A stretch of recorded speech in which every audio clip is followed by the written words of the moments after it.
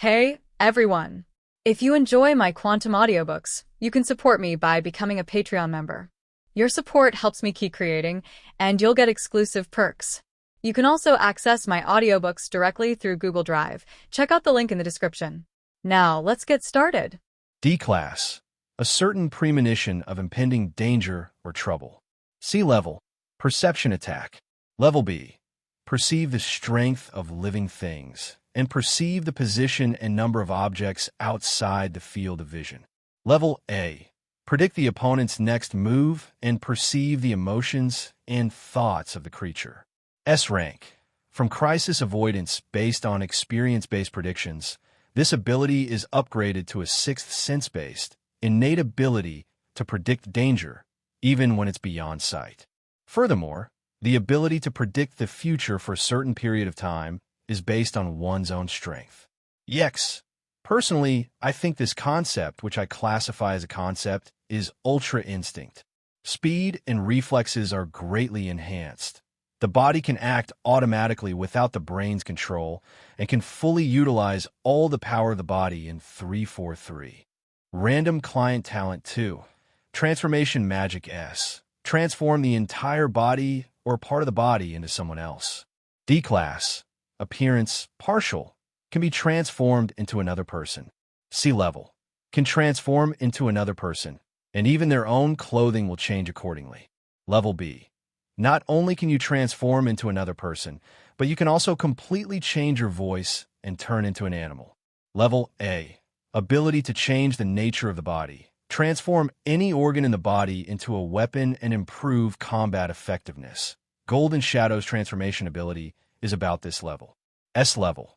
Completely transform into another person and can use all of that person's abilities, but the power is based on one's own strength. While the transformation continues, magic power is continuously consumed, similar to the feeling of dream summoning. Complete the hidden mission. Conquer the goddess Lala Deviluk. The quality of a goddess is determined by appearance, figure, talent, potential, strength, luck, etc. Levels are differentiated based on the level of the entry. Goddess Lala's overall level. Yes. Reward 1. Goddess's talent of your choice *1. Hybrid physique of the Debrick royal family and the Cham people A. The host has been detected to have a Debrick royal family and Cham hybrid physique. Should I proceed with the fusion upgrade? Whether. Yes. Debrick royal family and Cham hybrid physique. Yes. All attributes and creature charm affinity increased by 1,000%. Reward 2. Random goddess level Wanjia lottery *1. Warlock armament S. Effect 1. When activated, a layer of tattoo-like lines will be attached to the body. In this state, all attributes are increased by 1,000%, and when performing close-range physical attacks, the magic power in the opponent's body can be absorbed. Effect 2. You can control the magic that was originally released or the magic released by the enemy and store the power of the elements in your body to obtain attribute states equal to the elements stored in your body. Depending on the additional attributes, different additional special effects will be obtained. Additional effects are not inherent to the attribute itself, but are used to make the effects that are not obvious become more significant. Gold hardness, wood, healing, water, impact, fire, explosion, soil, gravity, ice, frozen, wind, binding, thunder, paralysis, light, penetration, dark, corrosion, weakened state. Lala, goddess level S. Favorability 60% reward. Super endurance S. Durability increased to A+. Can maintain physical endurance by consuming magic power. You can obtain the character's current talents and abilities of your choice *1. Favorability 80% reward. Authority of reason. Ability to directly construct things that one can completely understand. P.S. If I remember correctly, the law of reason is to understand first and then construct, while truth is to construct first and then understand. Randomly obtain a talent similar to the heroine's best talent. Nana, goddess level A. Favorability 60% reward. Animal affinity A. Meng Meng, goddess level A. Favorability 60% reward. Plant communication A. Can communicate with all plants. Favorability 80% reward. A random A-level potential grass-type elf egg. Prepare a magic cat or the initial grass-living lord and seer. What do you think? I plan to give it to Meng Meng as a gift.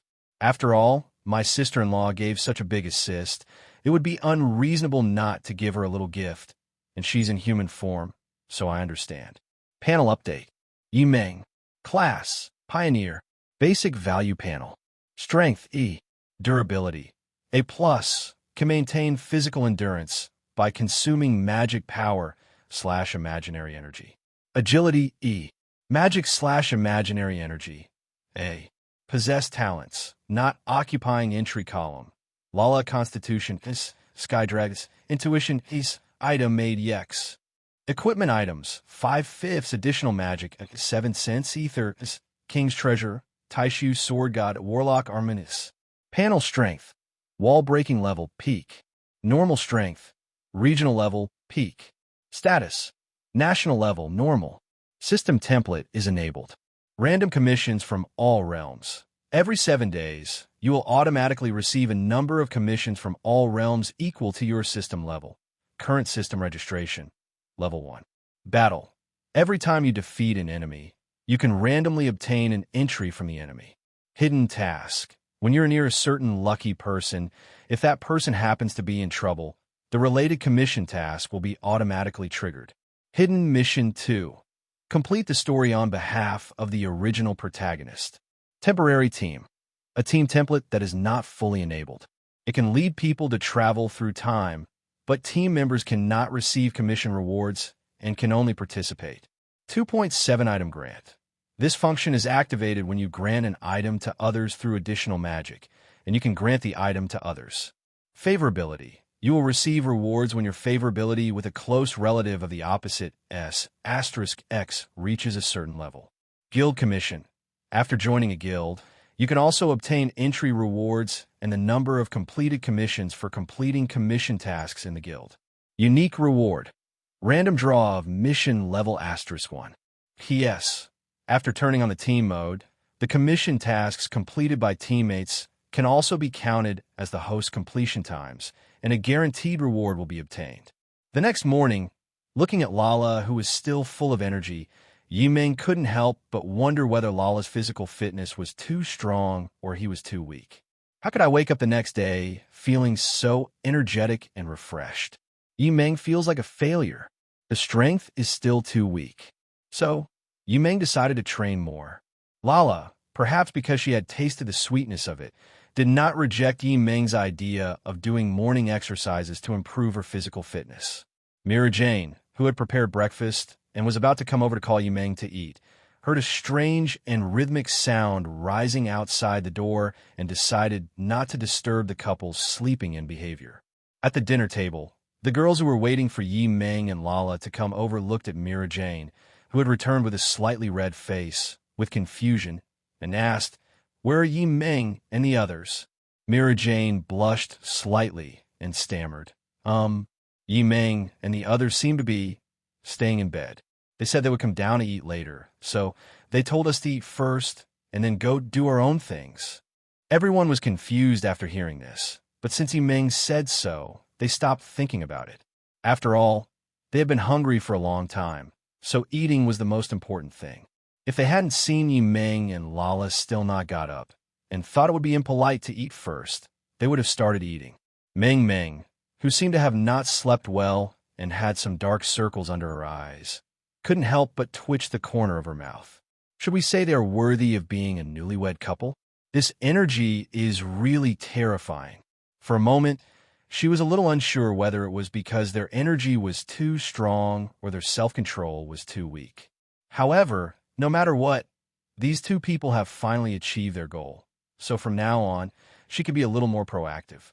It was difficult for her to compete with her sister for the first place, but she had to fight for the second place. After all, she wanted to be the most special woman in Yi Meng's heart.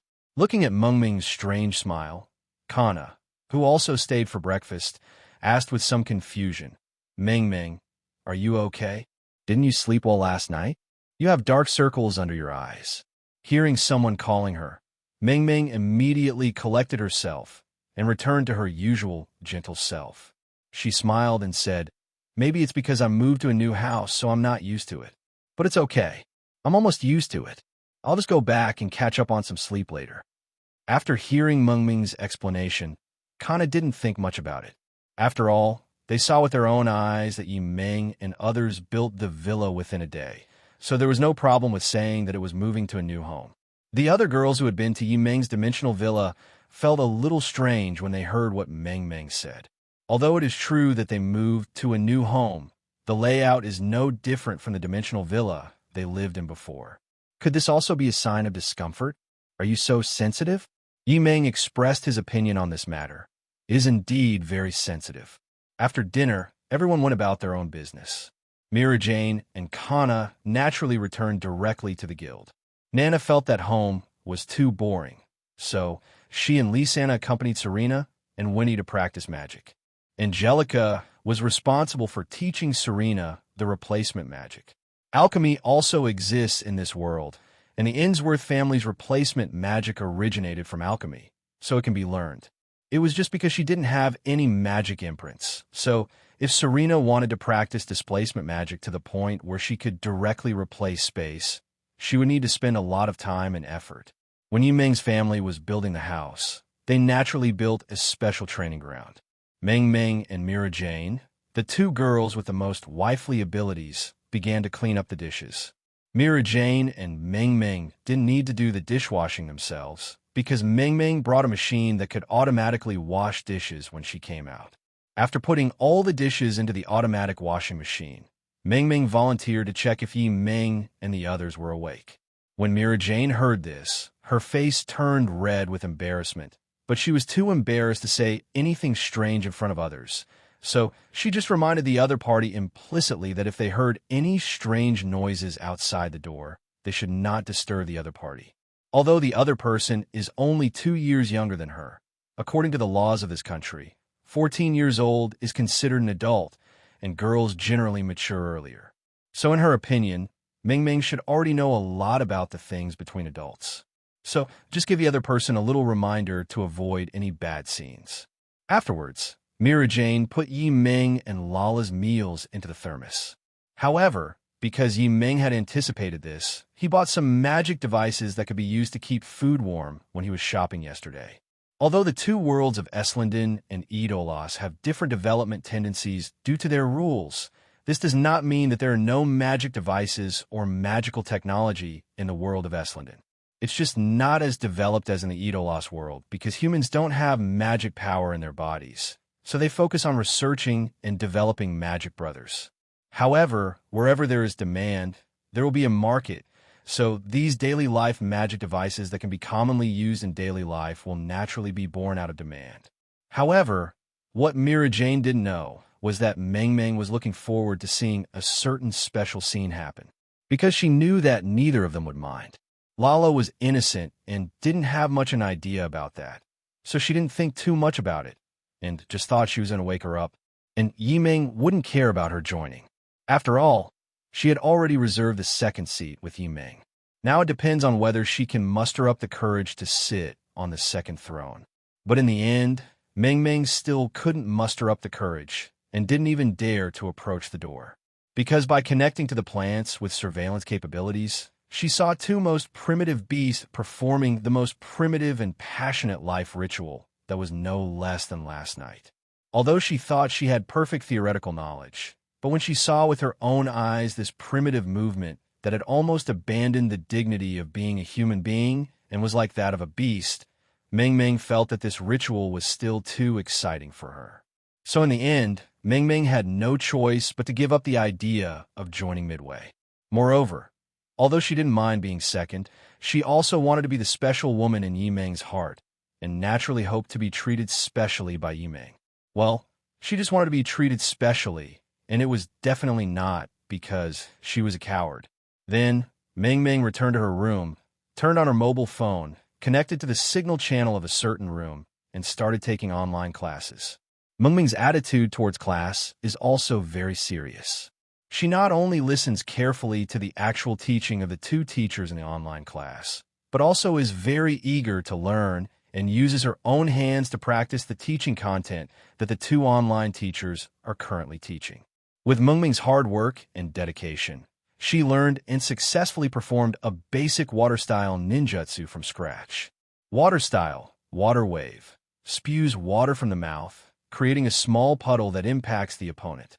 The power of this technique can be adjusted based on the energy consumed by the user. It is a versatile and basic water-style jutsu. And most importantly, this is a one-handed seal. From this, we can see how gifted Mengming's learning talent is and how rare her learning attitude is. But unfortunately, our classmate Mengming was careless after all. But she overlooked one very important thing. That is, the place where she is now is not suitable for practicing ninjutsu. Although she is very serious and eager to learn, her young age makes her inevitably lazy like other children.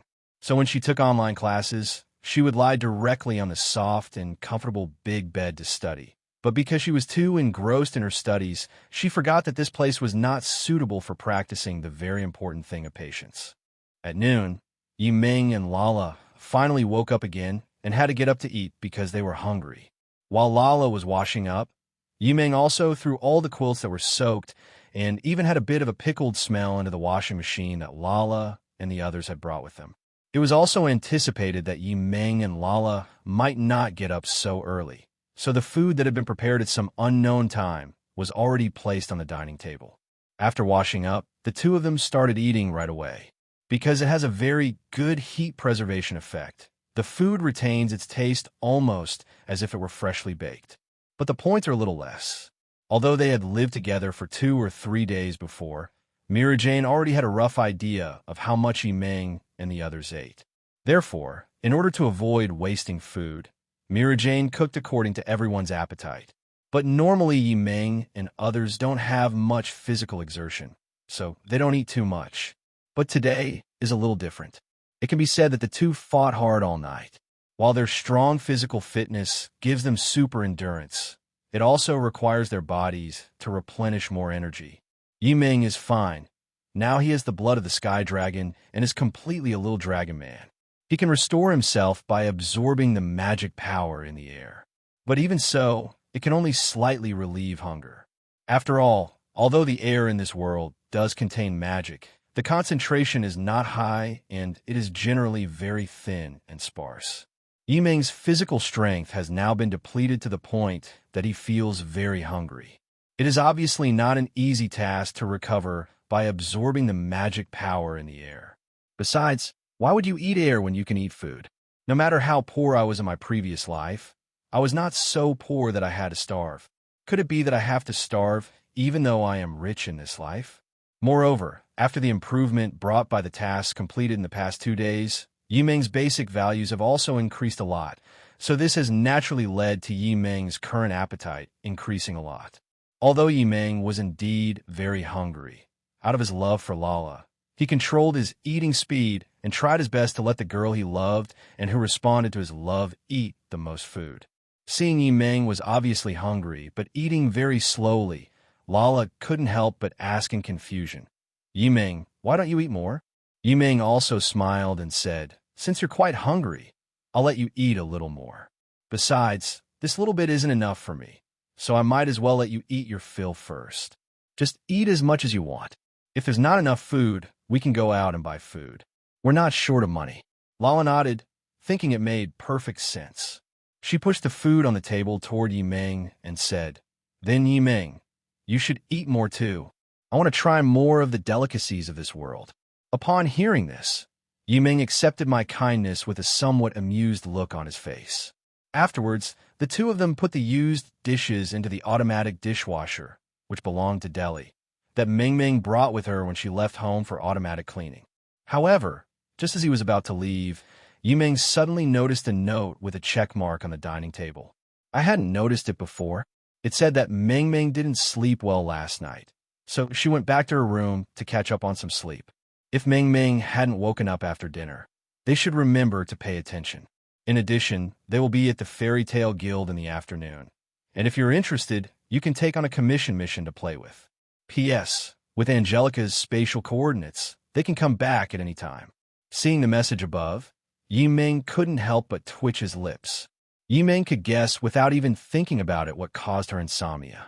However, after all, she's my sister-in-law who gave me a big assist, so I can't not care about her.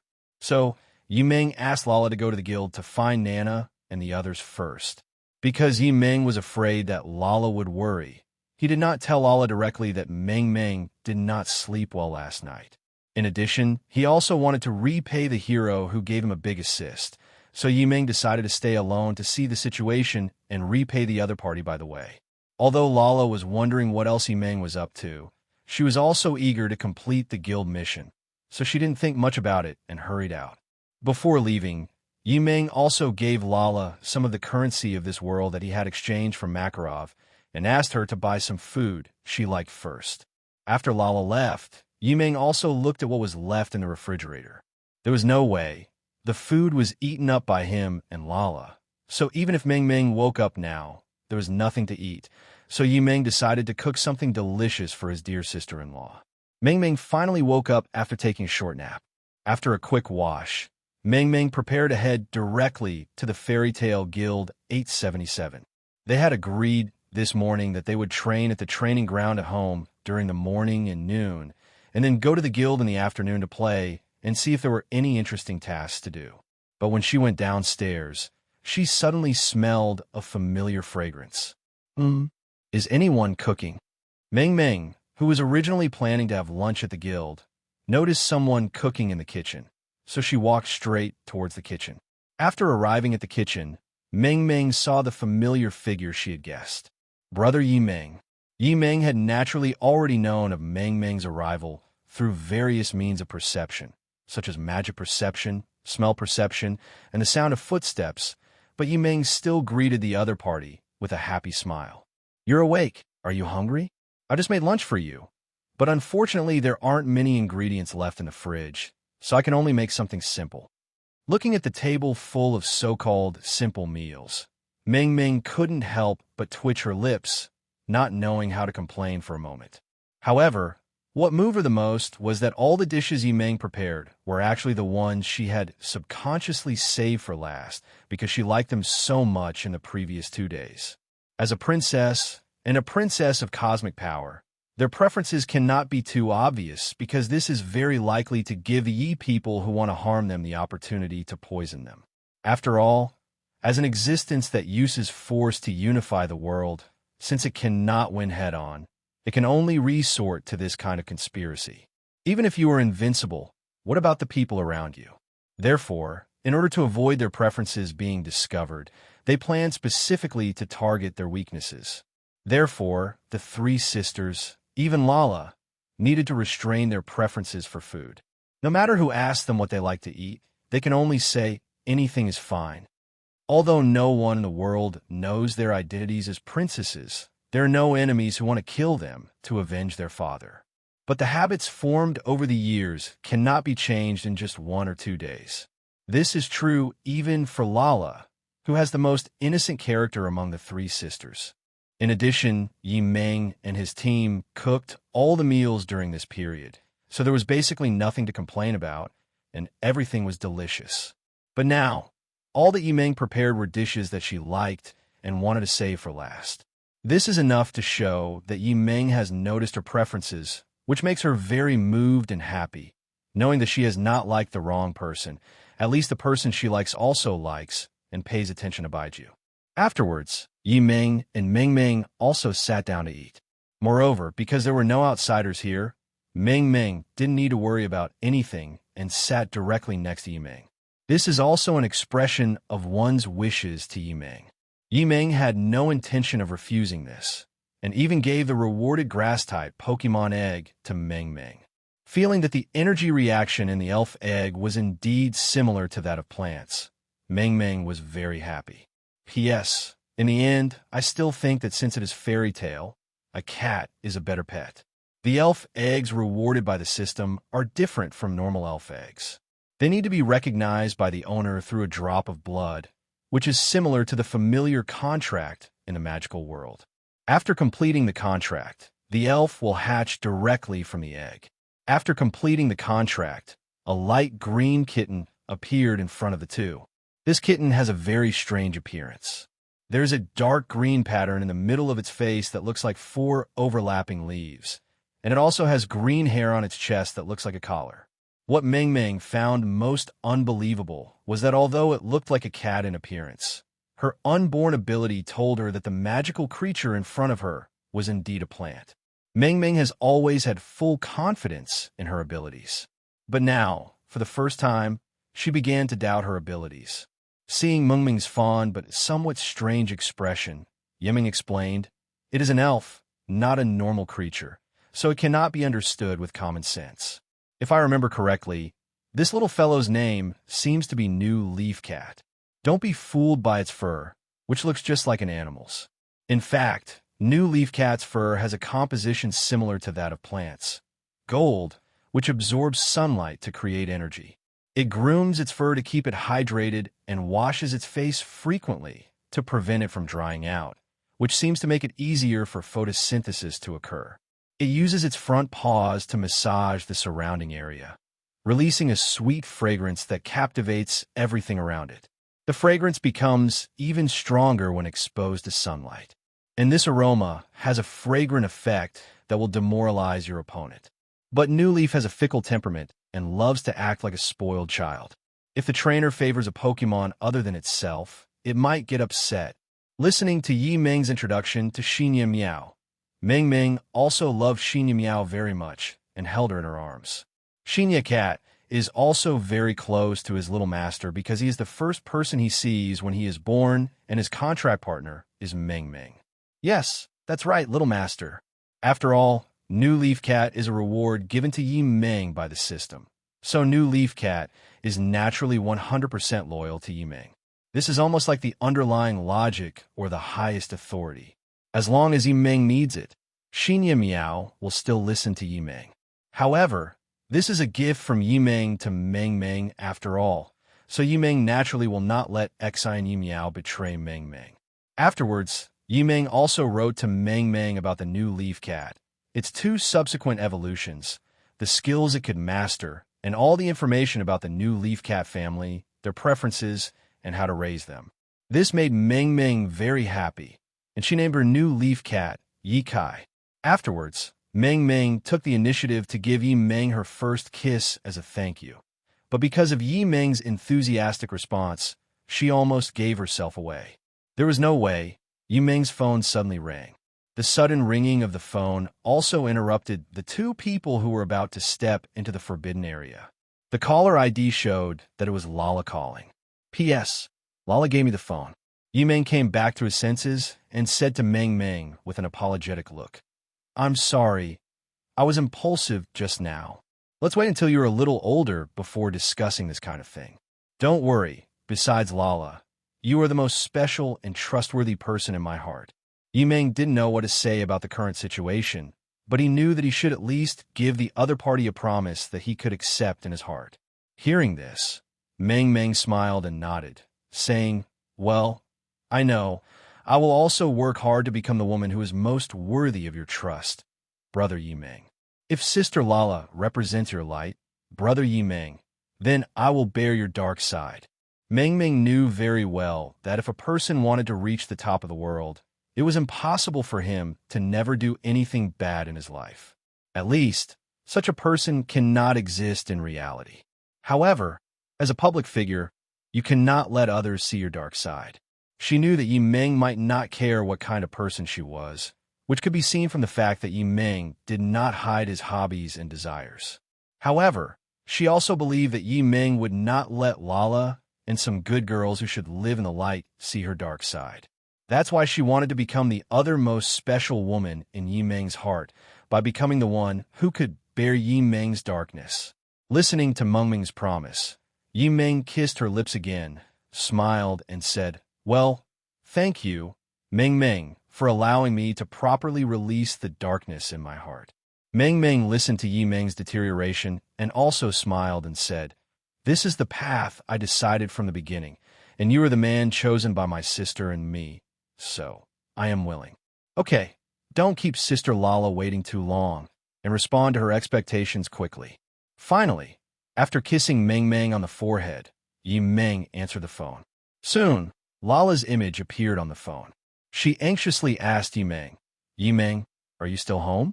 I heard from Nana that Meng didn't sleep well last night and is catching up on her sleep at home. I wonder how she's doing. Yi Meng smiled upon hearing this and said, Meng woke up just as you left. After catching up on some sleep, she's in great spirits. Nothing's wrong. She probably just didn't sleep well. Asterisk, asterisk, asterisk.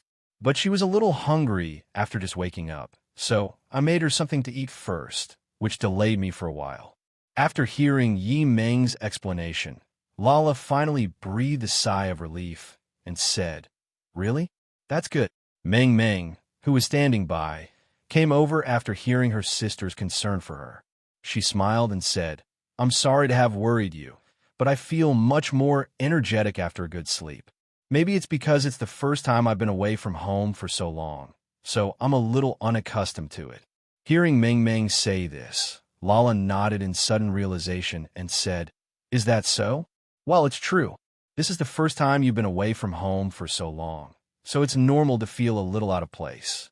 Then Lala thought of something and said, By the way, Yi Meng, I've accepted a commission.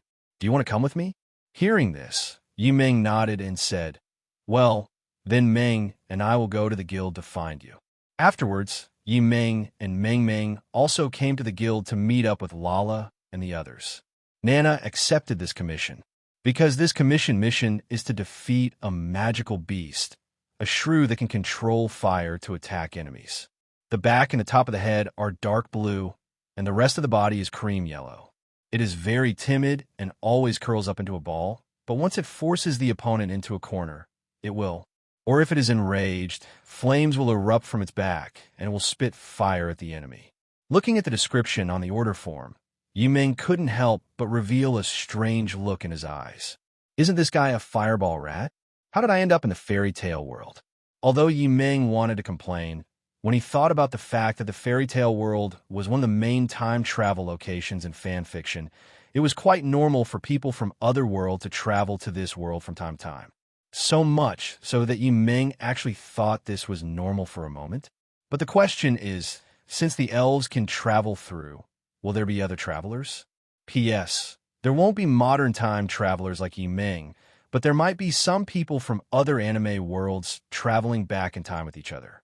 If readers feel it's necessary, you could try adding some. Soon, Yi Meng received a rare answer from Alicia. No. Although Yi Meng successfully traveled through time, it doesn't mean that anyone can travel through time. The reason why things from other worlds appear in this world is purely because the world wall is a little weak.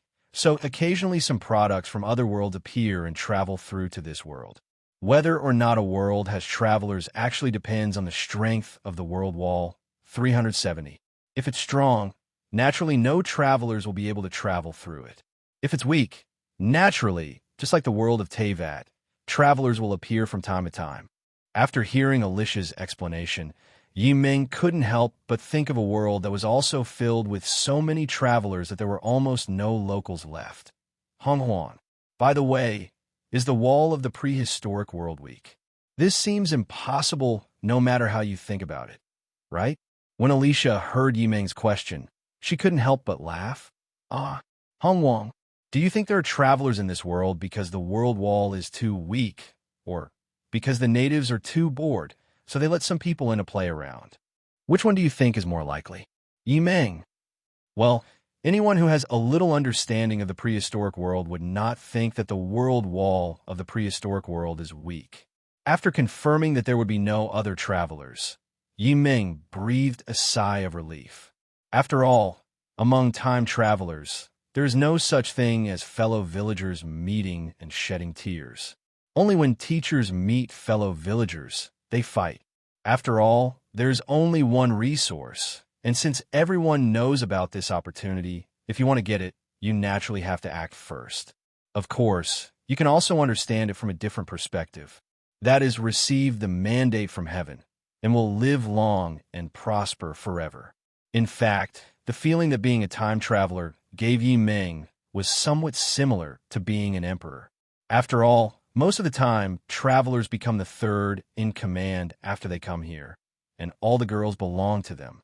A simple translation would mean, my throne, power, treasures, and women are not allowed to be peeked at by anyone. This is equivalent to magnifying one's own personality. Therefore, it is better not to have such things as fellow villagers. Yimeng didn't know if he would become such a person in the end, but at least he did have a strong possessiveness when it came to girls. But other than that, everything is normal. I can only say that I am grateful to the motherland for educating me, which has made Yimeng's heart and mind filled with only the red and yellow colors of the national flag. But even so, Yimeng still felt a little strange. After all, Yimeng had just given Meng Meng a grass-type Pokemon not long ago, but the next second you suddenly gave her a fire-type Pokemon from the same world. This strange coincidence also made Yimeng feel very wonderful. However, Yimeng suddenly thought of what Alicia had just said to him, which made him think of something else. Could it be that every time I get a reward, something from the same world might be brought along with it? Just like when people take things out of the water, when you take things out of the water, there's not only what you want to take out. Occasionally, there will be something else stuck on that thing. Moreover, the system reward was given yesterday, and this task also appeared this morning, so it is hard to say that there is no connection between the two. However, whether it is an elf or just looks like it, you need to see it with your own eyes. If they just happen to look alike, that would be fine, but I'm afraid it's really a gift given as a system reward. After all, in yesterday's reward calculation, there was something from a rather bad world. That thing is perfect for Yimeng to give to Lala as a gift. 014910423420 Phila133472520. Yes, the authority to construct things that are fully understood. This thing is an epic enhancement for inventors like Lala. Afterwards, Yimeng, Lala, Meng Meng, Nana, Angelica, Serena, Lisanna, and Wendy set off towards the mission destination. Although it's a bit of a big deal, it's our first time doing a commission mission, so it's better for everyone to go together. As for Mira Jane, she chose to stay. After all, her personality is similar to Mira Jane's now, and she is not very interested in this kind of commission that requires running around. It can even be said that after so many years of fleeing, I'm already tired of this feeling of running around. After finally finding a place where she could settle down, how could she be willing to run around all the time? Yimeng had no intention of forcing her to follow, so she simply stayed and worked as a waitress and image hostess for the Fairy Tale Guild with her otherworldly self. Yimeng did not refuse this. Not to mention that there was no relationship between the two of them. Yimeng had no reason to force the other party to obey him. Even if they are related, Yimeng will not stop the other person from doing what he wants to do. After all, they're living people, not dolls for 5.2 to appreciate and play with. So basically, as long as they don't want to put a hat on themselves, Yimeng usually won't interfere with what they want to do. Even Yimeng can provide help if conditions permit. Although Lisanna's strength is not the strongest in the Union, her experience in commissioning is at least much richer than that of Yimeng and others.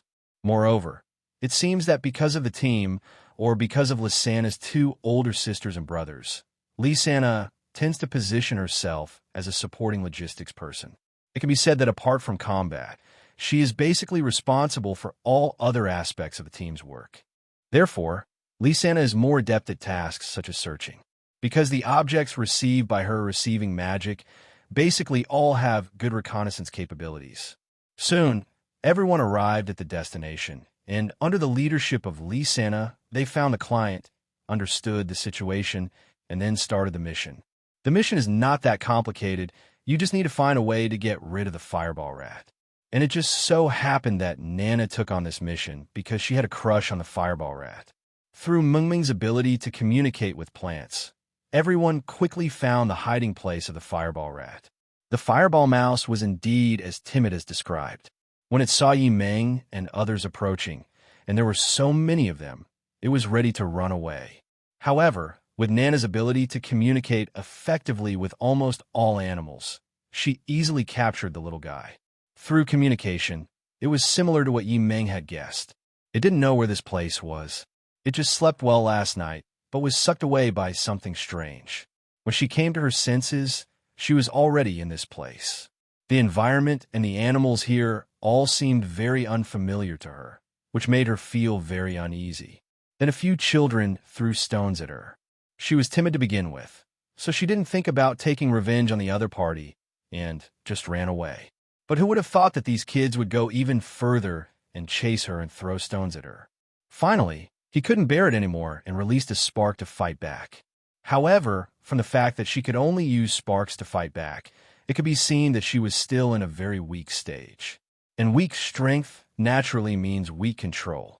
So not surprisingly, although the spark attack hurt the kids who were chasing him and throwing stones and drove them away, the scattered sparks that didn't hit the target also fell on the grass and caused a fire. But she was also forced into a corner by these naughty kids and instinctively used her only attack skill to fight back. In the end, although the fire was successfully put out, the villagers began to fear her. Because she could breathe fire and even caused a fire, she was considered a powerful monster that ordinary people could not contend with. So a commission was issued to Fairy Tale, the wizard guild closest to their village. Listening to Fireball Mouse's explanation, everyone couldn't help but twitch their lips. The relationship issue was initially caused by those naughty kids. Otherwise, there would be no fire. Afterwards, Nana informed the client of the cause of the incident. This also left the client speechless. Although it was a little outrageous, he had no choice but to believe it. After all, although it is true that others can set fires, as a creature that also needs to live in the forest, she would not be stupid enough to set fire to her own house. At least, no one would want to demolish their own house for no reason.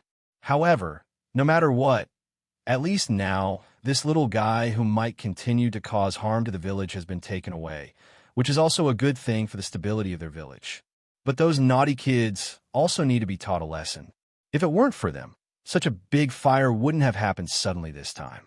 Others are living well in the forest, but you have to provoke them. They must be given a complete childhood. What made him most satisfied was that the people sent by the Fairy Tale Guild to carry out the commission task did not cause them any losses.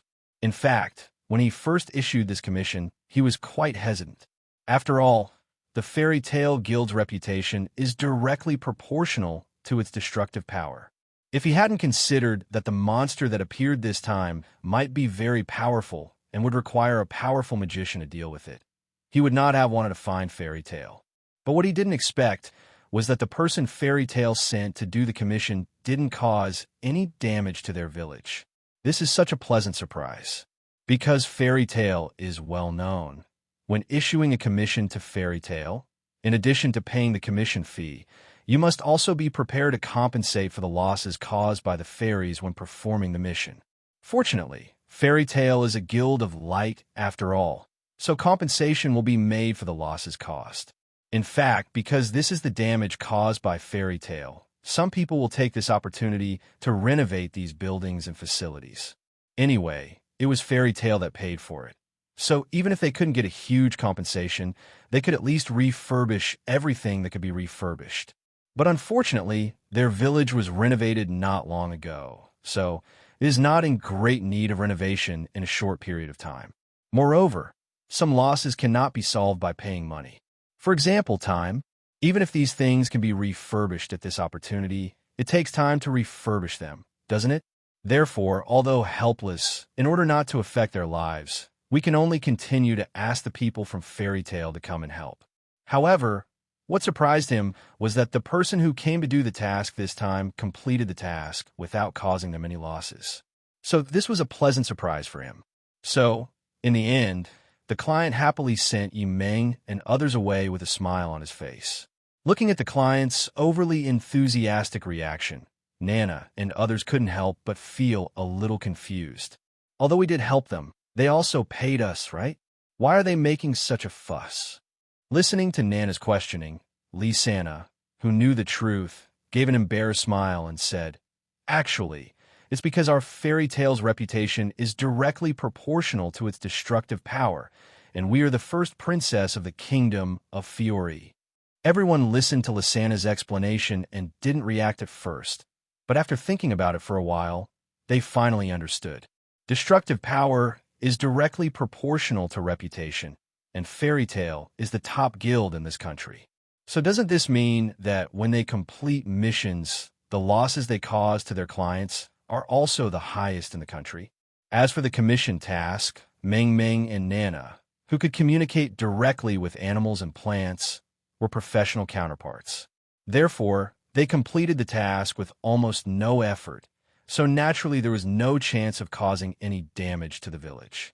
Therefore, it is understandable that the people in this village suddenly became so enthusiastic after they completed their task. But after figuring this out, their mood became even more complicated. Although Fairy Tale was known as the premier guild in the Kingdom of Fiori, Lysana's mention of destructive power being proportional to its reputation suggested that Fairy Tale's reputation in this country was not particularly good. However, since Fairy Tale will provide compensation for losses, its reputation should be mixed. It's a shame you weren't classified as a dark guild. Listening to Yi Meng's teasing, Lysana smiled a little embarrassedly. In fact, she also thought so at the beginning, but after a long time, she got used to it. After all, they only need to compensate for the losses normally and ask their head of the parent association to write a letter of apology. And it just so happens that that world is a world without any magic at all. If the powers are incompatible, even I might not be able to exert my full strength. If it only affects my performance, I can accept that. I'm just worried that I won't be able to use it at all. And the monsters in that world are special beings that have no third means of killing except for the sun and weapons made from special minerals that absorb the power of the sun. Under the premise that I don't even know whether I can fully exert my own strength and I don't have any special means to deal with it, I can't let you follow me to take risks. After hearing this, the girls finally understood Yi Meng's concerns. Firstly, the main purpose of this mission is to save people. Secondly, Yi Meng is not sure whether his power will be restricted in such a world without magic, and how much power he can exert. Under such a premise that his own safety cannot be fully guaranteed, given Yi Meng's love for Lala and the others, it is naturally impossible for him to let them go on the adventure together. And Lysana can be said to be the one who felt the most deeply among all of them. After all, she had personally experienced the situation of having power but being unable to use it. At that time, she was extremely desperate. If Yi Meng and the others had not arrived and rescued her, she would not know what to do. So she could understand Yi Meng's concerns. In the end, Nana had no choice but to give up struggling. Fortunately, she also got a Pokemon this time, so her mood was not too bad. At most, she just felt a little regretful. Afterwards, Lala and the others had no choice but to go back disappointed. After all, they all knew that Yi Meng would never let them take the risk. After Lala and the others left through Angelica's space teleportation, Yi Meng opened the Myriad Worlds Commission mission and was ready to click to accept the mission and travel through time. But at this moment, Yi Meng also smiled and said to Meng Meng, who had hidden behind him at some point, "Hold on to me. We're ready to go." Hearing this, Meng Meng also took Yi Meng's arm with both hands, smiled, and said, "I'm ready." Although Yi Meng had said a lot before, indicating that it was inconvenient to take them along on this commission mission. In fact, these excuses were just used to fool them. After all, the entry description states very clearly that the entry ability that reaches level A or above is no longer affected by the world rules and can be used in other worlds. Moreover, it's just that the abilities can't be used, or in other words, the magic system power below level A can't be used, but this has no effect on aliens like Lala. They inherited the bloodline of Chidwa, the strongest being in the universe. Chidwa's greatest strength was never any special ability, but his unrivaled physical strength. And this can be seen from the fact that they have already reached the block and district levels at the premise of being only 14 to 6 years old, which shows how strong they are. And most importantly, most of the abilities they currently possess are auxiliary abilities that cannot enhance their combat effectiveness. It can be said that the combat power they possess is almost infinitely close to that of the enemy.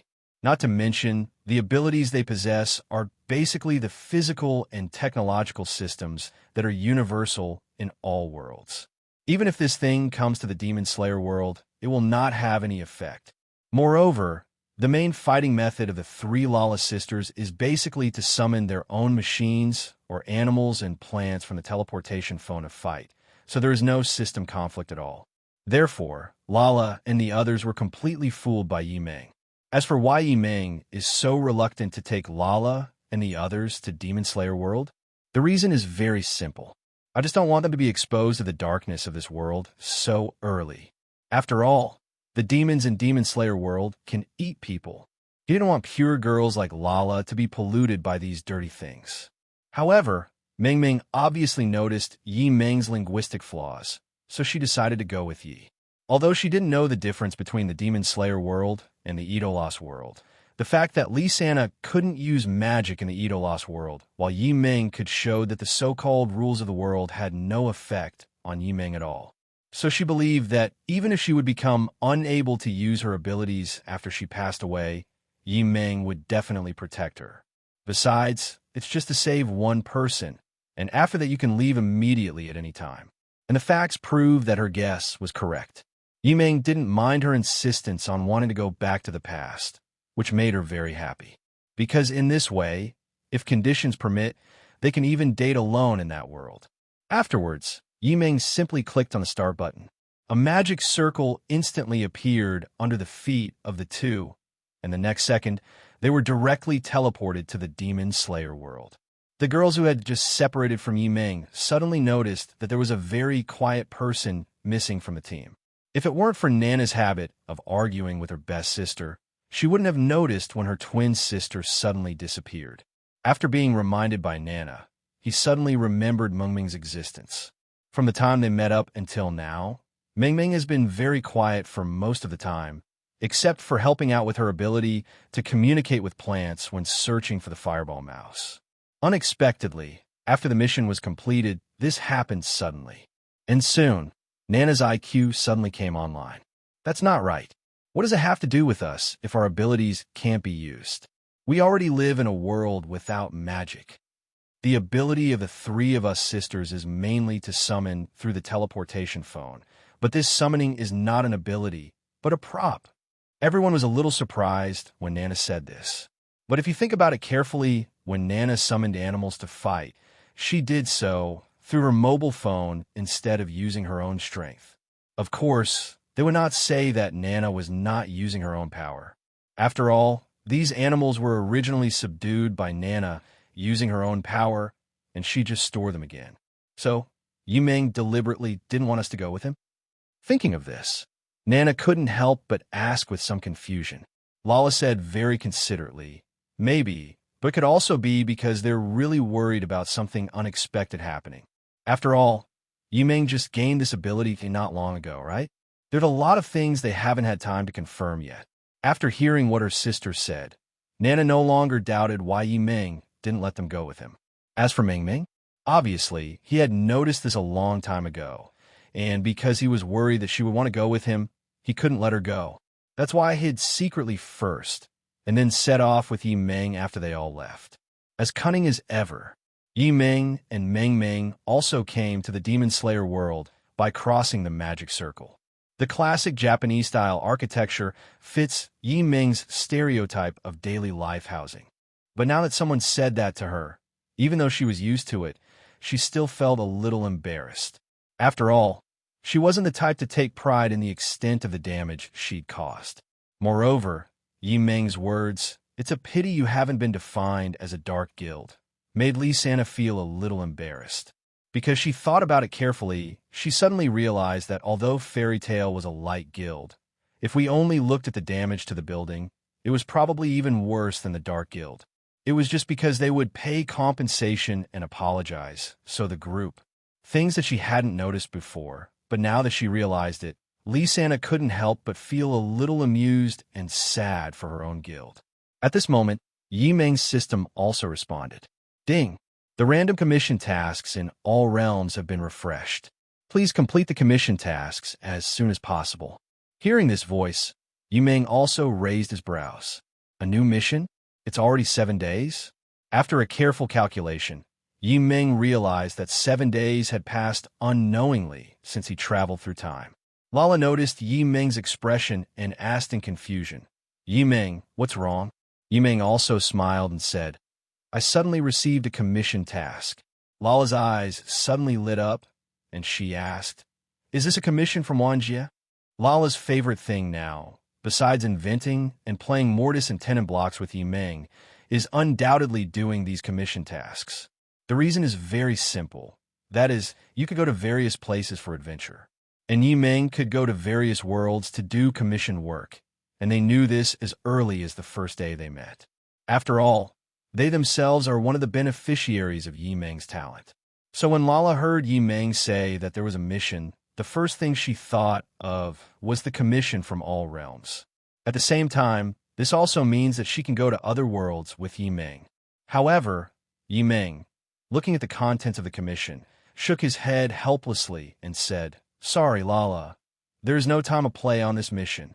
Hearing Yimeng's words, the girls who knew Yimeng's strength couldn't help but feel very surprised. There are only two reasons why you can't bring others with you when doing a mission. One is that you like to act alone and don't want to bring others with you. The other possibility is that the mission is extremely difficult, just within the limits of one's own abilities, and there is no spare energy to help others. Obviously, with Yimeng's love for Lala, it would definitely not be the first one. So it can only be the second option. Because of Yimeng's limited ability, he really cannot take Lala with him to complete the mission. Moreover, this is a mission commissioned from the 10,000 worlds, and the difficulty is basically unknown. It may be very difficult or very simple. Is this mission difficult? You can't even bring anyone with you. After hearing what Yimeng said, Meng Meng couldn't help but worry about Yimeng. Yimeng also smiled and said, It's not as exaggerated as you think. It's just that this commission mission is an emergency mission, and we can't stay in that world for too long. Wanjie entrustment. Mission client, Butterfly Kane. Mission content. Hanashiki, one of the top fighters of the Demon Slayer Corps, was suddenly attacked by Doma, the second of the 12 demon moons, during an operation. At the same time, because Doma's blood demon art was extremely restrained by the Demon Slayer Corps' breathing method, the strength of Kocho Kane was greatly reduced, and, in the end, she couldn't even hold on until the sun rose. Mission requirements. Save Butterfly Kane from death. Demon Slayer Yimeng naturally knew that in addition to the demons possessing extraordinary powers, the human camp relied on a special breathing method to make their body functions reach the limit of the human body in order to make up for the difference in strength between the two sides. So, to talk about how strong the power system of this world is, in Yimeng's opinion, even the strongest group seem to have only the strength of a building breaking level. So if you want to talk about how strong the power system of Demon Slayer is, it's not that strong for Yimeng. Even if Yimeng doesn't use those power items now, just based on the basic strength shown on his own panel, he could directly stand among the strongest in the world. Not to mention that it is impossible for Yimeng to fight the enemy using only a blank board. However, due to the special rules of this world, it is impossible to kill those ghosts without some special means. As for the king's treasure that can be found anywhere, let's just forget it. Although Yimeng possesses the golden treasure of the king, it is not difficult for him to find a treasure containing the power of the sun. Moreover, Yimeng was not idle during this period, because he did not have the ability of an omniscient and omnipotent star like Gilgamesh. Yimeng also took out all the treasures he knew, especially those permanent activation type noble phantasms and those with passive abilities that contain special effects. There's just one embarrassing thing. That is, the treasures in the king's treasure are prototypes, not authentic ones. Maybe the two are similar in function, but there will be some differences in appearance. Therefore, even if some noble phantasms look similar, they may not be the ones Yimeng knows. Not to mention finding a noble phantasm that Yimeng didn't recognize. Moreover, among the people Yimeng knows who are related to the sun, the only one who is related to the sun is the Sun Knight Gawain. But the problem is that because Yimeng is an XP party, he doesn't know much about male characters. It can even be said that many people only know that it exists, but do not know what it looks like. And Gawain is one of them. So Yimeng currently has no suitable means to deal with those ghosts. Does that mean he can only chop with a Nicaran sword like those members of the Demon Slayer Corps? Forget it. You should go talk to my Taishu sword god. If Doma hasn't run away after you pass by, then shoot him a Taishu sword energy first to see the effect. Although it is not known whether the Taishu sword chi can completely kill this kind of ghost with almost rule-level immortality, but with the ability of the Taishu sword chi to directly attack the soul, it is definitely possible to cause the ghost to die brain directly and become a vegetable. After hearing Yi Meng's explanation, the girls finally understood why Yi Meng could not take them to complete this commission task. Because the mission this time is to save lives, and since it is a life-saving mission, we naturally cannot waste time playing around. Nana still didn't give up and asked, "If we want to save her, can't we just take Winnie with us?" Winnie is now obviously not better at healing magic for recovering from injuries than Sky Dragon Slayer magic. Yi Meng also shook his head and said, "Every world has different rules. If that is a world with magic, I don't need to be so entangled." But I looked up at the time and saw that it was broad daylight. If Yi Meng remembered the plot correctly, the time of death of Butterfly Kine should be in the early morning when the sun rises. But judging by the temperature of the sun right now, it doesn't look like early morning at all, does it? It's noon now, right? Could it be that they traveled through time too late? Requesting flowers. If so, that would be troublesome. Wouldn't that mean he failed right from the start of the mission? At this moment, a system prompt sound suddenly appeared in Yi Meng's mind. Ding! An error in the time travel was detected. Cause of error. The first time you travel through a world, there is a chance that there will be anomalies in location or time. Ding! A delay in the host's travel time is detected, and the arrival time will be after the client's death. Do you want to continue the mission? There is no penalty for failure. You can get additional task rewards by continuing to complete the task, and there will be a random S-level lottery in the world. Really? Sir? Are you serious? 0. Seeing Yi Meng's toothache, Meng Meng couldn't help but ask with some concern, "Brother Yi Meng, what's wrong?" Seeing Meng Meng's worried look, Yi Meng patted Meng Meng's head, smiled, and said, "It's okay. There's just one good news and one bad news." Good news and bad news. Could it be related to this mission? Meng Meng was also very smart. Thinking of Yi Meng's toothache just now, she immediately guessed that the good news and bad news Yi Meng mentioned were probably related to this commission task. Yi Meng also smiled helplessly and said, "Well, it seems that there was an accident during this time travel. It was much later, so the mission has failed. But since it wasn't my fault, there's no mission penalty. And as compensation, if I can continue to complete this mission, I can even get an extra chance to win a high-level lottery. Besides that, the commission tasks have also been refreshed, and I've also received a new task." Although the system did not directly state this, Yi Meng noticed that a new commission task appeared on the task commission column. I guess they thought Yi Meng was unlikely to be able to complete this task, so they gave him extra compensation. After all, this mission is different from other missions. This mission is to save people. Once it fails, it means that the client is dead and there is almost no possibility of compensation. So task reset is the real compensation. Of course, if Yi Meng is able to grasp it, it will be double compensation. Meng Meng nodded and said, "This is actually pretty good news." However, Yi Meng suddenly hugged Meng Meng's slender and soft waist, smiled, and said, "No, this is part of the bad news. For me, the really good news is that I can finally enjoy you without worrying about anyone disturbing me." As he said 480, Yi Meng lowered his head to Meng Meng's neck as if he was tasting and appreciating some diluted delicacy, and sucked it greedily. Listening to Yi Meng's declaration of greed, which was more passionate and explicit than a confession, Meng Meng felt her face getting very hot, and her body became weak, and she could hardly stand. "Enjoy. Enjoy something. Brother Yi Meng, you're being too explicit." Although she complained that Yi Meng was too blunt in his words, she actually enjoyed Yi Meng's greedy declaration to her very much, because this means that her charm is extremely attractive to Yi Meng. For any woman, this is the highest compliment to their charm. Especially when these words come from the person you like, the destructive power will naturally be even more explosive. "Meng Meng, you smell so good." Meng Meng, who was so shy that she felt her heart was about to explode, finally accepted Yi Meng's face. Feeling Meng Meng's violent reaction, Yi Meng did not go any further.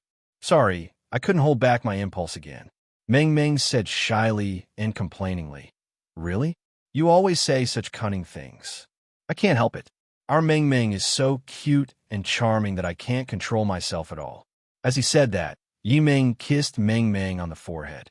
Looking at the cute girl in front of him, who was like a glass cannon with high attack and low defense, Yi Meng couldn't help but want to bully her. "It's so cute." Although Meng Meng does seem to be very proactive and good at flirting, she is actually just a master of theory. If someone takes the initiative, she will easily become timid. After spending some time with Meng Meng, Yi Meng took Meng Meng's delicate and soft hand and said, "Since we can't take our relationship a step further this way, let's use other methods to improve it." Meng Meng, who was originally a little shy, was stunned for a moment after hearing Yi Meng's words, and then she smiled happily again.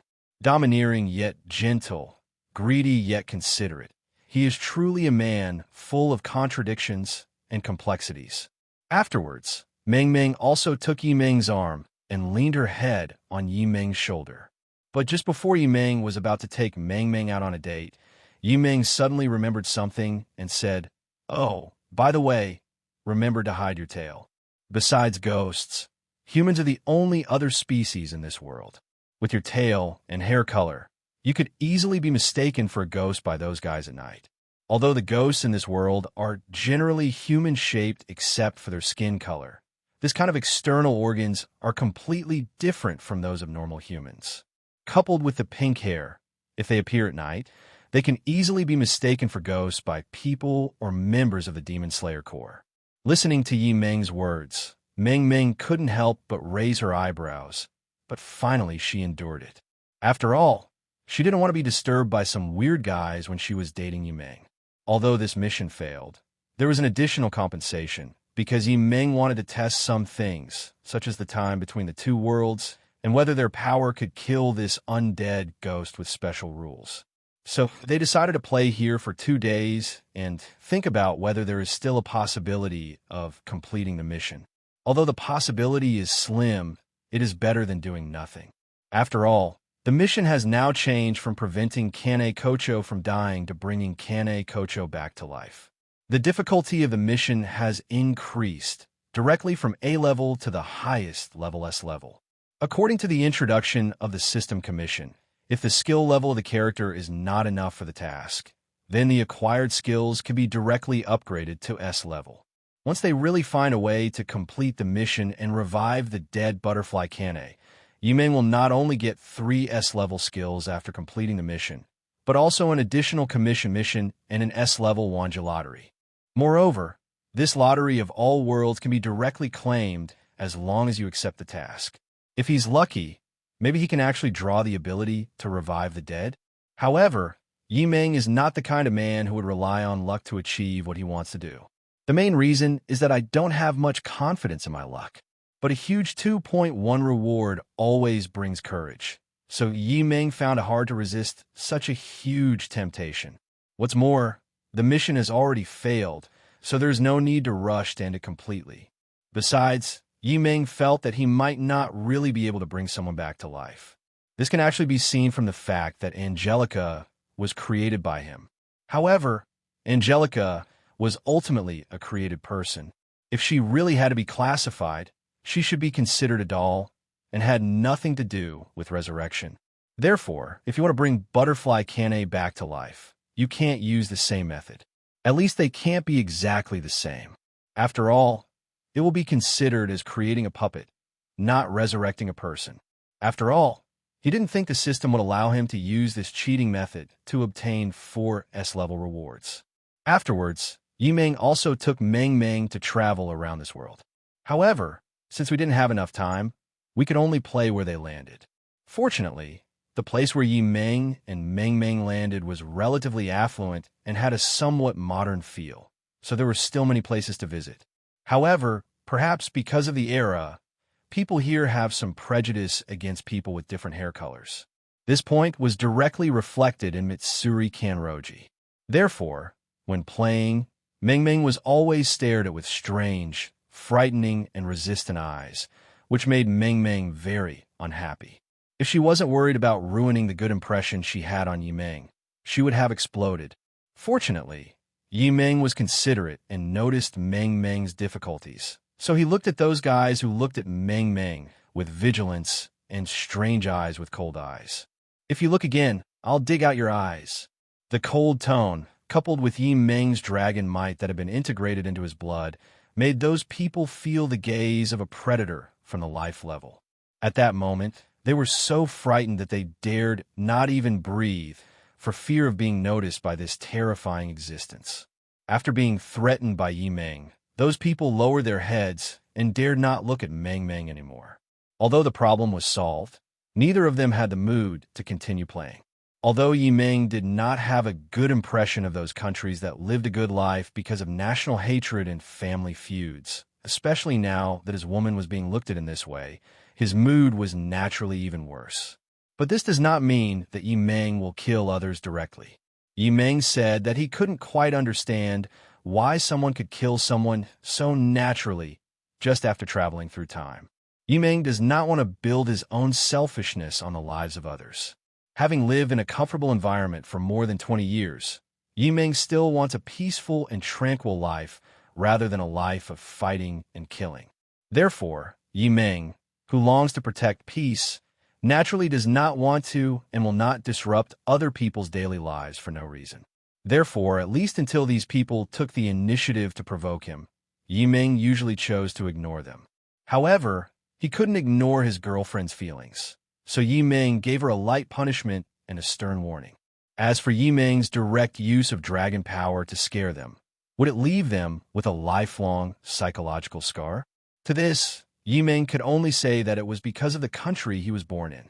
National hatred and family feuds did not allow Meng to have too much mercy on these people. The time period of Demon Slayer corresponds to the Qing dynasty, which is quite close to that special sensitive time period. Meng was kind enough not to explode and kill people directly. But even so, Meng still plans to find a time to help the motherland of this world to nip in the bud the source of this evil in the bud. However, considering that his impression of his motherland was that it had experienced the baptism of war and thus it's such a red will, Meng began to feel a little conflicted. After all, it was only after that baptism that the motherland completely got rid of the dynasty and began to become equal for everyone. As we all know, Shaoqing can be said to be one of the great shames in the history of our motherland. So it is difficult to say whether such interference will lead to adverse future developments. It can be said that although Xiaozi is not a human being, Shaoqing is not a good bird either. Not to mention that in Meng's view, this is also an important part of the motherland's rebirth from the ashes. Forget it, this thing is too complicated for an ordinary person like him. Let's wait until he completes the plot of Demon Slayer. On Meng's side, after seeing Meng's undisguised favoritism and protection for her, Meng's mood, which had been a little annoyed by those strange looks, immediately improved.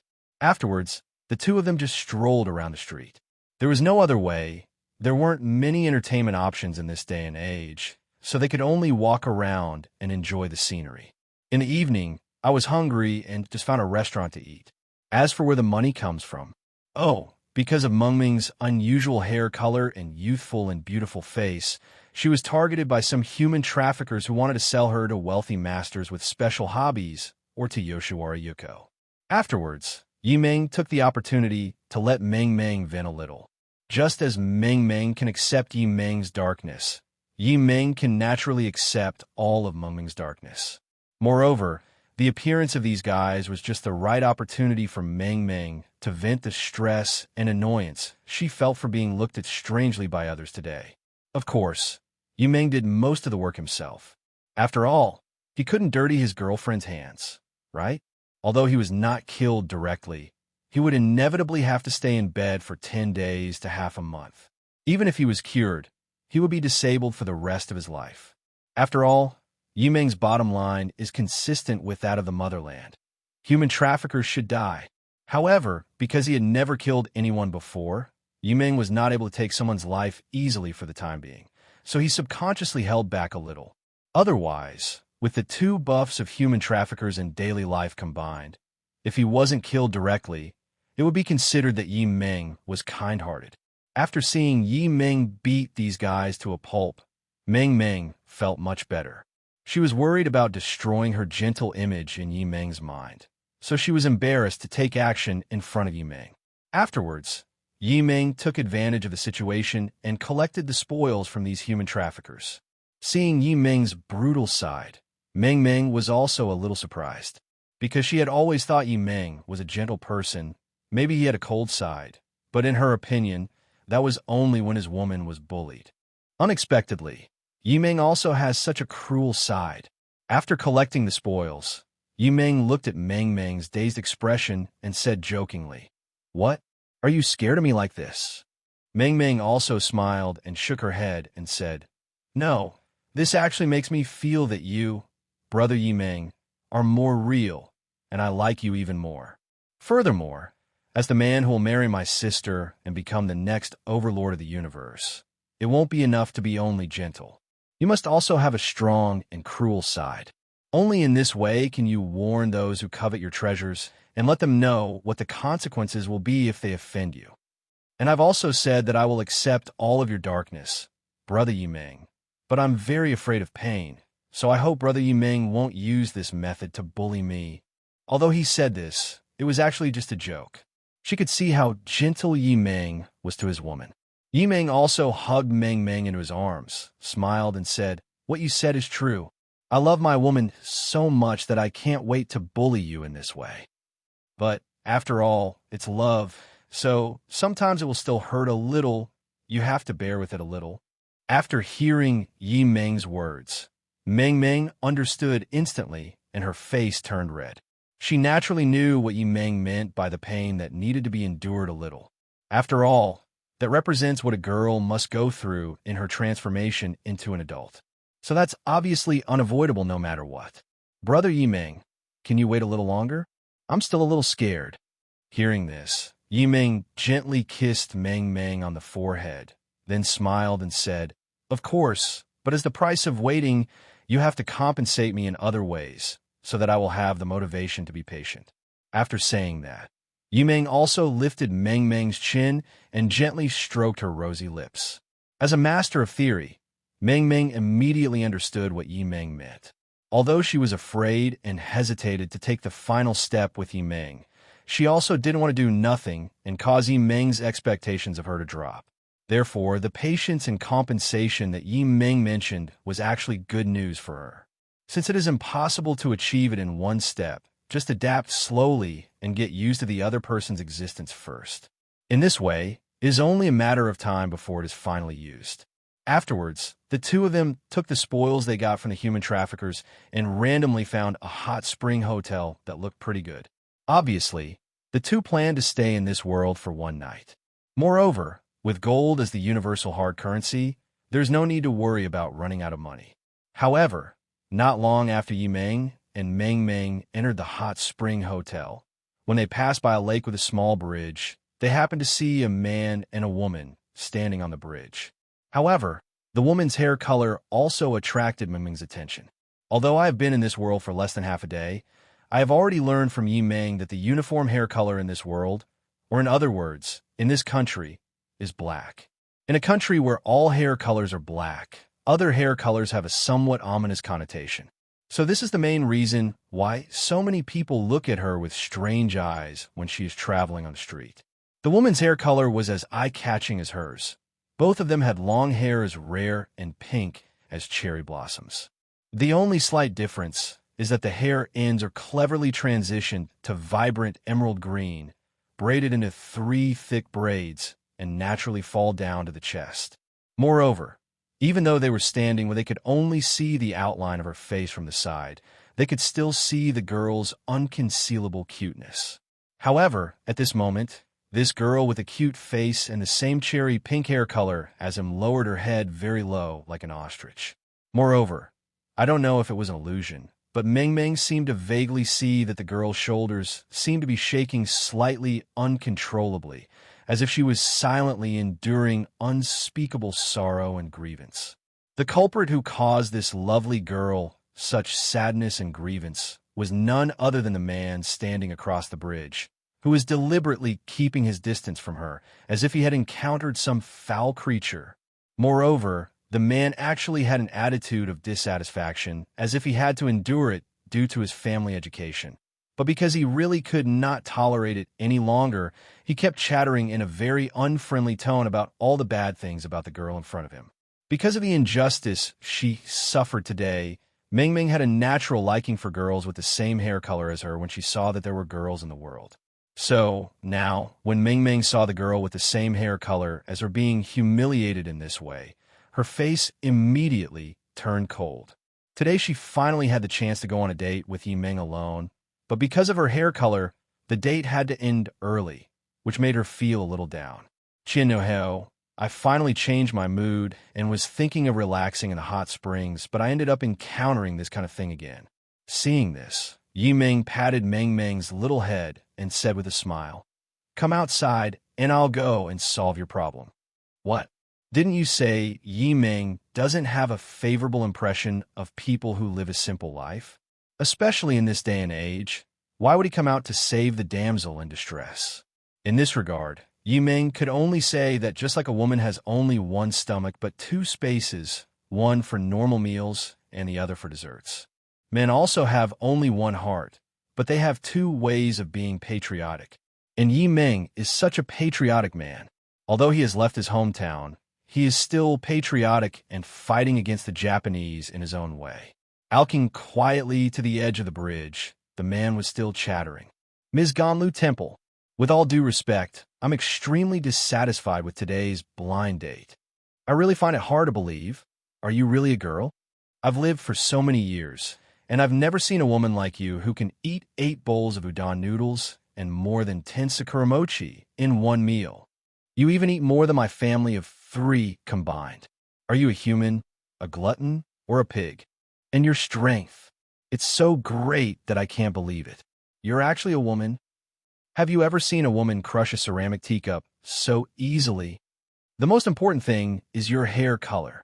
Let's not talk about what decent girl would actually dye her hair. And this actually grew naturally.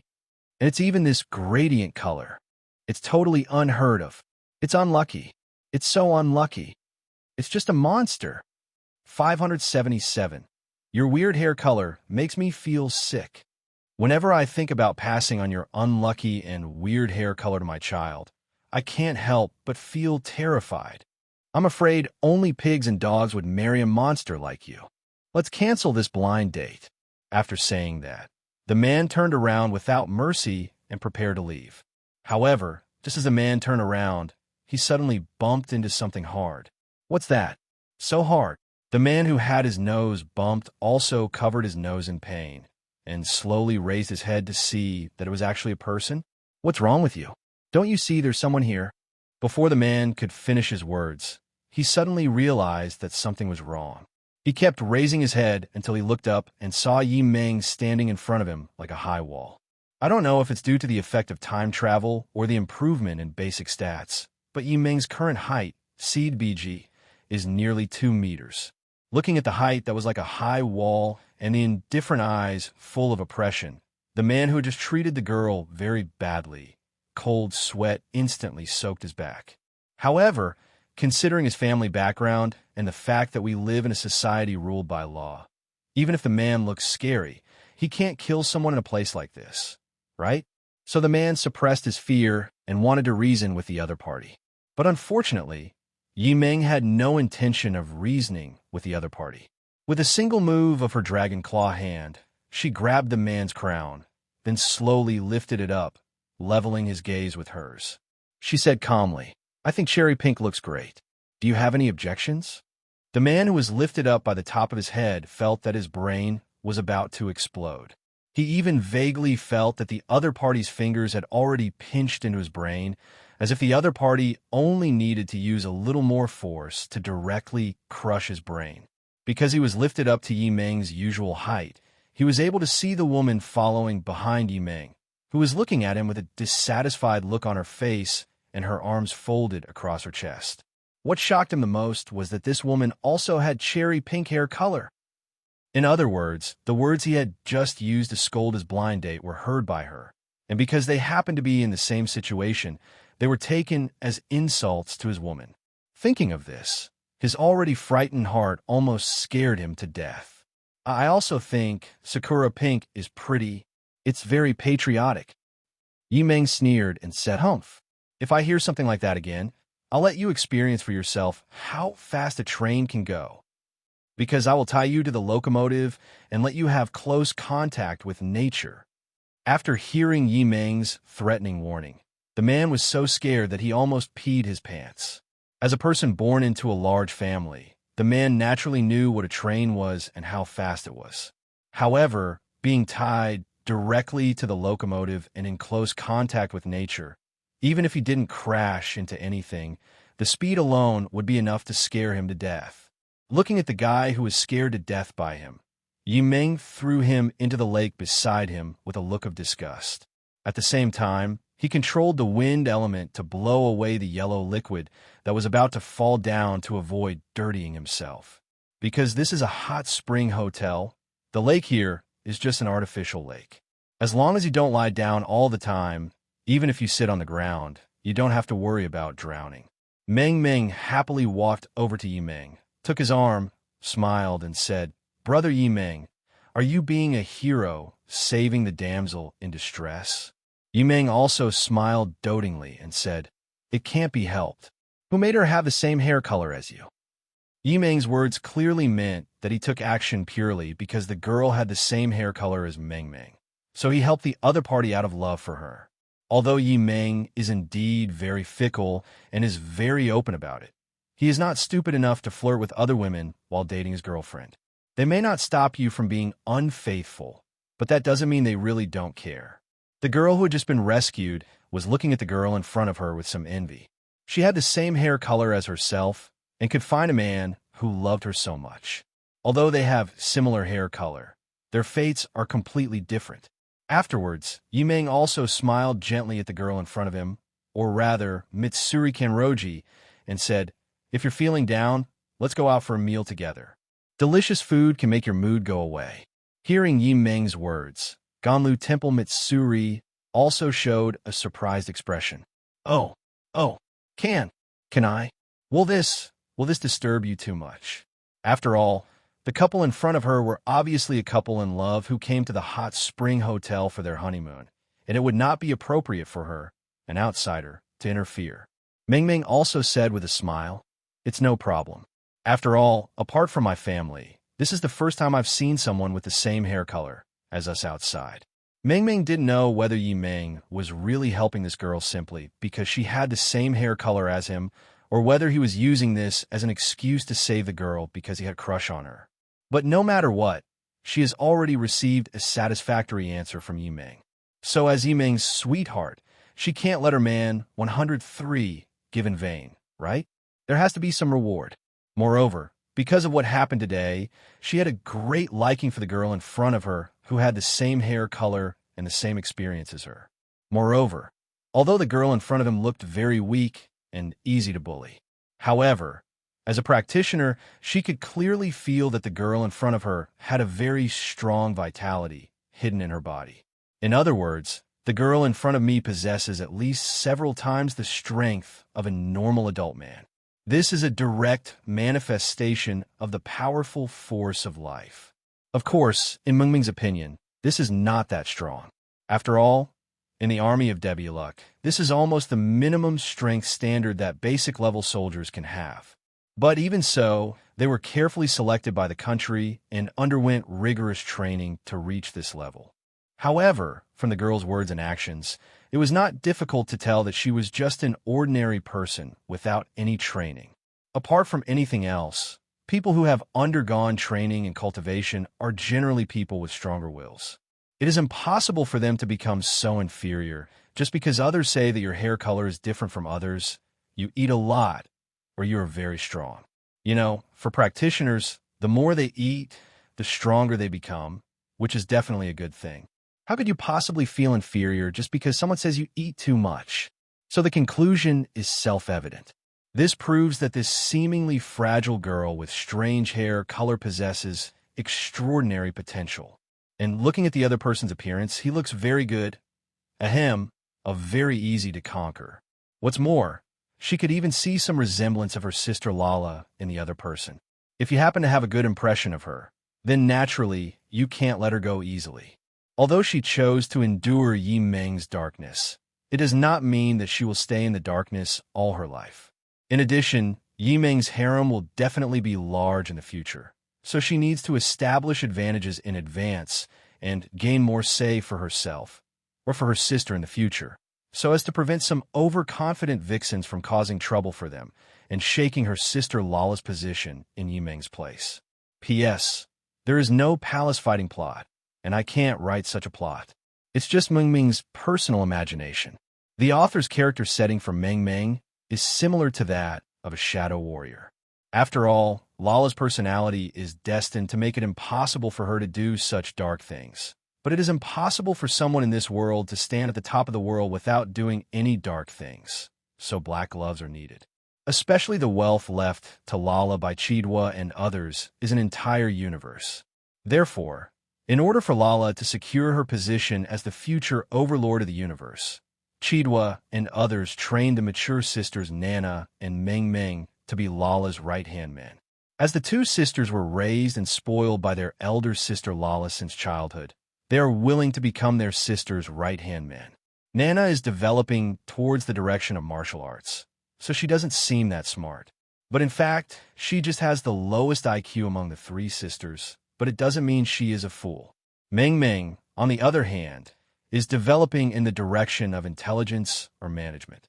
Of course, if Lala's husband gets their approval, then Lala's husband can become the new overlord of the universe and the one assisted by the two sisters. Although Meng Meng is not the most intelligent among the three sisters, she is the most mature one mentally and is developing in the direction of civil service. It can be said that she has received the most and most diverse education among the three sisters. So when she thinks about things, she naturally tends to think in a dark direction. But unfortunately, she still underestimated Lala's status in Yi Meng's heart. Lala's status in the protagonist's eyes is equivalent to that of Empress Ma in Zhu Yuanzhang's heart. It is a perfect combination of white moonlight and reality. Spiritually, Lala is the protagonist's childhood goddess, and she is also the first work he has read, and now she is the first woman in his 2 lifetimes. In terms of material things, Lala is the first heir to the next overlord of the universe, so marrying her is equivalent to getting an entire galaxy as a dowry. Lala herself is also an omnipotent genius inventor. No matter what kind of technological product you want, she can make it for you with her own hands. It can be said that even if more and more beautiful women join this harem in the future, it will be difficult for them to surpass Lala's status in Yi Meng's heart. Besides, Yi Meng is a person who hates trouble. How could he possibly find a time bomb that would detonate his own backyard? Therefore, in 3.1, no matter how beautiful or stunningly charming a woman is, if she has a bad and dangerous personality that could explode his back garden, Yi Meng will never marry her. At this time, the entire hot spring hotel was bustling with activity. The reason is very simple. That is, 3 big eaters came to their hot spring hotel today. It's a good thing that this is a hotel, and meals and other things require extra payment. If it were a buffet, they would probably go bankrupt on the spot. They originally thought that the girl in kimono, who could eat 8 bowls of udon noodles and more than 10 sakura mochi, was already outrageous. But they didn't expect that the 2 newcomers were even more exaggerated. Even the girl who looked younger, only about 14 years old, had an appetite about twice that of Mitsuri Kanroji. P.S. Meng Meng is the daughter of Chidwa, the most powerful physical warrior in the universe. Even though she has developed the ability to communicate with plants due to her mixed blood constitution, her physical potential is not as good as Chidwa or Lala, but she still has blood purity that is no less than that of the royal family of Devyaluk.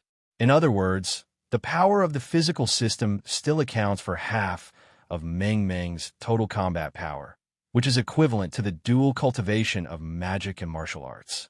And here, it's not that Meng Meng can only eat so much, but because she is not very satisfied with the food here. In addition, the energy contained in these foods is not much, so there's really no need to eat more. So she only eats this much, about 50% full. 23. And that guy's appetite was outrageous, almost several times that of the two girls combined. Now all the food in the hot spring hotel has been eaten up, and we even have to go out to buy more. And instead of buying raw materials, they buy food directly. There is no way. After all, hot spring hotels are not orthodox restaurants, so when preparing dishes, in order to give guests a better leisure experience, Shabanjan works hard on the exquisiteness. Therefore, the portion size is not too large. However, the appearance of this gentleman forced them to give up the refinement they had always insisted on. After all, they didn't want rumors to spread that others spent so much money to stay in their hotel, but couldn't even get enough to eat. Of course, the main reason was Yi Meng's financial offensive and the physical oppression, which made them dare not resist Yi Meng's demands. You know, the waiter who showed them the way saw with his own eyes that Yi Meng grabbed the skull of an adult man with one hand and lifted him into the air like a chicken. So they all knew that Yi Meng, like his physique, was not someone who was easy to talk to. Not to mention that others are willing to spend money, and it is not an excessive request, just asking for a larger portion of each dish. In this situation, they didn't know how stupid they had to be to disobey the other party's request. Because all the food in the hotel was eaten up, they had to swallow their pride and go out to buy food. In addition, they did not plan to receive other people in the next few days. After all, this gentleman didn't just come here to eat. So apart from today, Yi Meng and his friends will stay for 2 more days, and they will probably have breakfast and dinner here. Therefore, in order to prevent the money from being earned by others, they naturally need to prepare more ingredients in advance, or even make a large purchase. As we all know, the more you buy, the cheaper the wholesale price will be, especially those who can be needed for a long time and are very stable, which can be said to be the customers that all businessmen want to meet the most. However, it doesn't matter even if Yi Meng and others only stay here for 1 or 2 days, because they can advertise that several big eaters have eaten a lot here. As long as the advertising is effective and based on real people and true stories, there is no need to worry about not attracting customers. In the room, Yi Meng, who had finally eaten until he was 70% full, had to stop eating because all the food in the hot spring hotel had gone into his stomach. Well, it's okay, about 70% full. After hearing Yi Meng's words, everyone in the room, including Meng Meng, looked at the tall and strong man in front of them with disbelief. There is no need to say more about the others. After all, they have never seen anyone who can eat up all the food reserves in a hot spring hotel. You know, their hot spring hotel is quite large. They prepare about 100 servings of food for each meal every day, which means that the 3 meals combined provide food for almost 300 people. Even though it was already evening, and the hot spring hotel wasn't always full every day, there were still at least enough ingredients for more than 100 people left. Now, all of it went into the stomach of the man in front of me, and he actually said he was only 70% full. Even a sumo wrestler can't eat so much food, right? P.S. A sumo wrestler eats about 3 to 6 times more than an average adult in one meal, and Yi Meng is more than 100 times bigger, and he only eats 70% full. This is almost equivalent to saying that Yi Meng's strength is equivalent to that of 90 sumo wrestlers combined. And most importantly, although Yi Meng eats a lot, his body shape is not as bloated as a sumo wrestler. This made them doubt for a moment whether Yi Meng was actually human. But looking at the heavy money in his hand, the boss who came to inform the hotel that all the food had been used up did not say anything more and left obediently. No matter who the other party is, as long as 937 pays enough money, he will be his real father. And compared to these, it is obviously not more important to purchase more food for this gentleman. After all, it's still early, and this gentleman is only 70% full. He might suddenly want to have a midnight snack or something. Although their hot spring hotel did not have such a custom before, It started after this gentleman came. In addition, tomorrow's breakfast also needs to be prepared in advance, so we have to start buying ingredients in large quantities now. Yimeng also looked at Ganlu Temple Mitsuri, smiled, and said, "How about it? Do you still think you have a big appetite?" Listening to Yimeng's teasing, Mitsuri Ganlu Temple was a little embarrassed and smiled foolishly. Before, she always thought that she had a huge appetite, absolutely monstrous, and others also thought so. But now, she suddenly realized that compared with Yimeng's appetite, even if her appetite was still at a monster level, she could only be considered a baby among monsters. She couldn't even compare to the girl next to Yimeng, who had the same hair color as her and was 3 years younger than her. After all, these two in front of us are the real heavyweights. Compared with them, she is completely at the baby level. Therefore, she no longer feels inferior because of her large appetite. At the same time, Mitsuri Kenroji had also realized that the other party must have done this to comfort her. Yimeng did not directly comfort her that there was nothing wrong with girls eating a lot.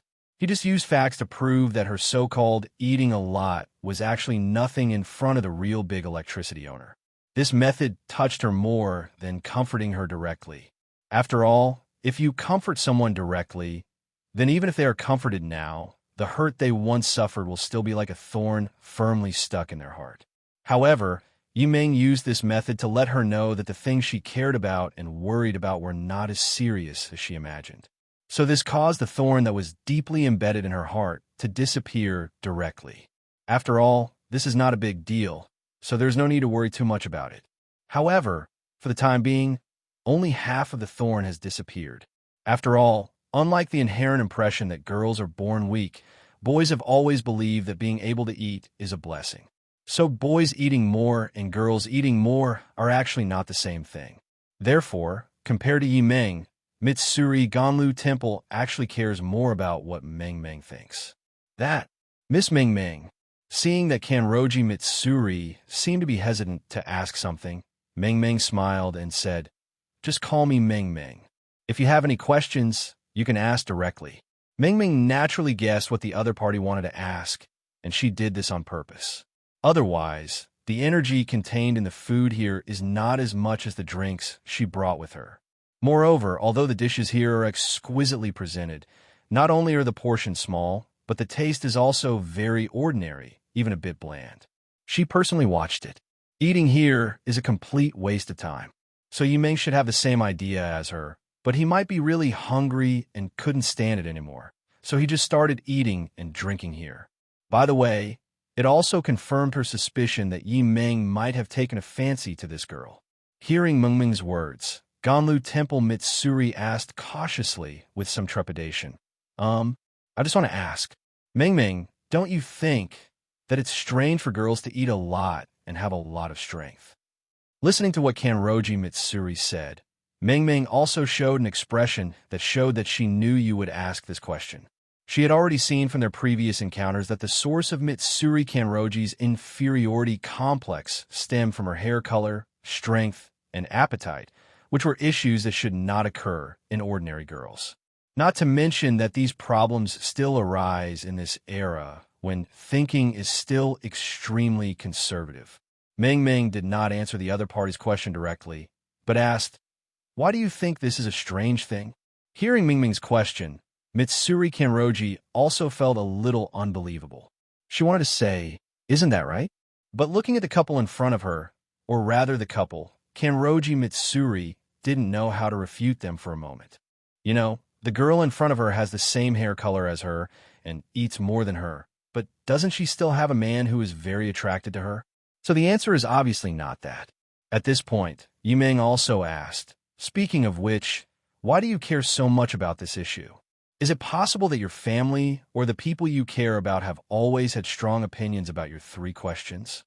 Hearing Yimeng's question, Ganlu Temple Mitsuri couldn't help but be stunned.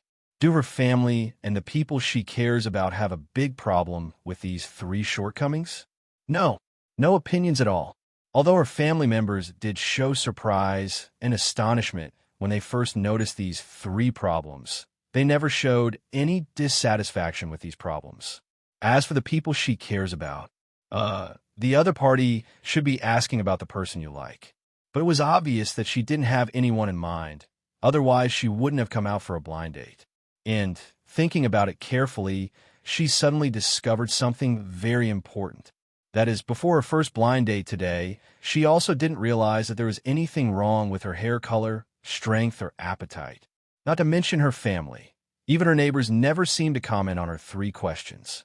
Even if there were, at most they would be a little surprised and amazed by her 3 unusual characteristics, and they wouldn't say anything so harsh that she didn't care about the clause at all. Otherwise, she wouldn't have realized until today from her blind date how difficult it would be for ordinary people to accept these 3 problems of hers when they met them for the first time. After noticing this, Mitsuri Kanroji felt a little confused for a moment. In other words, the 3 reasons she, good thing, got rejected on her blind date today weren't as unacceptable as she'd imagined. Looking at the girl in front of her, who looked dazed after Yi Ming asked her a simple question, Ming didn't know what to say for a moment. Before, she had a preconceived notion that the reason why she felt inferior because of those 3 shortcomings was because of the environment she grew up in, where other people around her, including her parents, pointed out her 3 shortcomings. So Mitsuri Kanroji felt inferior because of these 3 differences from ordinary people. But now it seems that she was obviously overthinking it. Ming could only turn her complicated emotions into helplessness in the end, and sighed deeply, saying, "It's really a happy trouble." After hearing Ming's words, Ganlu Temple Mitsuri couldn't help but feel a little confused. Happy trouble? Mitsuri Kanroji was a little confused about what Ming meant. Why did she suddenly say that her troubles were happiness? Yi Ming also smiled and said, "Looking at you, it seems you didn't realize your problem until this blind date, right?" Mitsuri Kanroji also nodded and said, "Yes, that's indeed the case." Yi Ming also smiled and said, "Let's put it this way, of your 3 problems, the appetite and hair color are actually quite serious for people from ordinary families in this era." Hearing Yi Ming suddenly say this, Mitsuri Ganlu Temple couldn't help but become nervous. Why? Why do you say that? Mitsuri Kanroji couldn't quite understand why Yi Ming said that hair color and appetite were serious problems for ordinary families. Yi Ming did not intend to keep the secret and said directly, "First of all, your appetite is the problem. Although there's an old saying that being able to eat is a blessing, there's also an idiom about eating, drinking, whoring, and gambling. Have you ever heard of this expression?" Although Ganlu Temple Mitsuri didn't know what Yi Ming was going to say, she nodded and said, "Well, it probably describes those people who don't work hard and only cause trouble to their families." Yi Ming nodded and said, "Yes, that's right. Moreover, although eating and drinking are normal human needs, they are ranked first in this idiom, which means that eating and drinking can also bring trouble to the family to a certain extent. Because among the derogatory terms related to eating and drinking, there is gluttonous and lazy, which represents excessive enjoyment and waste beyond the normal basic needs of life. Miss Ganlu Temple, you were born into a relatively wealthy family, right?" After hearing this, Mitsuri Ganlu Temple roughly understood what Yi Ming meant by the bad things. She was born in a wealthy family, so even though she has a big appetite, her family can still afford to feed her. However, if it were an ordinary family, it would be very difficult. It's even possible that the amount she eats alone is equivalent to the expenses of a family of 3 for a day or even several days. The man who rejected her blind date today has made it very clear. At the same time, the man probably rejected her ruthlessly because he felt that he could not afford to support her. Seeing Ganlu Temple Mitsuri's reaction, Yi Ming smiled and said, "It seems you have realized it. Then I won't continue to talk about this topic." Another issue is hair color. It's not a big deal, but it's not a small one either. Humans have always been social animals, so they're very xenophobic towards those who are different from them. Especially Sakura, the vast majority of people in this country can be said to be extremely xenophobic in their bones. I heard that due to the lack of the spiritual foundation of human consciousness and world consciousness, the patriotism of the Sakura people is always accompanied by xenophobia. manifesting itself as outright insularism. Such xenophobia has affected almost every aspect of daily life. Your parents may not care about your uniqueness because you are their child, but to strangers who meet you for the first time, you are completely incompatible with them are like a monster that they should avoid like the plague. Furthermore, for ordinary people, what they desire more than immediate wealth and fame is stability.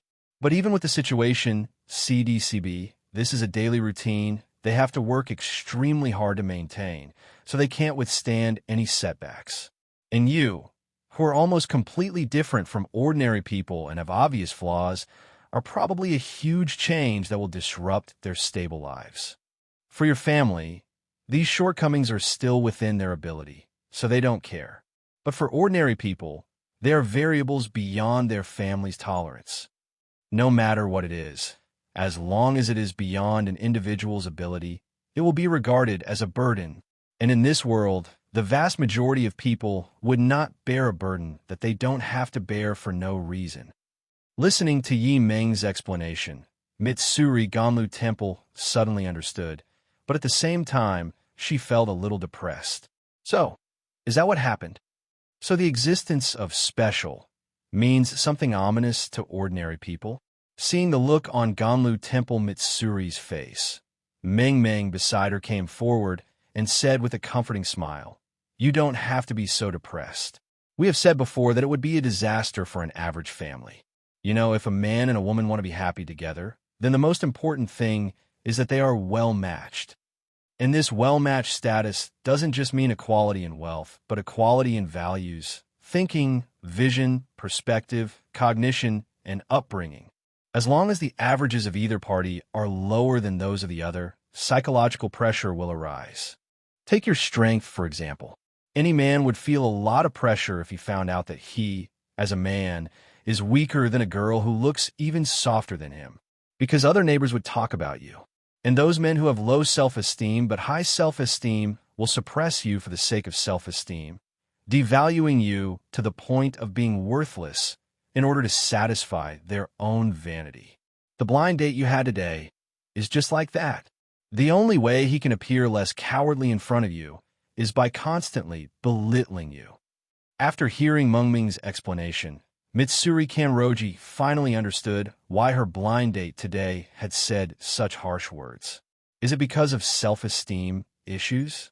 So, if I want to find someone to marry, I can only look for a man who is stronger than me, whose family is at least as wealthy as mine, and who can accept my hair color. He hadn't thought much of it before, but after Yi Meng pointed out the family difficulties faced by ordinary people, she suddenly realized that given her situation, finding a husband who could make her happy wasn't going to be easy. Although she no longer felt inferior about her three shortcomings, after being comforted by Yi Meng and Meng, new troubles also arose. That is, according to her standards, it seems that finding a suitable husband is not an easy thing. The guy she had gone on a blind date with before, at least in terms of family background, was of the same level as hers. But even so, the other party could not accept her hair color, nor could he accept her appetite. So in this situation, how can she find a suitable husband? It's too difficult. Even she herself didn't have high expectations for it. But that doesn't mean such people don't exist at all. After all, there's a man in front of her who perfectly meets his three harsh conditions. But unfortunately, the other party is already taken. P.S. I'll make a patch in advance and share my personal thoughts. Mitsuri Kanroji's mentality has been persuaded back by the two protagonists, so for the time being she still retains the idea of finding a husband who only loves her.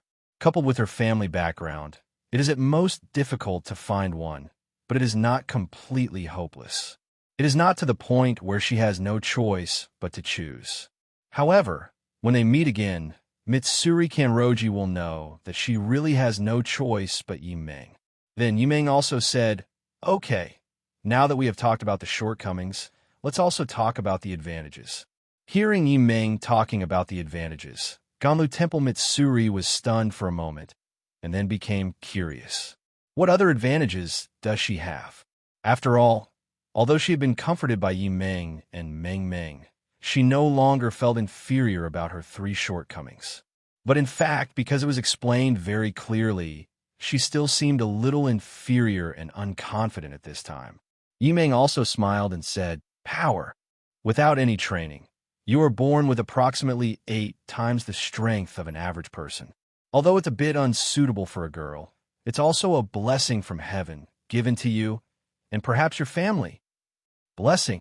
Hearing Yimeng's praise, Ganlu Temple Mitsuri couldn't help but be stunned, not quite understanding what Yimeng meant. However, although she didn't quite understand what Yimeng meant, Mitsuri Kanroji seemed very happy when she learned that her power was a blessing from God given to her parents. After all, her parents, brothers, and sisters are all very good to her, so she also likes her family very much and thinks they're the best family. Therefore, when Yimeng now says that her power is a blessing from God to her family, Mitsuri Ganlu Temple naturally looks very happy.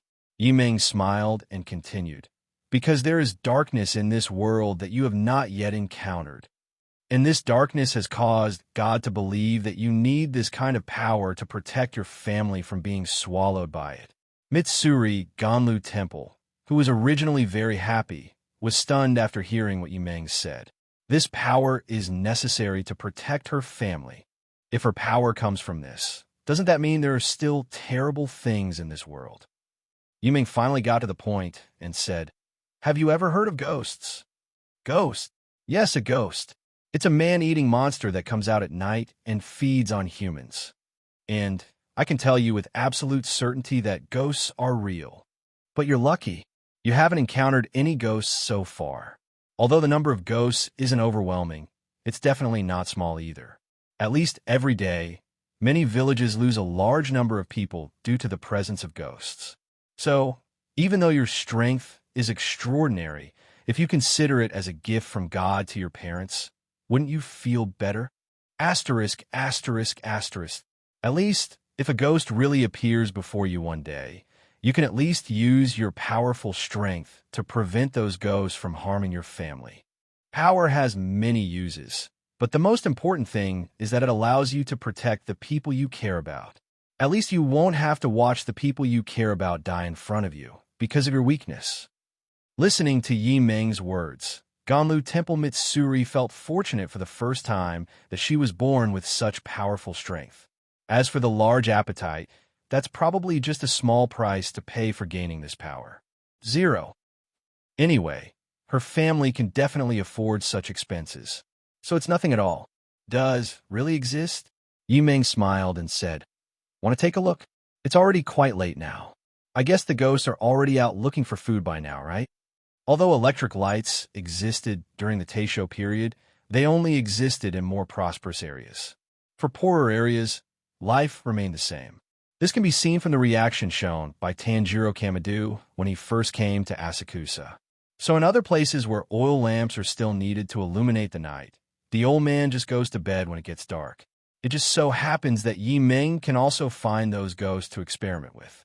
Hearing Yimeng's invitation, Mitsuri Kanroji was also a little surprised. "Huh?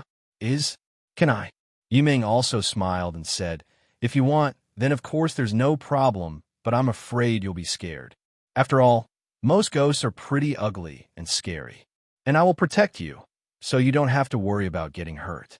However, you need to change into clothes that are convenient for movement first." Perhaps because she was at an age of strong curiosity, after a brief hesitation, she decided to follow Yimeng to see it. Of course, for Mitsuri Kanroji, besides being out of curiosity, she also wanted to know in advance the true existence of ghosts. After all, if ghosts really existed in this world, then in order to protect her family from harm, she had to seriously accept her power and practice it well. After all, Yimeng said, her strength is a gift from God to her family. Since that's the case, she naturally has to use this power to protect her family. After Ganlu 190, Temple Mitsuri left to change into a set of more convenient clothes. Ming couldn't help but ask, "Brother Yimeng, are you really okay?" After all, in Ming's impression, Yimeng didn't seem to have a big appetite. But now he ate more than 100 servings of food at one time, which made Ming feel very unbelievable. Yi Ming also smiled helplessly and said, "My strength has increased, and my physique has been greatly strengthened. Now I can say that I am a humanoid dragon." After listening to Yi Ming's explanation, Ming Ming roughly understood what was going on. But if that's the case, then Brother Yi Ming, don't you need to eat a lot every day? Although for physical cultivators like them, having a large appetite is a sign of great strength, the energy contained in the food here is generally not high, so this means they need to eat more to meet their daily needs. Moreover, this is based on the premise that there is no need to fight. If you have experienced a battle and consume too much energy, then you will naturally need to eat more to restore energy. In this case, wouldn't most of the day be spent eating? This is such a waste of time. This is obviously not a good thing. If this happened on the planet Debrick, there would be no problem. After all, because of the cultivation system on Luke, the food on this planet basically contains rich energy. Moreover, as a dominant force in the universe, they can easily make people on other planets pay tribute to them with large amounts of high-energy food on time. But unfortunately, this is not the planet Luck, so there are no high-energy foods that can satisfy top-level physical cultivators. This is very troublesome. Yi Ming also smiled and said, "You don't need to worry too much about this. I've just started to develop my physical body. In the short term, I will only eat several times more than a normal person. It's just that my physique has just been awakened not long ago, and I need a lot of energy to replenish it. The level has been raised, and the capacity limit has also been increased, but there is no status recovery when the level is increased, so after the breakthrough, the energy will not even reach the passing line. At the same time, this also indirectly proves how big the gap in Yi Ming's strength is before and after. It's mainly a matter of magic power. Eating is just one of the ways to restore magic power. As long as I don't use up all my magic power, and since it's the Dharma ending age with its spiritual energy depleted, my appetite can basically be maintained at a normal level. But this can actually be done by replenishing magic to quickly restore the body's energy needs." Hearing Yi Ming's words, Ming Ming, who knew what magic replenishment was, blushed instantly and gave the other person a reproachful look. "I really want to eat her up right now if I get the chance. But it is obvious that there is no chance tonight. After all, they have to go find a ghost to experiment on tonight, and they have to bring a burden with them, unless Yi Ming wants to." Ming Ming thought of something. Her face instantly turned red, and her thighs unconsciously rubbed against each other. Afterwards, Yi Ming also asked, "By the way, did you find the clue I asked you to help find today?" Today, Yi Ming asked Ming Ming to help find clues about Butterfly Channy. Although there was a problem with the time of arrival, the location was correct. In other words, the place where they were now was the place where Kane Kocho was killed. However, he was not sure where the group was, so Yi Ming asked Ming Ming to use plants to help find it.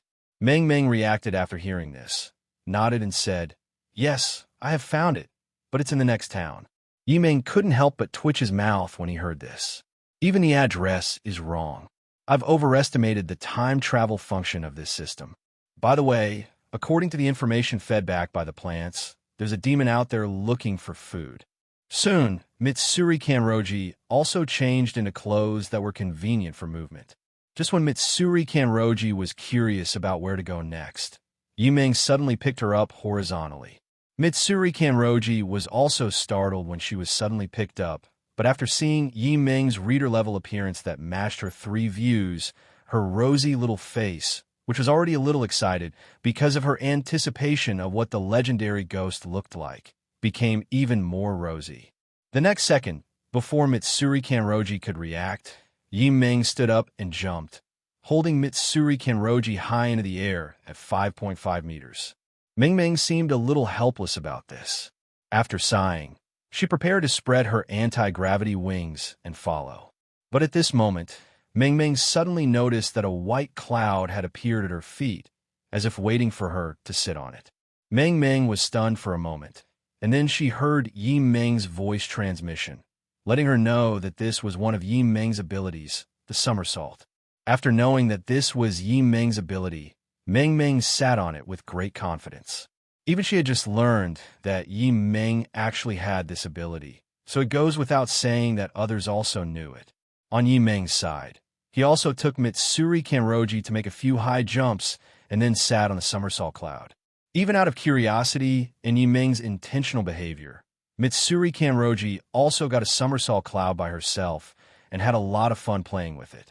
Meng Meng also came to Yi Meng's side at some point, and the somersault clouds they were riding had merged into one. Soon, under Meng Meng's leadership, the group finally found the evil ghost that was eating people. Seeing this extremely dark and cruel scene, Kanroji Mitsuri's smiling face, which was originally full of joy, suddenly froze, and her rosy little face turned extremely pale, because she suddenly discovered that this was the town where she lived. But fortunately, the evil spirit did not attack her family. Seeing this, Yi Meng also took action directly, starting with a burst of Taishu sword energy. Although the ghost subconsciously raised its head due to the strong sense of death crisis, the difference in strength meant that the Taishu sword energy had already penetrated its brain when it noticed the danger. The domineering power contained in the Taishu sword energy and the sword intent that cannot be described in words instantly destroyed the evil ghost's brain. Just like that, under the influence of special rules, the evil spirits that generally could not be killed by any other means except beheading with the sun or sunblade just fell straight to the ground. Seeing this scene, Yi Meng couldn't help but fall in a deep thought. It seems it's not as hard to kill as I initially thought. Am I being too cautious? Although judging from the aura emanating from the other party, he might be a novice who had just been transformed into a ghost not long ago. I just didn't expect that I would be killed instantly. Obviously, the regeneration ability of ghosts in this world is very strong, but it is not invincible, and it is far from the strength of the rule level. Otherwise, Musen Kibutsuji's strength would not be just at the explosive level. Yi Meng, who realized this, suddenly remembered the scene before the final battle in Demon Slayer officially began. In the comics, Ubuyashiki Koya used himself and his family as bait to lure Musen Kibutsuji to his front. Ubuyashiki Koya also let Musen Kibutsuji know that times have changed and buried a large amount of explosives under the house. Directly blow up the entire courtyard into the sky. Although Musen Kibutsuji was not killed directly by the explosion, he was crippled. This also proves that high-temperature attacks are effective against Musen Kibutsuji. At least no carbon-based organism is completely immune to such an attack. It's just that the amount of explosives was a little small after all, and there was not enough Gorilla Crimson Iron Sand and Gorilla Crimson ore added, so it was not possible to kill Musen Kibutsuji in one go. In addition, the setting of Ghosts and Demon Slayer is various diseases in the human body, so high temperature is the best means to kill ghosts. So strictly speaking, the ghosts in this world actually have a strong regenerative ability, rather than being completely unkillable. Otherwise, there wouldn't be the two weaknesses of the sun and the sun blade chopping off the neck. In this case, all we need to do is create similar high temperatures and injuries that can suppress the ghost's super regenerative ability. The Taishu sword energy, which is accompanied by the power of will, has a similar effect, and it attacks the brain, obliterating the soul and causing brain death. However, there is no killing reward, which means that the ghost has not been completely killed yet. Kill item reward. When you defeat an enemy, you will randomly obtain an item. The item will be refreshed once a month. If you kill an enemy, all items will be dropped at once. And speaking of which, why does this ghost look so familiar to Yi Meng? It was clearly his first time in this world and his first time seeing a real ghost, but he still felt a sense of familiarity. This can only mean that this ghost is most likely a ghost that has appeared in the plot. At this moment, Yi Meng suddenly noticed that two ghostly auras, similar to the one he had just killed, were lurking deep down in the ground. Moreover, the location they were in gave Yi Meng a very strange feeling. It was more like a swamp than land, etc. Swamp? 3 ghosts? This familiar combination instantly brought back Yi Meng's memories. Is it such a coincidence? Moreover, if Yi Meng remembered correctly, according to the ghost rules established by Musen Kibutsuji, ghosts cannot gather without his permission. At least, except for the lower 5th kg who received extra favor due to the same experience and was allowed to start a family. The other Oni radixes were basically not allowed to gather together. Because in addition to improving their strength by eating humans, ghosts can also improve their strength by eating ghosts, and even improve their strength more. After all demons became demons because they had the blood of Muzan Kibut Suji injected into their bodies. And the more Muzan Kibut Suji's blood a demon has in its body, the stronger its strength will naturally be. Therefore, if the ghosts in this world want to become stronger, then the best way, besides eating humans, is to obtain more blood of Muzan Kibut Suji. However, the more blood a person has, the easier it is to become close to Muzan Kibut Suji. At the same time, it also means that this demon may escape his control at any time. This was something that Muzan Kibut Suji, who had already been out of control once, could not accept in any way. In particular, these ghosts may gather together and betray him when he is at his weakest, and become the new generation of Ghost King by devouring his flesh and blood. Without exception, these are things that Muzan Kibut Suji cannot accept. However, past experiences like the lower 5 lay resonated with him, and the way they maintained relationships by weakening their own strength and using fear did allow him to turn a blind eye. After all, this is more like playing a game of house than gathering subordinates. Not to mention that the other party has the potential to make him acquiesce in the other party's actions. Therefore, according to this logic, multiple ghosts that can appear in the same place at the same time are likely to have the ability to clone themselves. Without thinking anymore, after confirming the location of the 2 hiding ghosts, Yimeng directly fired 2 different types of attacks at the 2 Song Swamp ghosts that were hiding underground through the blood technique. This time, Yimeng used the Wind Blade of the Sky Dragon Slayer magic and a katana-shaped treasure. But as expected, the Sky Dragon Slayer magic, which only has a special attack effect against dragons, cannot have a similar effect to the sun and completely kill these ghosts. However, Yimeng did not stop his dragon-slaying magic attack, but continued to use wind blades to crush the ghost's body. Because Yimeng wanted to try, can that kind of cell-level damage still regenerate? If that were possible, then the world's regenerative ability would be a bit outrageous.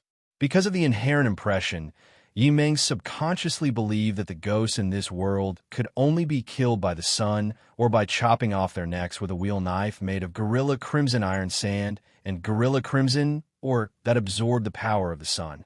This was a rule-level immortality. However, after recalling other large and small settings about this world, this conjecture was directly overturned. As expected, the launched wind blades turned into a meat grinder-like attack under Yimeng's control, and the 10 Song evil ghosts turned into dust and dissipated underground.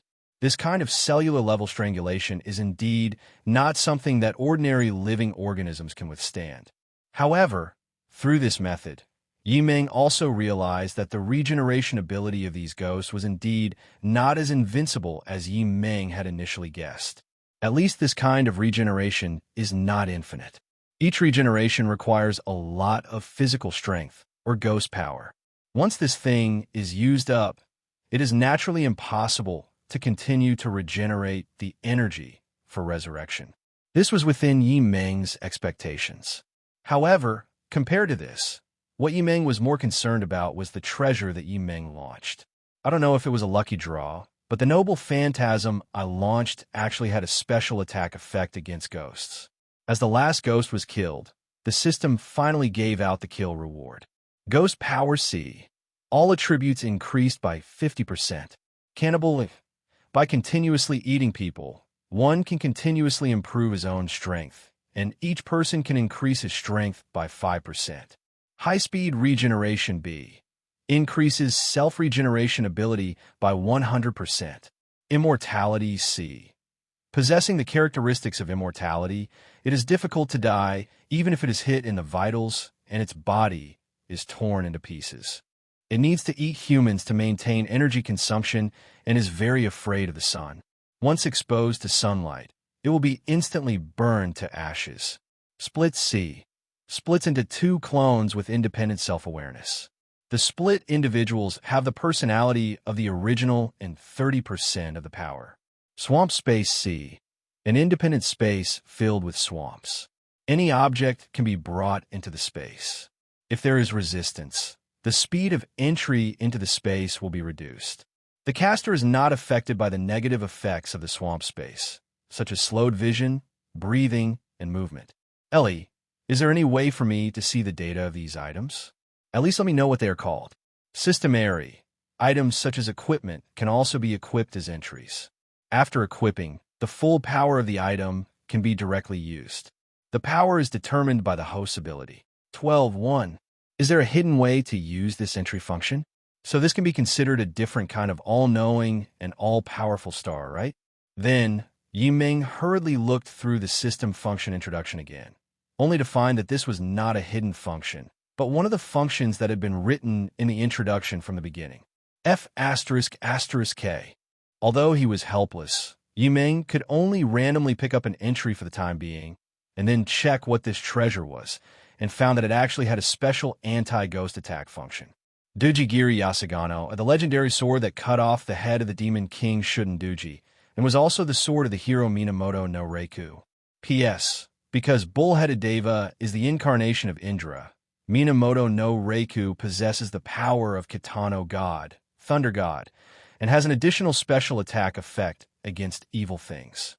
Ability. Mysterious Killer. When attacking all special creatures other than humans, the power is increased by 500%.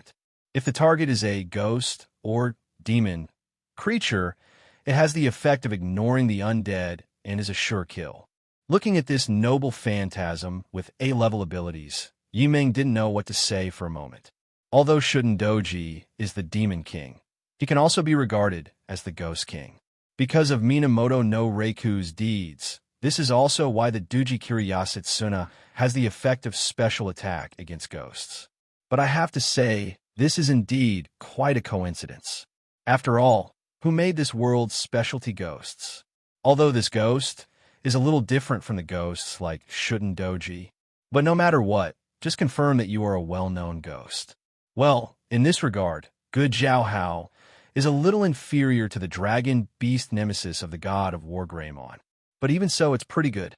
It can be said that any ghost will be unable to withstand the sharpness of this knife. At least, ghosts below the Ghost King level can be easily killed instantly. As for Muzan Kabutsuji, it's a bit difficult to evaluate him. There's no way around it. The demons in this world are obviously better at regeneration than direct combat power. Powerful ghosts can even ignore weaknesses other than the sun. In terms of vitality, the ghosts in this world are indeed much stronger than the ghosts generally known. At least they are difficult to kill by ordinary means. However, in terms of vitality, Shunduji isn't far behind. After all, they're the legend that even if his head is chopped off, he can still continue fighting with just one. But it must be said that since Dujikiri Yasetsuna has appeared, it can only be said that the ghosts in this world are blessed. After dealing with the swamp ghost, Yiming came to Meng Meng and Ganlu Temple Mitsuri and asked, "What's going on?" Because he saw the swamp ghost attacking people, Yiming took decisive action.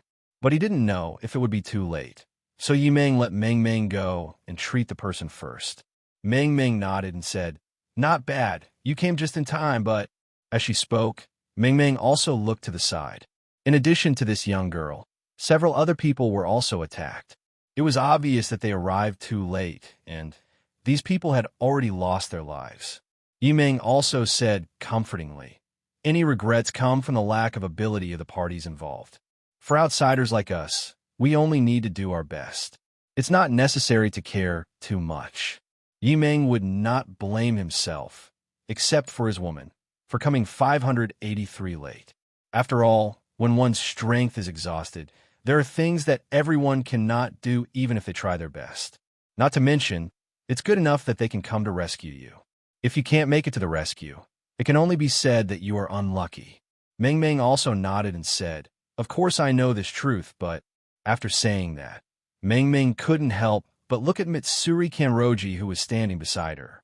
At this time, Mitsuri Kanroji looked very depressed. It was obvious that there were people she knew among those who were attacked. After all, she just said that this is the town where she lives. Yimeng also said, "Be thankful, at least this time the ghost target was not your family, and you still have the ability to protect your family. I give you this knife. It's perfect for protecting your family." This sword is called Dujikiri Yasetsuna. It's the legendary weapon Minamoto no Reiki used to slay the demon King Shudendoji. I've just tested it, and it truly has the power to completely slay demons. Having said that, Yimeng directly stuck the Tongziki Yasunaga into the ground and gave it to Ganlu Temple Mitsuri.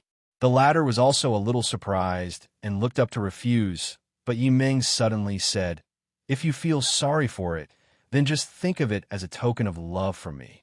After all, I've had my eye on you for a long time. Ordinary weapons cannot kill those ghosts. The ghost's regenerative abilities are beyond the reach of humans, so you must possess this weapon." Asterisk, hearing that ordinary weapons could not kill those ghosts, Mitsuri Kanroji was a little unsure of what to do for a moment. After all, she didn't want to refuse the weapon and end up being unable to resist the ghost when it attacked her family. What's more, Yimeng actually gave her a very good feeling. He could even be said to be one of the few men in the world who could accept all her shortcomings. The only thing that made her feel conflicted was that Yimeng was already taken. So in her opinion, since she couldn't accept the other party's kindness, she shouldn't accept anything from the other party casually.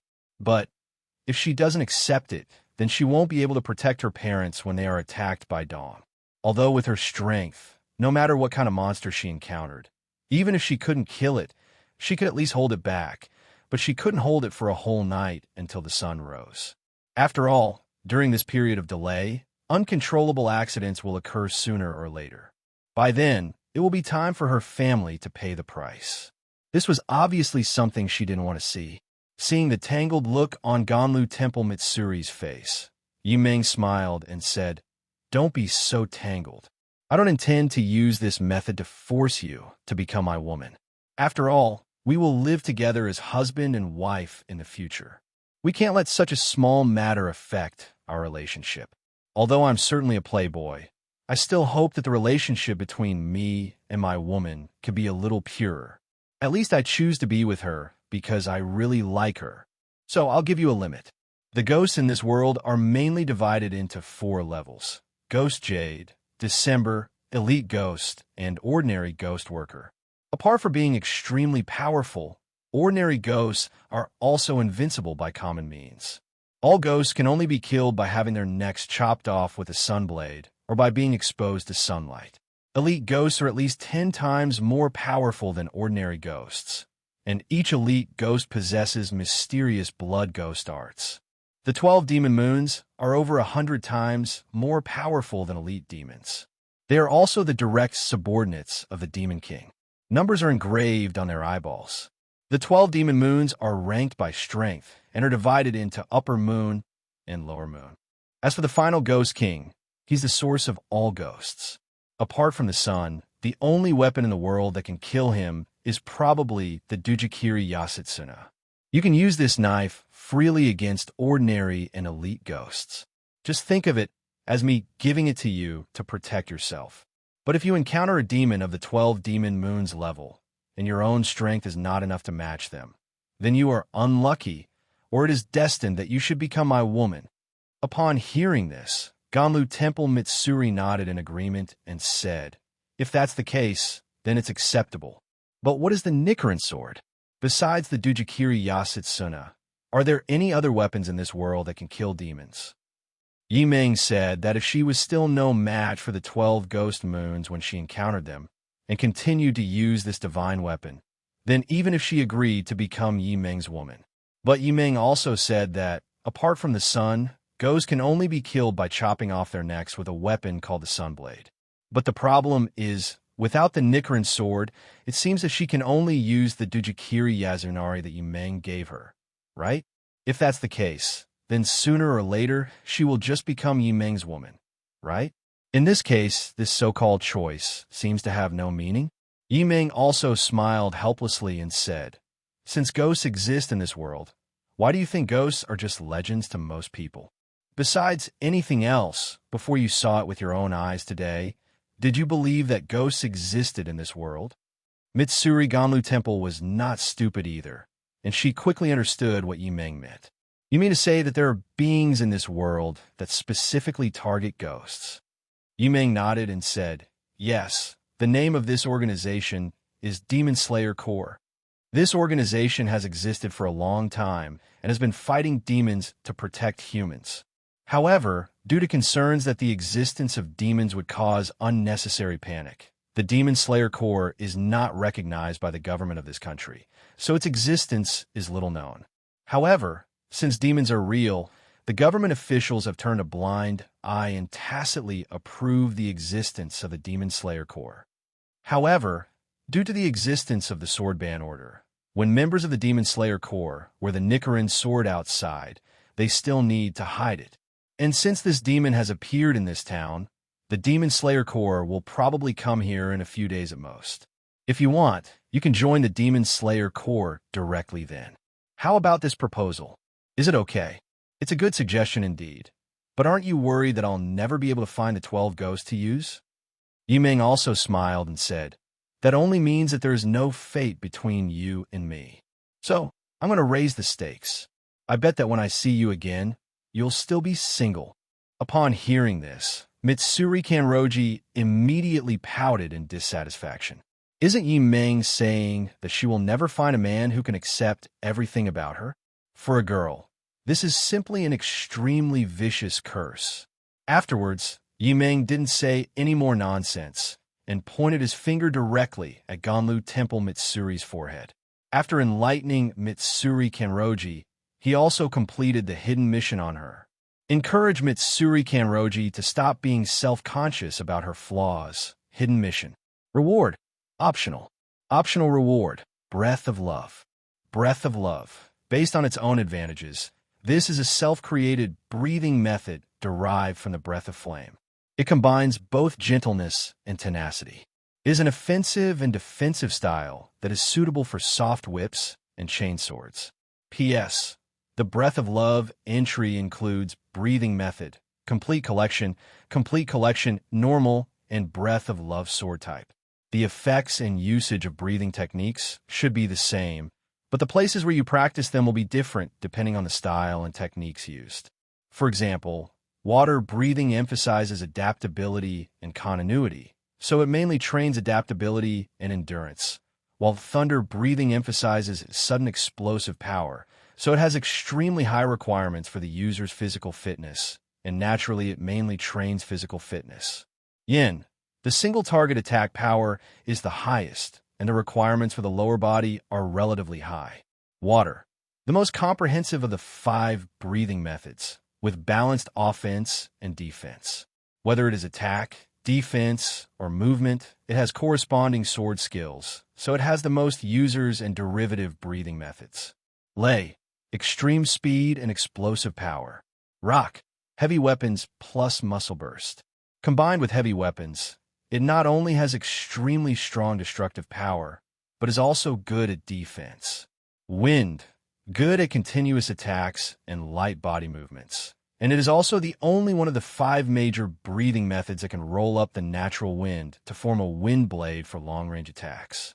Each attack will have a hurricane-like attack range. There aren't many abilities that Mitsuri Kanroji can choose from, but they are basically all excellent. It's a good thing that he can choose all the abilities he will have in his future life. Otherwise, Yimeng would only be able to choose a muscle density 8 times that of Mitsuri Kanroji. Although it is not bad, it is obvious that what Mitsuri Kanroji needs now is the breathing of love. Moreover, after conquering Mitsuri Kanroji, you can naturally continue to get this 8 times muscle density entry. Moreover, although the breathing method of Demon Slayer World is ultimately an ability to activate one's own body activity to the extreme, it is not a very powerful ability in other extraordinary worlds. Especially for physical cultivators, the effect of this breathing method is minimal. Apart from anything else, the energy in Dragon Ball alone is incomparable to any breathing method. But the problem is, Yimeng now possesses the blood of the Sky Dragon, which can improve itself by absorbing the air. 0. So in a sense, breathing technique is a buff skill that is very suitable for Sky Dragon. Moreover, breathing techniques, which can enhance the body's activity and functions to the extreme, can actually be used even by physical cultivators. After all, not all physical cultivators are able to fully exert their physical strength. Moreover, although the killing magic can recover and temporarily improve its own strength by absorbing energy of the same attribute, this absorption is not infinite and is basically linked to the appetite. However, the characteristic of this breathing method is that it can store the oxygen and air inhaled into the body in the blood. In other words, for a sky dragon like Yi Ming, there's a larger upper limit of air reserves.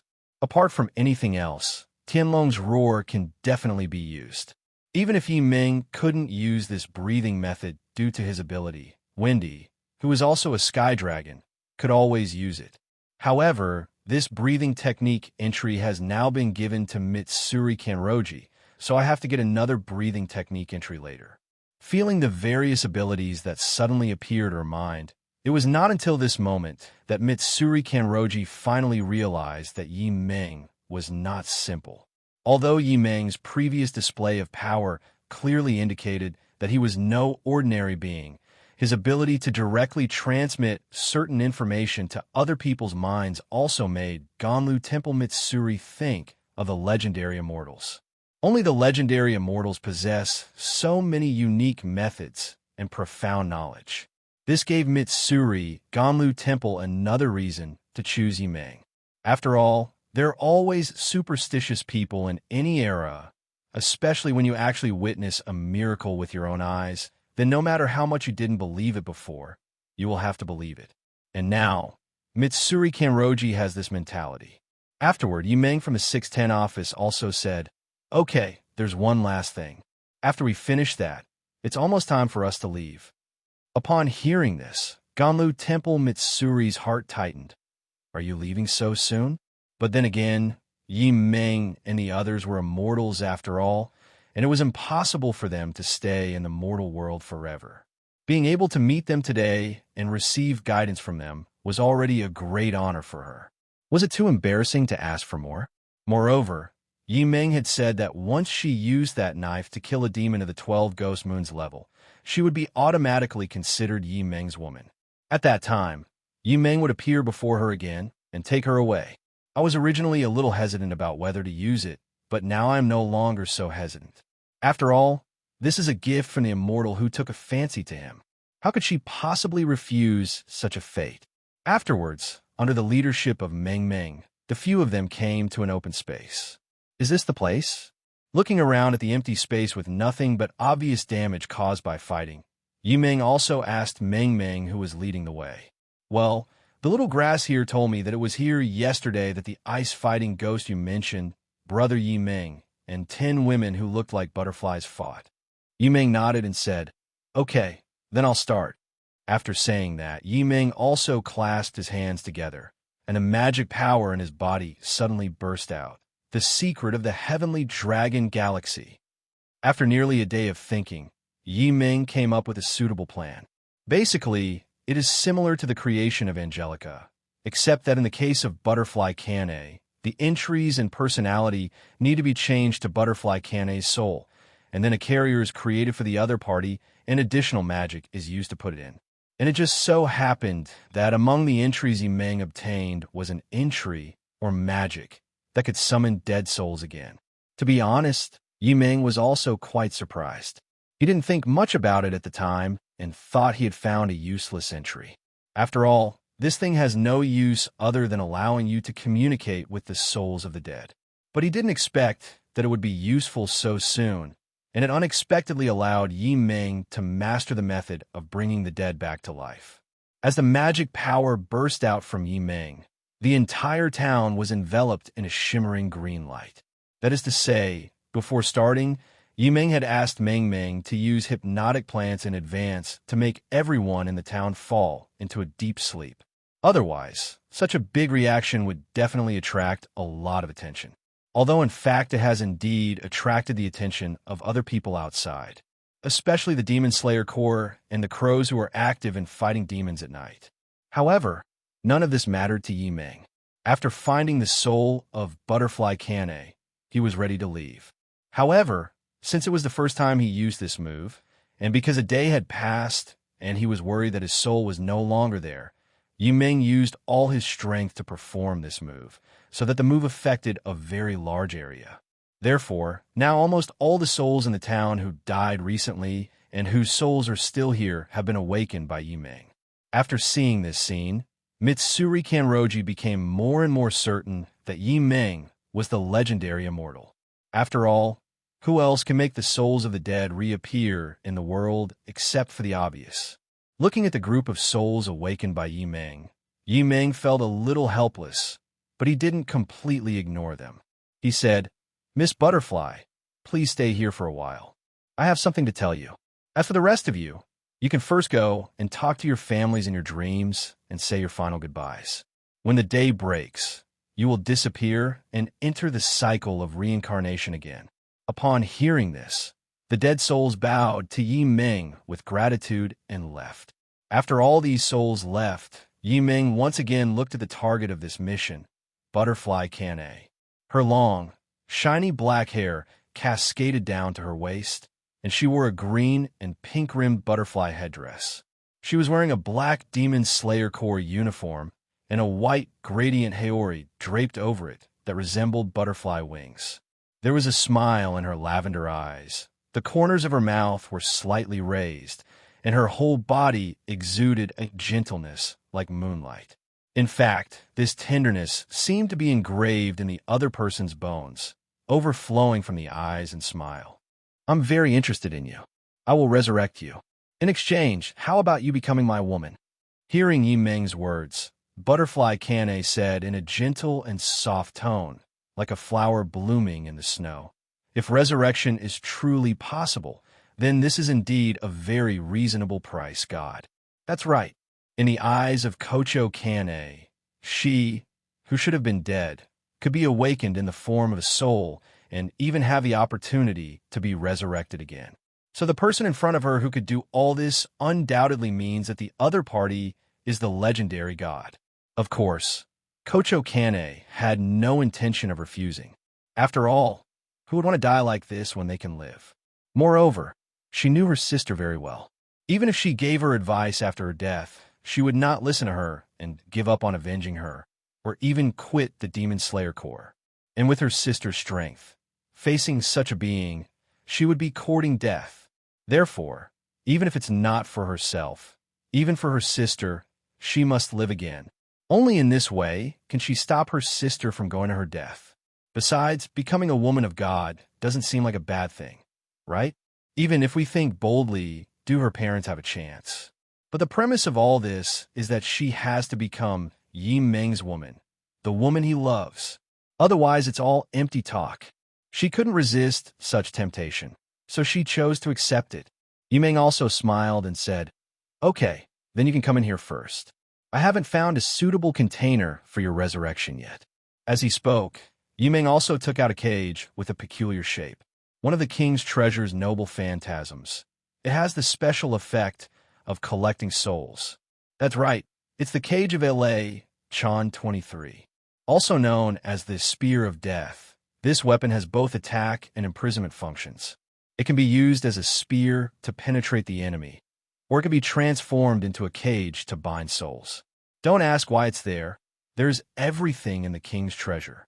Even if it's not the original version, there are many props with similar functions.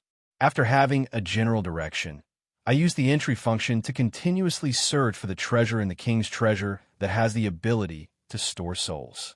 Fortunately, we had a general idea, so we quickly found a treasure that met Yi Ming's needs. A treasure with the ability to contain souls. Although not as good as L's death spear, it is enough. Of course, if the body of Butterfly Kane is here, you can also try to resurrect it directly. Unfortunately, a day had passed and Butterfly Kane's body had long been recovered. This is why the sun rose early, otherwise there wouldn't even be any corpses. Afterwards, Yi Ming sent Mitsuri Gamlu Temple back home and left. The next destination is the Butterfly House. It's still early now. After all, less than a day has passed. Kocho Kane's body should not have been buried yet, or it may have been burned into ashes. Before that, let's see if we can restore Kocho Kane's body. If that doesn't work, you'll have to find another container. Soon, under the leadership of Butterfly Kane, Yi Ming, Ming Ming, and the other two arrived at the Butterfly House. At this time, as expected by Butterfly House, Yi Ming and Butterfly Kane, they had already decorated the place for a funeral ceremony that would only take place when someone died. The entire Butterfly House has a white atmosphere. Butterfly Channy also had a complicated expression. I never thought that one day I would actually attend my own funeral. Even though she is a gentle and cheerful person, she couldn't help but want to hold her forehead when faced with such things. Mr. Yimeng, can I go see those two children again? Yimeng didn't refuse and said, that doesn't matter. Anyway, we still have to find a way to help your body recover, which will indeed take some time. But I still suggest that you wait until you're fully resurrected before looking for them. After all, they've just experienced the pain of losing a loved one, and they might not be able to handle the sight of you appearing before them once again, only to disappear from their presence once more. Also, this is my first time resurrecting a dead person. I'm not sure how long it will take. Upon hearing this, Butterfly Kane couldn't help but fall silent. In the end, Butterfly Kane chose to give up the idea of going to the other people in Butterfly House. As Yi Ming said, can they really bear the pain of losing themselves again? Obviously no. Yi Ming also said that this was the first time he had done such a thing, and he himself did not know how long the resurrection would take. So instead of adding to people's painful waiting for an unknown period of time, it would be better to wait until they were resurrected and then look for them again. At least this way, they don't have to wait painfully for their resurrection, not knowing when. Afterwards, Yi Ming's master quickly found the coffin containing Butterfly Kane's body. Because the body had not been officially buried yet, the coffin had not been fixed. So Ming Ming also made a trick to replace it and summoned a plant with the appearance of a mimic human. When seeing this plant, Yi Ming subconsciously thought of white Zetsu. However, compared with white Zetsu, the plant summoned by Ming Ming only has the function of mimicking the other plant. Apart from that, it is really no different from ordinary plants and does not move, but it's just right for storing corpses. After stealing the body of Butterfly Kane, Yi Ming and the other two left immediately. Because Ming Ming had used hypnotic powder again before the operation, the entire Butterfly House fell into a deep sleep, so the operation was very smooth. However, because Shinobu Kocho was born in a pharmacist family, she has a considerable resistance to medicinal powders, so her hypnosis effect is much inferior to others. Therefore, after noticing that everyone in the Butterfly House had fallen asleep, Shinobu Kocho immediately became alert and got up. Obviously, Shinobu Kocho thought that a ghost had attacked the Butterfly House. But after searching for a while, they found that nothing unusual happened here. It can be said that apart from everyone in the Butterfly House suddenly falling into a deep sleep, nothing unusual happened. Then, as if a little worried, Shinobu Kocho immediately ran towards the room where her sister Kane Kocho's plant materials were placed. After discovering that there was still no abnormality, I breathed a sigh of relief. However, when Shinobu Kocho saw her sister lying in the coffin, her pupils contracted instantly. Although the person lying in the coffin did look like her sister, she knew at a glance that it was definitely not her sister, Kane Kocho. Because even if her sister died, people could still see the tenderness engraved in her bones. But now, in the coffin, she could hardly feel anything, and with her sister's strength, facing such a being, she would be courting death. Therefore, even if it's not for herself, even for her sister, she must live again. Only in this way can she stop her sister from going to her death. Besides, becoming a woman of God doesn't seem like a bad thing, right? Even if we think boldly, do her parents have a chance? But the premise of all this is that she has to become Yi Ming's woman, the woman he loves. Otherwise, it's all empty talk. She couldn't resist such temptation, so she chose to accept it. Yimeng also smiled and said, "Okay, then you can come in here first. I haven't found a suitable container for your resurrection yet."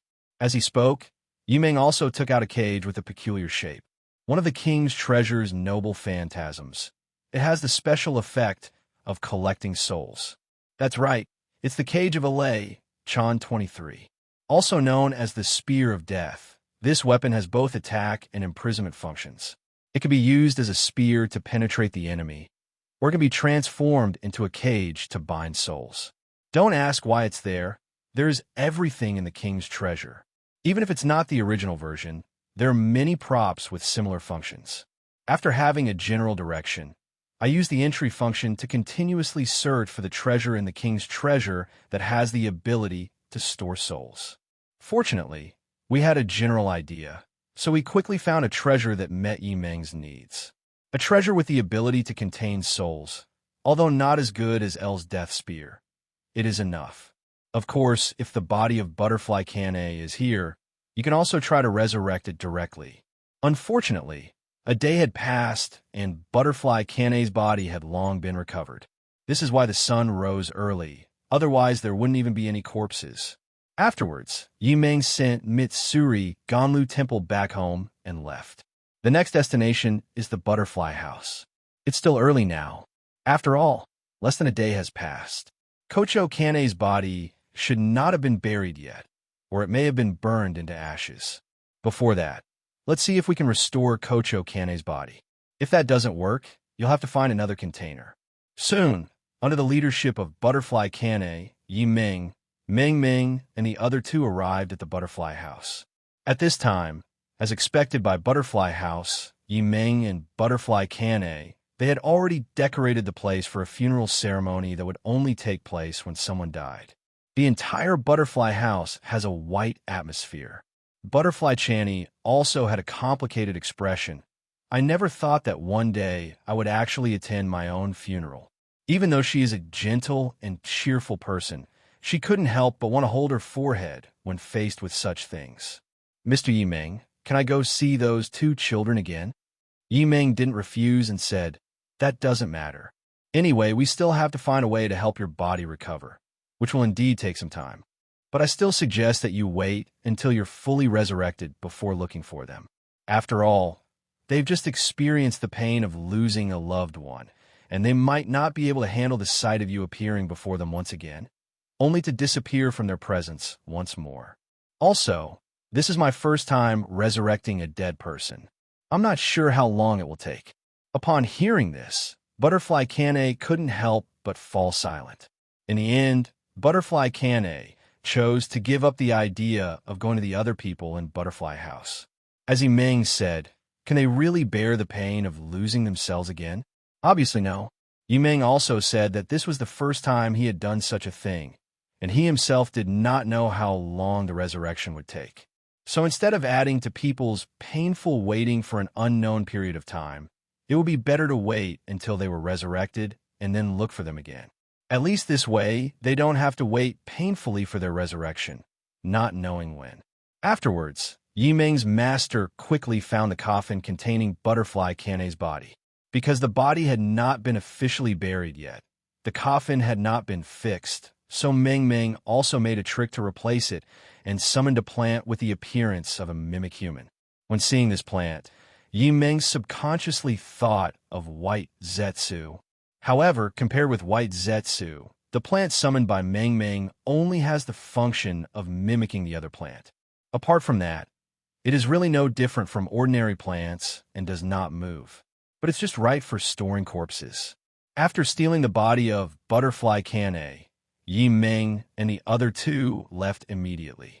Because Meng had used hypnotic powder again before the operation, the entire Butterfly House fell into a deep sleep, so the operation was very smooth. However, because Shinobu Kocho was born in a pharmacist's family, she has a considerable resistance to medicinal powders, so her hypnosis effect is much inferior to others. Therefore, after noticing that everyone in the Butterfly House had fallen asleep, Shinobu Kocho immediately became alert and got up. Obviously, Shinobu Kocho thought that a ghost had attacked the Butterfly House. But after searching for a while, they found that nothing unusual happened here. It can be said that apart from everyone in the butterfly house suddenly falling into a deep sleep, nothing unusual happened. Then, as if a little worried, Shinobu Kocho immediately ran towards the room where her sister Kane Kocho's plant materials were placed. After discovering that there was still no abnormality, I breathed a sigh of relief. However, when Shinobu Kocho saw her sister lying in the coffin, her pupils contracted instantly. Although the person lying in the coffin did look like her sister, she knew at a glance that it was definitely not her sister, Kane Kocho. Because even if her sister died, people could still see the tenderness engraved in her bones. But now, in the coffin, she could hardly feel anything. Besides, apart from anything else, Yashiichi Tsugakuni can enhance his physical fitness by using the breathing of the sun. Although there are cheating reasons involved, Tanjiro Kamado actually needs to bear some pressure before he can use the same breathing method.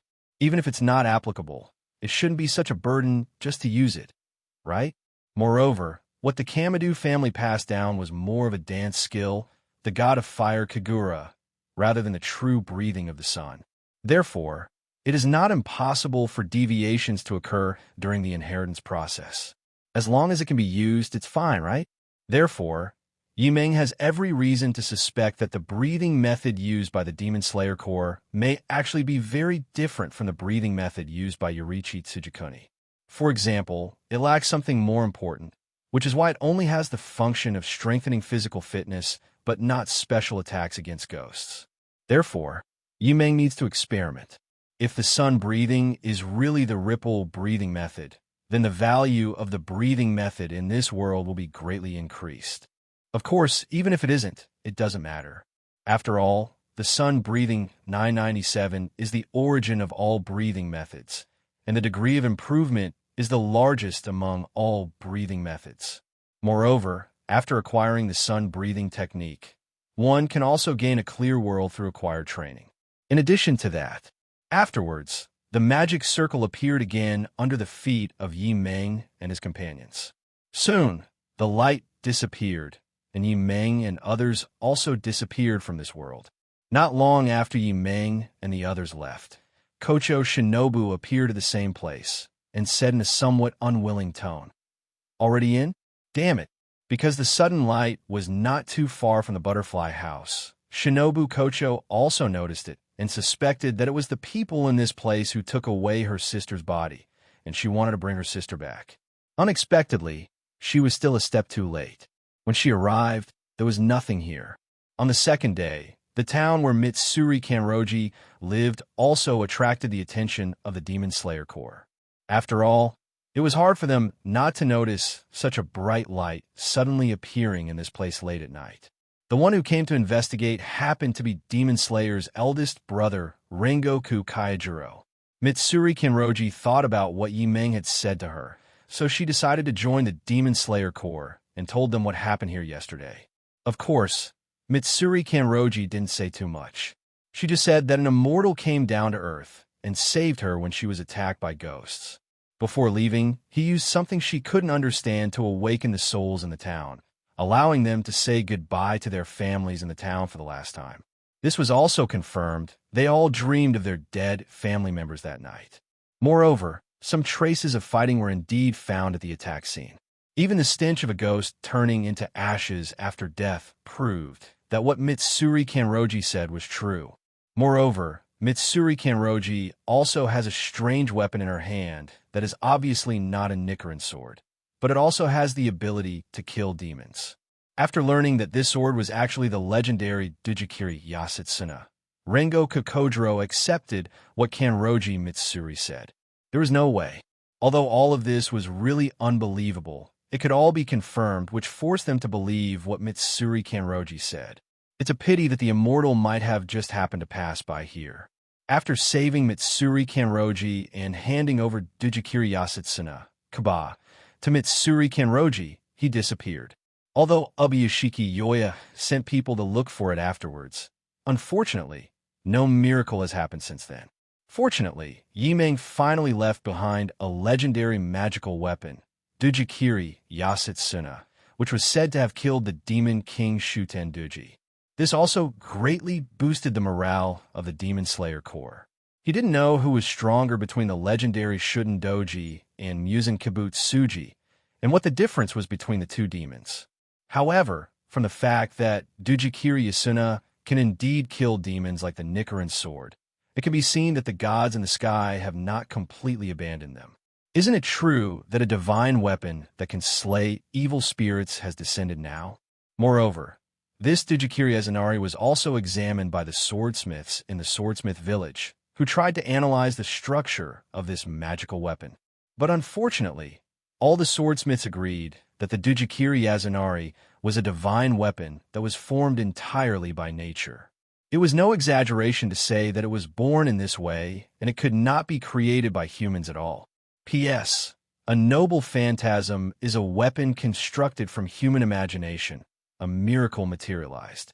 So, it makes no difference to say it's completely natural. However, this also further proves that God really exists and that God has not completely abandoned mankind. This alone is enough to make them very excited. After all, they finally saw the dawn of an end to this endless war with the demons. Moreover, there are at least 2 miracles here in Mitsuri, Ganlu Temple. Let's talk about Kanroji Mitsuri first. Just like the legendary Tsugumi Enishi, she mastered the breathing technique on her own without anyone teaching her. Although it is not Breath of the Sun, it has never appeared before. Not to mention, all the breathing techniques users today have learned from others. It can be said that apart from Yurichi Tsugakuni, Mitsuri Kanroji is the second person in the world who has mastered the breathing method without anyone teaching her. Although Mitsuri of Ganlu Temple explained that this was taught by the immortal, it was actually a good thing for them. This means that God has officially set his sights on this land. As for why Kanroji Mitsuri's breathing method is different from others, it is probably because this breathing method is specially customized for Kanroji Mitsuri's winning streak. They weren't particularly surprised by this. After all, breathing techniques weren't suitable for everyone, otherwise there wouldn't be so many different types. The Demon Slayer Corps also had their own breathing techniques, and only their own breathing techniques were truly suitable for them. It's just that these self-created breathing methods are generally difficult to be passed down. Then came the second miracle. There are plants that can heal injuries and diseases. Well, this was given by Meng Meng. As a strategic necessity, Meng Meng naturally cultivated a lot of these healing plants. In addition, Ganlusi Mitsuri is the person Yi Meng has taken a fancy to. So in order to avoid any sudden accidents to Ganlusi Mitsuri, Meng Meng also gave Ganlusi Mitsuri some plants that can treat injuries and diseases. And most importantly, these plants have the ability to continue to reproduce and grow in other lands.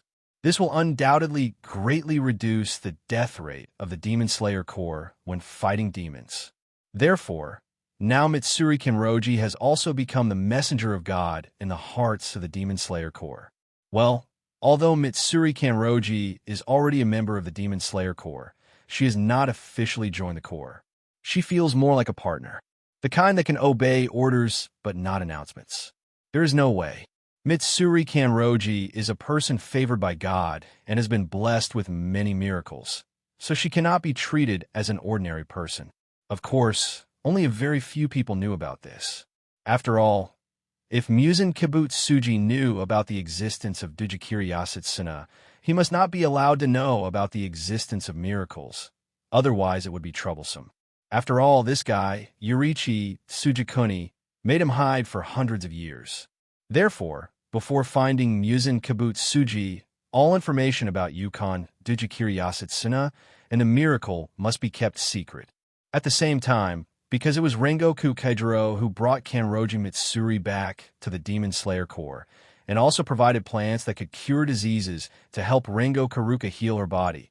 The relationship between Kanroji Mitsuri and the Rengoku family also became very good. In fact, because Mitsuri Kanroji's personality gets along very well with the Rengoku family, and because of the life-saving grace, Mitsuri Kanroji is now almost becoming the Rengoku family's biological daughter, and even Rengoku Kaijiro has to step aside. There was no other way. The help given by Mitsuri Kanroji was like saving their lives and giving them a new life. It was precisely because of Kanroji Mitsuri's help that Rengoku Karuka did not die.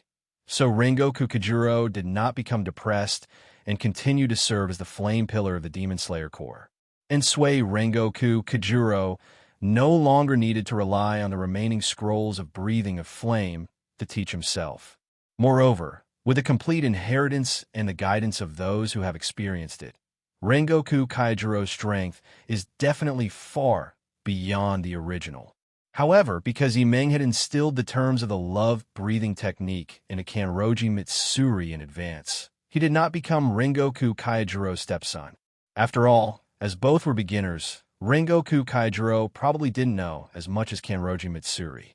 However, although Mitsuri Kanroji mastered the love-breathing technique in advance with the help of Yimeng, she was indeed very lacking in practical experience. Moreover, apart from this, they had no other way to repay him, so Rengoku Makijuro simply helped to train Kanroji Manri's practical combat skills. The original plan was to bring the rest of Mitsuri Kanroji's family over, so that it would be more convenient for them to take care of Mitsuri Kanroji's family and avoid attacks from ghosts. However, Mitsuri Kanroji's father also had his own business, so he had no choice but to give up. However, it also allowed Mitsuri Kanroji's father to plant more wisteria flowers at home and on his property. After all, wisteria flowers are what ghosts hate and fear the most besides the sun. Therefore, as long as there are enough wisteria flowers, even ghosts from the 12 ghost months will not come here for no reason. One day later, Mitsuri Kanroji also met Shinobu Kocho in the butterfly house. Seeing Shinobu Kocho's familiar appearance, Mitsuri Kanroji couldn't help but exclaimed, and Mitsuri Kanroji's exclamation also attracted Shinobu Kocho's attention. At first, Mitsuri Kanroji was reluctant to tell her. After all, Yimeng had said that such a thing that could bring people back to life had to be kept secret, and nothing else mattered. However, the glutton Mitsuri Kanroji was ultimately unable to resist the temptation of Shinobu Kocho's delicious food. In addition, thinking that the other party was Kane Kocho, Shinobu Kocho's sister, and would come back later, she had no choice but to confess honestly. Asterisk, asterisk, asterisk, asterisk. After learning more about the situation, Shinobu Kocho also learned from Mitsuri Kanroji that her sister might still have hope of resurrection. But after being uncertain about the time, Shinobu Kocho became very excited. This also made Shinobu Kocho feel much better about the guilt she felt for the loss of her sister's body, because she could probably guess that her sister's body was probably taken away by that god that day. As for why she didn't come to see her, it was probably because her sister was just a soul left and could no longer meet her. After all, Mitsuri Kanroji said that those souls would see their loved ones for the last time through dreams while they were in a sleeping state. But on that day, everyone fell into a deep sleep, except her. This made Butterfly Shinobu want to slap herself twice. Why did she wake up at that time? As a result, even if her sister wanted to come and see her for the last time, she couldn't see her. Fortunately, Mitsuri Kanroji said that her sister still had hope of resurrection. Otherwise, she would have slapped herself a few times first. Upon learning that her sister had been resurrected, Shinobu Kocho also became gentle. At least it has become much gentler than before. But in the eyes of others, Shinobu Kocho has lived like her sister, which makes people feel distressed. However, compared to the previous irritable boy, the current Shinobu Kocho is obviously more popular with everyone. Especially during the previous period, because her sister's body was lost, Shinobu Kocho's temper became even more volatile than before, making them even think that Shinobu Kocho was going to become the second wind pillar, Musashi Fuzuka. Therefore, although Shinobu Kocho's sudden transformation is a bit surprising, considering that she will not become the second Yuzui Kagawa Shigeru, and has even become gentler, this is obviously good news. After all, one grumpy brother is enough to scare them, but they don't want another grumpy sister. And you have to know that Fuzukawa Saniya is a pillar, and coupled with his hatred for demons, generally speaking, not many people will meet Fuzukawa Saniya. But it's different for Shinobu Kocho. She hasn't become a pillar yet. In addition to being an official member of the Demon Slayer Corps, she is also the owner of the Butterfly House. It can be said that as long as you fight with demons, you will inevitably get injured. And as long as you're injured, sooner or later you will have to go to the Butterfly House for treatment, and sooner or later you will meet Shinobu Kocho. This is something you can avoid no matter what. Therefore, the fact that Shinobu Kocho has become gentler is definitely a great blessing for them. But unfortunately, what they don't know is that there's more than one grumpy old lady in the Butterfly House, Shinobu Kocho. Although she's not as exaggerated as Shinobu Kocho and Fuzikawa Miyabi when she is in a berserk state, she is also someone who is not easy to mess with. The above are some of the changes caused by Yi Meng's arrival and what he did. Transition. Soon, Yi Meng and his companions arrived at a white snow-capped mountain. The sudden drop in temperature made Meng Meng, who was wearing thin clothes, shiver subconsciously. Although Meng Meng was a physical cultivator with a strong level of strength, she shuddered subconsciously when she suddenly went from the hot summer to the cold winter. Not to mention Meng Meng, Yi Meng also felt a little uncomfortable due to the sudden drop in temperature. However, seeing Meng Meng shivering from the cold, Yi Meng took out 10 cotton cloaks for winter from the Lord's treasure without any hesitation and put them on Meng Meng. Feeling the sudden cotton cloak on her body, Meng Meng was stunned for a moment, then smiled and said, "Brother Yi Meng, you are really thoughtful." Yi Meng also touched Meng Meng's little head, smiled and said, "I can't help it. I am a playboy to begin with. I have to pay more attention to the people I like. I can't let you down." Afterwards, Yi Meng also activated his magical perception and began to search for the mission target in this snowy mountain. Soon, Yi Meng found the mission target. On the snow not far away, a little boy was running wildly on the snow with a girl of the same age covered in blood on his back. Moreover, from the perspective that Yi Meng saw, he could even see that the power in the girl's body on his back was changing rapidly at a speed visible to the naked eye, and her aura was becoming less and less like that of a human.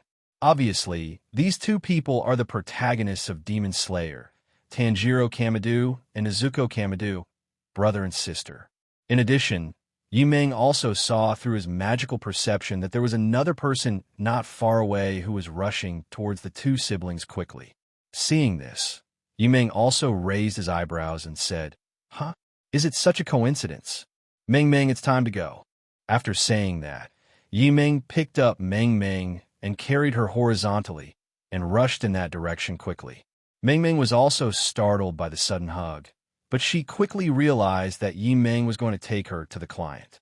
And obviously, there is not enough time. Soon, by concentrating his magic power under his feet and replicating the feeling of treading water with chakra, Yi Meng's steps became more and more steady, and soon he could walk on the snow as if it were flat ground. Speed up and spray. What was once only a fantasy in his mind has now been realized by Yi Meng. As the person held by Yi Meng, Meng Meng can be said to be the one who knows the changes in Yi Meng best. From the beginning, he could only run in the snow. By concentrating magic power on the soles of his feet to create a repulsive force, he could run on the snow as if it were flat ground. Finally, he could even gather magic power on the soles of his feet and explode it to create a jet-like effect. This is telekinesis. Although she already knew that many of Aunt Saifei's abilities were taught by Yi Meng, such as the teleportation technique that Yi Meng was using now. From Yi Meng's performance at the beginning, it's easy to tell that Yi Meng hasn't mastered teleportation yet. And you have to know that even for her, it would take several days to master the initial techniques of trampling or teleportation. Even so, she is still called a top genius. Means of high-speed movement. The one using magic is called telekinesis, and the one using pure physical skills is called shave. Trampling, a general term for climbing trees and treading water, which are exercises to control the energy in the body. But what about Yi Meng? It only took Yi Meng such a short time to learn trampling and teleportation from scratch. Is this true genius? Not long after, Yi Meng brought Meng Meng to the two siblings. However, perhaps because the distance was a bit far, when Yi Meng and Meng Meng arrived, The situation here had developed to the point where Nezuko protected Tanjiro behind her in order to protect him, and she grinned at the man in front of her who hurt her and her brother Tanjiro. It seems I arrived just in time. As he spoke, Yimeng also let Meng Meng go from his body. Noticing someone coming, both Nezuko and Tomioka Ju looked towards Yimeng. Tomioka Ju, who didn't know Yimeng at all, subconsciously became alert. Who are you? Why are you here? Before the other party started talking, he had no idea when the other party appeared. Yimeng also pointed at Nezuko and his sister and said, I'm here to find these two siblings. Hearing this, Tomioka Ju said calmly, You're too late. She's already turned into a ghost. If you don't want to become her food, you'd better leave now. Although Tomioka Ju had seen that the girl would subconsciously protect the boy even after turning into a ghost, he could not guarantee that the ghost girl would not harm anyone other than her family. Yimeng also smiled and said, That's why I came here. Tomioka Ju was about to say something when Chung Duzi, as if sensing a very tempting aroma, pounced directly towards Yimeng. Seeing this scene, Tomioka Ju's expression suddenly changed. After all, it still doesn't work? Ju Tomioka was actually mentally prepared for this sudden scene. After all, he had seen many people say the same thing. He-she is different. He-she won't eat people. But the fact is, these ghosts may be able to barely resist the urge to eat people now. But once they become hungry, they will mercilessly kill and eat even their own parents, brothers, and sisters. He had seen such scenes too many times. But this time, he finally saw something different in this sister. You know, when people turn into cannibal ghosts, they also need to consume a lot of physical energy. So basically, people who have just turned into ghosts will directly enter a state of hunger. Not to mention that this sister has suffered serious injuries. In this case, she should be eager to get human flesh and blood. However, faced with a man who was completely unconscious, the sister not only did not act as if she wanted to eat her brother, but instead threatened him in a protective posture. So for the first time, Ju Tomioka saw something different in this brother and sister. But seeing this sister attacking others again, Tomioka Ju finally understood that this sister might be able to resist the urge to eat her brother, but that doesn't mean she can resist eating other people. All I can say is that although there are changes, they are not many.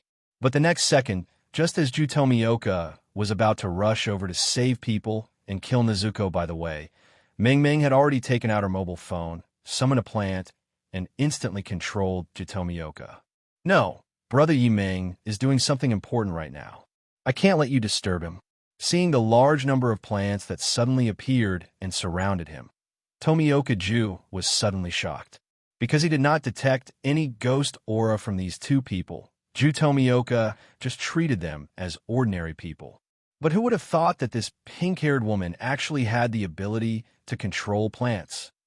Moreover, these plants are very strong, making Tomioka Ju's attacks almost completely ineffective. This isn't vampire magic. You should know that the principle of blood demon art is to consume the blood in the demon's body, so it can also be restrained by the sunblade. Therefore, even when facing those stronger ghosts, the sword will at most be as hard as their necks and difficult to cut, but there is no situation where it cannot be cut at all. It can even be said that the standard of strength for a demon slayer swordsman is to be able to cut through boulders. But what about this girl with pink hair? The plants she summoned were actually harder than steel. Moreover, the growth speed of these plants was also astonishingly fast. In almost the blink of an eye, he didn't even have time to chop them a second time before these plants had completely controlled him. What made Tomioka Ju even more unbelievable was that Nezuko, who had originally attacked Yimeng and made him think that the ghost would eventually eat people, was now curled up in Yimeng's arms like a kitten. Well, it has become smaller. The small and cute kind. Yimeng was also stroking Nezuko's little head while activating the power of ether to help Nezuko speed up the integration of the power in her body. According to Yimeng's method of using magic to see inside, Yimeng did sense two different auras in Nezuko's body. One is the same as Tanjiro's people in the ghost dance circle. Moreover, these two forces are constantly merging and changing. But strangely, Yimeng did not sense the third energy representing the blue spider lily in Nezuko's body, as the readers of the previous life had guessed. Did I guess wrong? No. There's something wrong with the human blood in Nezuko's body. At least it's a little different from ordinary people. Afterwards, Yimeng also walked over to Tanjiro, holding Nezuko, and checked on him. Then he walked over to the bound Tomioka-ju and said, "Lend me your body." After saying that, without waiting for Ju Tomioka to give a reply, Yimeng had already started to examine Ju Tomioka's body. You're quite polite. You even talked to him before you did anything. But in fact, he had no ability to refuse. However, seeing that Nezuko did not attack Yimeng in the end, Tomioka-ju felt a little relieved. At least his judgment was not wrong. After examining Ju Tomioka's physical condition, Yimeng finally got the answer he wanted. The physiques of the Kamadu siblings are indeed somewhat different from those of other humans in this world. However, it is not yet certain whether it is Tomioka 443-ju's physique that is different from ordinary people, or the physique of the Kamadu siblings that is different from ordinary people. However, it is more likely that the Kamadu siblings have a different physique from ordinary people. After all, Yimeng discovered that the body temperature of the Kamadu siblings seemed a little higher than that of Tomioka-ju. It's okay for Tanjiro, but it's a bit strange that Nezuko, who has turned into a demon, also has this temperature. In other words, the physique of the Kamadu family is indeed a little special compared to ordinary people. In other words, the energy of the blue-red spider lily, representing the sun that Yimeng did not find, has most likely been completely integrated into the bloodline of the 10 Kamadu families. As for why only Nezuko turned into a ghost, but everyone else died? Please, this special feature only makes the Kamadu family resistant to turning into demons, allowing them to not completely turn into demons, and even have the possibility of turning back again, but it does not mean that they are immune to death. Seeing Yimeng stop, Meng couldn't help but ask curiously, "Brother Yimeng, how is it? Can you change back?" Meng already knew that Yimeng's mission this time was to help Nezuko, who had turned into a ghost, transform back into a human. This is already a change in species. Being able to change from the first to the second is already strange enough, but wanting to change back from the second to the second is almost impossible. After all, you can't turn burned kerosene back into unburned kerosene. Yimeng also said, "Okay, really? Can Nezuko really turn back into a human again?" The sudden noise startled Yimeng and Meng. They saw that Tanjiro, who was unconscious on the ground, suddenly woke up at some point. He was looking at Yimeng excitedly as he held Nezuko, who had somehow become the size of a baby, in his arms. Seeing Tanjiro wake up, Yimeng also smiled and said, "Thanks to the special nature of your family, Nezuko, who inherited your family's bloodline, has the possibility of turning back into a human. It may take a long time, at least 3 or 4 years." Hearing Yimeng say that Nezuko, who had turned into a ghost, could actually turn back into a human being, Tomioka-ju was undoubtedly the most unbelievable. Can a person who has become a ghost really turn back into a human again? Special features? What is so special about the blood of this brother and sister that allows them to turn back into humans even after becoming ghosts? Even so, there is no doubt about it. Those who have become ghosts need to eat human flesh and blood to survive. Otherwise, they will instinctively attack humans out of hunger. Besides, ghosts can only eat humans. Only human flesh and blood can provide ghosts with the energy they need to survive. By then, since she'd already eaten humans, what would be the point of her turning back into a human again? It's still a monster that once ate humans. After hearing what Tomioka-ju said, Tanjiro, who was originally excited that Nezuko could turn back into a human, suddenly froze his smile. Yes, it is indeed good news that you can turn back into a human being, but it takes too long to transform back into a human. During this period, how could he guarantee that Nezuko would never eat people for such a long time? If I just drink blood, is that okay? My blood. Tomioka-ju, do you think this is any different from eating a human? And I can tell you with absolute certainty that even if she can resist eating humans now, once you really let her drink your blood, she will become even more eager for human flesh and blood. Tanjiro was completely desperate after hearing this. Is it really true that there is no solution at all? However, Yimeng said angrily, "Can you please stop talking?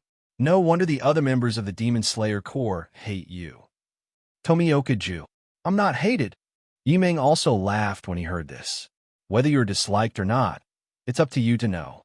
Afterwards, Yimeng also said to Tanjiro, "Don't worry, I am here to help you. I have a solution to the situation you described, and I can even help your sister speed up the process. But if I do that, she'll have to stay by my side until she's fully transformed back into a human. It'll only take a few months, and if we can find other materials to help, we can even speed up the process." Hearing Yimeng's words, Tanjiro, who had been disheartened, once again rekindled his hope and said excitedly, "Really? Is it really possible?" Yimeng also nodded and said, "Well, and you don't have to worry about me feeling bad about your sister or anything like that. You can come with us." Tanjiro, who was originally a little conflicted because he thought Yimeng was going to take away his last family member, did not hesitate any more after learning that he could leave with Yimeng, and directly agreed to Yimeng's proposal. Yimeng then said, "Okay, go back home first. Your family may still be saved." Hearing that his family could still be saved, Tanjiro, who was already very happy because his last family member could be transformed into human again, became excited again. "Really? Really? Can my brother, sister, and aunt really be saved?" But, Yimeng also smiled and said, "I don't use normal means to treat them. As long as it doesn't take more than a day, I still have a way to revive them. Okay, lead the way first. You'll know whether it works or not when the time comes, and you see it with your own eyes." Upon hearing this, Tanjiro didn't waste any more time and took Yimeng and Meng Meng directly to the Kamadu family. Tomioka-ju, still bound by the plants. "Have you forgotten me?" Fortunately, the plants summoned by Meng Meng using the space phone will be automatically summoned back to the space phone after they are away from Meng Meng by a certain distance. So, Tomioka-ju was quickly relieved. After a little hesitation, Tomioka-ju decided to go and see it with his own eyes.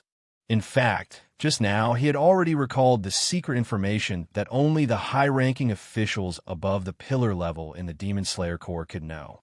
God once came to this world, and 2 years ago, he bestowed 3 gifts on Mitsuri Kanroji, the love pillar of the Demon Slayer Corps. It is extremely suitable for Mitsuri Kanroji's own breathing method and sword shape, and a sword that once killed the real demon King Shutenduji, and even the swordsmiths unanimously believe that it is a natural demon-killing weapon, Dojikiri Yasutsuna, as well as a special plant that has the ability to heal injuries and diseases and can be cultivated in large quantities. At first, Tomioka thought that the plants with special healing powers were developed by Butterfly House itself, but he didn't expect that they were actually gifts from God. It's a pity that this thing is only effective for diseases and injuries, and has no effect on the curse of the birthing house family. According to Mitsuri Kanroji's description, the people who gave her these things were a man and a woman. The man is 190 centimeters tall, has short gray hair, and has a reader-level appearance. The woman is about the same height as Shinobu Kocho, has bright cherry pink hair, and a long black tail with a heart-shaped end behind her. And this woman has the ability to communicate with plants and even control them. Of course, this introduction initially made Fushigawa Minoru think that what Kanroji Mitsuri introduced was not a human being, but a ghost. There's no way around it. Having a tail and being able to control plants are simply not characteristics that humans should have. But when Mitsuri Kanroji said that those plants that could heal injuries and diseases were provided by Meng Meng, he immediately shut up. There was no way. He had personally experienced and examined them. Although those plants were indeed a little strange, they were indeed not harmful to humans. In fact, many of his injuries were even cured by these plants. So he couldn't do something like 853, where he picked up the bowl to eat and then put it down to curse. So, after recalling this incident, Tomioka-ju, who had long guessed that these 2 people were the legendary gods, decided to go and take a look. Maybe the other party can really turn people who have turned into ghosts back into ghosts, or even bring humans back to life. After all, According to Mitsuri Kanroji, that man could even allow the dead souls to meet their loved ones again. If this was true, he would pray to Yimeng to give him a chance to talk to his dead companions, no matter what he wanted to do. Yimeng and his companions also came to the Kamadu family under the leadership of Tanjiro. After arriving here, Yimeng and Meng Meng began to divide the work and cooperate with each other. Just like resurrecting the butterfly chain, Yimeng is responsible for summoning the soul, and Meng Meng is responsible for repairing the body. However, Butterfly Kane is still in the process of merging, and it will take some time, so she is lying quietly in Yimeng's dimensional space. In addition to the fact that Butterfly Fragrance, CDDF, Nay's soul was re-merging with her body, it was also because another thing was merging. The advance reward from the rescue mission of Butterfly Kane is drawn from the random S-level lottery of the East and West worlds. Extreme Wandering Warriors Template, a byproduct of a failed experiment. Some of the transferred energy from the experiment flowed into the arms of several children, giving them exceptionally powerful strength. A small number of girls even unleashed astonishing potential, mastering this transferred energy and transforming it into unique internal energy. P.S. The power of male and female Go swords is not the same. The ghost hand power used by male Go swords comes from the Curse of Kazan, while the female Go sword basically uses the power of transfer. The so-called power of transfer is related to the demon world. To put it simply, the Empire built a huge magnet to attract creatures from the demon world, but the magnet malfunctioned and broke down. The broken magnet then turned everyone nearby into small magnets, charged with magnets. But many people couldn't withstand the power of the small magnets and died. However, there were still some little girls who could withstand the power of the magnet and became female ghost swords. These female ghost swords then used the magnetic force of the magnet to attract various objects to fight for themselves. For example, the sword sect uses the power of magnets to absorb elements and control time. The sword demon uses the power of magnets to make the demon live in the sword. The swordsman uses the power of magnets to surround the air. The Dark Emperor used the power of magnets to contact the ancient evil god. Yimeng was actually quite surprised that he was able to draw this thing. Moreover, after Yimeng drew the first template reward, he also activated a new system function. Character Template. This template can be used by yourself or others. After obtaining these templates, these people can acquire the abilities of these character templates through continuous learning and training, just like some fan fiction. Moreover, if this person has established a deeply binding contractual relationship with Yimeng, then when the other party obtains these templates, the progress of the other party's cultivation will be synchronized with Yimeng. It is equivalent to Yimeng being able to directly share the other party's cultivation results. Therefore, Yimeng also signed a partnership contract with Butterfly Kane and gave the template to Butterfly Kane. Knowing that she could not escape and not wanting to escape, Butterfly Kane also chose to accept Yimeng's gift. Moreover, the S-level character template also allows Kocho Kane to automatically advance to the third awakening, Extreme Accomplishment, Wandering Warrior of the Extreme Accomplishment level as long as her strength reaches a certain level.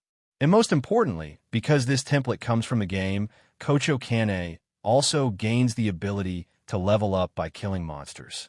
Should we say it's worthy of being an S-class template? And as Yimeng resurrects the Kamadu family and Kane Kocho, the number of commissions Yimeng has completed has finally reached 10. He can now upgrade the system, upgrade a system template function, or choose a new system template. And there is no doubt that you must choose a team template. In this way, not only can the girls get commission rewards when they complete commission tasks with you, but the tasks completed and units killed by the girls in your team can also be shared with data, thereby triggering entry rewards. Combined with Kocho Kane's ability to kill monsters and level up, Yimeng can also get a large number of entries by killing ghosts. Tanjiro, on his side, looked at the souls of his family members that were summoned by Yimeng and appeared before him, and then looked at the corpses on the ground that were being repaired by Meng Meng. His face was full of astonishment. However, This method goes against the reversal of yin and yang, so it can only be used once in a person's lifetime, and the duration of death cannot exceed 1 day. You are very lucky. You died not long ago, and your body is still intact, so there's a possibility of resurrection. After listening to Yimeng's words, Tanjiro and the Kamadu family also bowed to Yimeng to express their gratitude. Aoi Kamadu, whom Tanjiro called Little Ant, also said to Yimeng with gratitude, "Thank you so much. If it weren't for you, Master Immortal, I'm afraid we would all have died here." As for the person in front of her who could bring the dead back to life, Kamadu Aoi did not hesitate to regard him as a god. There was no way. This method was obviously not something that ordinary people could do. So in Kamadu Aoi's view, Yimeng could only be a legendary immortal god. Yimeng was quite surprised by the change in Kamadu Aoi's identity. Unexpectedly, she turned into Kamadu, Tanjiro's sister, and took care of Tanjiro's family in place of herself and her sister-in-law who died of illness. It can be said that even if Kamadu Aoi is not their biological mother, she is no different from her biological mother. But it's better this way. This way it will be more convenient for Yimeng. Oh no, to take care of their whole family. Originally, Yimeng was thinking of sending the Kamadu family directly to the Rengoku family as a reward for letting Kanroji Mitsuri save Rengoku Ruka. But now, Yimeng suddenly felt that since Nezuko was the woman he had reserved for her, he should also take care of Nezuko's family. Yimeng's conjoined partner agreed with this. At this moment, Meng Meng suddenly came over and said, "Brother Yimeng, there's something wrong with their bodies. I'll suspend a repair for now." Hearing Meng Meng's words, Yimeng also asked in confusion, "Did something happen?" As he spoke, Yimeng also walked towards the bodies of those people. When the others heard this, they also became nervous. Meng Meng also explained, "They have strange blood in their bodies. When I repair their bodies, this blood will be integrated into their bodies, and then they will develop into Nezuko's situation. That is, they will become ghosts. Should I continue to repair them and then use the same method as Nezuko to turn them back into humans, or?" Yimeng also said, "No, their bodies have not yet merged with the ghost blood. I can separate them directly." After saying that, Yimeng also activated the separation magic and began to separate the ghost blood that was obviously deliberately left in their bodies. Soon, the ghost blood in their bodies was completely separated by Yimeng. Looking at the blood that was extracted and exuded an aura of brutality and evil, the people waiting for resurrection breathed a sigh of relief. Is this the thing that turned Nezuko into a ghost? It's really a very evil thing. Fortunately, Yimeng has the means to turn Nezuko back into a human being, otherwise they would not know how to face Nezuko. Afterwards, Yimeng used additional magic again to send these people back to their respective bodies. However, looking at the people who still hadn't woken up, Tanjiro couldn't help but worry again. Why? Why hasn't everyone woken up yet? Yimeng knocked on Tanjiro's forehead in annoyance and said, "What are you thinking about? Even if you are sick, you need to rest for a while before you can recover, let alone bring someone back to life. Although this is their own body, it's been out of their body for a while, so it will take some time to adjust. About half a day should be enough. Of course, if you wanted to wake up now, that's fine, but if they lose control of their bodies and lose consciousness, I won't be responsible." After hearing Yimeng's words, Tanjiro, who was originally a little anxious, stopped saying anything. Requesting flowers. Yimeng then said, "By the way, have you ever seen a green plant? It would be best if it resembled a flower." Tanjiro thought about it after hearing this, then nodded and said, "Well, I've seen the kind of blue flowers that you, Brother Yimeng, mentioned in my family's ancestral grave. But that blue flower seems to only appear during the day, and my father once said that it only blooms in the summer at noon. Brother Yimeng, do you need this flower?" Yimeng also nodded and said, "Yes, and I can tell you very clearly that this flower can speed up your sister's transformation back into a human. 0. If the number is large enough, and combined with my method, it should be able to return to normal in about a month or 2. When Tanjiro heard that this flower could actually help his sister turn back into a human faster, he was instantly excited. But after the excitement comes frustration, because he just said that this green flower will only bloom in summer, but the problem is that it is winter now. In other words, he had completely missed it. If I had known that thing was so important, I would have collected it earlier. However, it is impossible to collect them because the flower's lifespan is too short. It will only last for a few hours before it completely withers. Thinking of this, Zhilong couldn't help but feel depressed again. I'll pay attention to the time and go there to take a look later. There was no way around it. This thing was related to whether his sister could transform back into a human being faster. Although Yimeng also said that even if nothing was done, Nezuko would only need about 3 years to turn back into a human being. 3 years is still too long after all. No one knows what accidents may happen during this period. So naturally, the sooner you transform back into a human, the better. It's a pity that we have missed the time to collect important medicinal materials. Otherwise, the time can be shortened to 1 or 2 months. Afterwards, Yimeng also asked, "What are your plans next? Don't you want to avenge your family?" Hearing Yimeng's words, Tanjiro instantly became furious. After being reminded by Yimeng, Tanjiro suddenly remembered that if Yimeng had not appeared in time, his family would have been destroyed. I will never let go of that damn guy who killed my family. At this moment, Tomioka Ju, who had been here since some time, suddenly said, "If you want to avenge your family, then I suggest you join the Demon Slayer Corps. The Demon Slayer Corps can give you the power of revenge."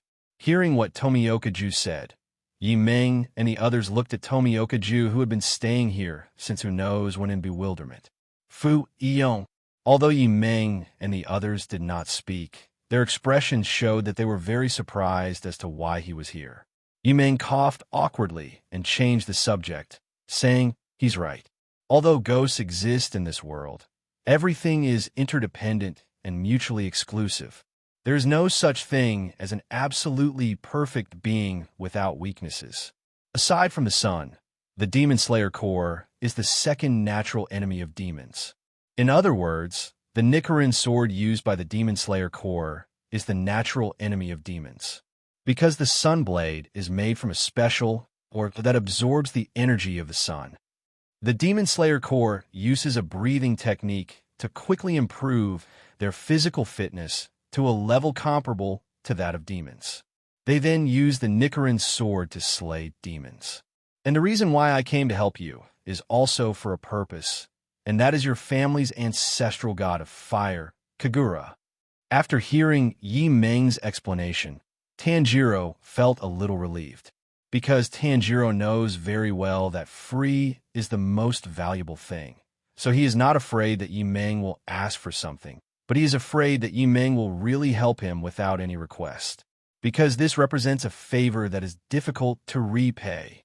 You will never know what price you will have to pay in the future to repay the other party's kindness.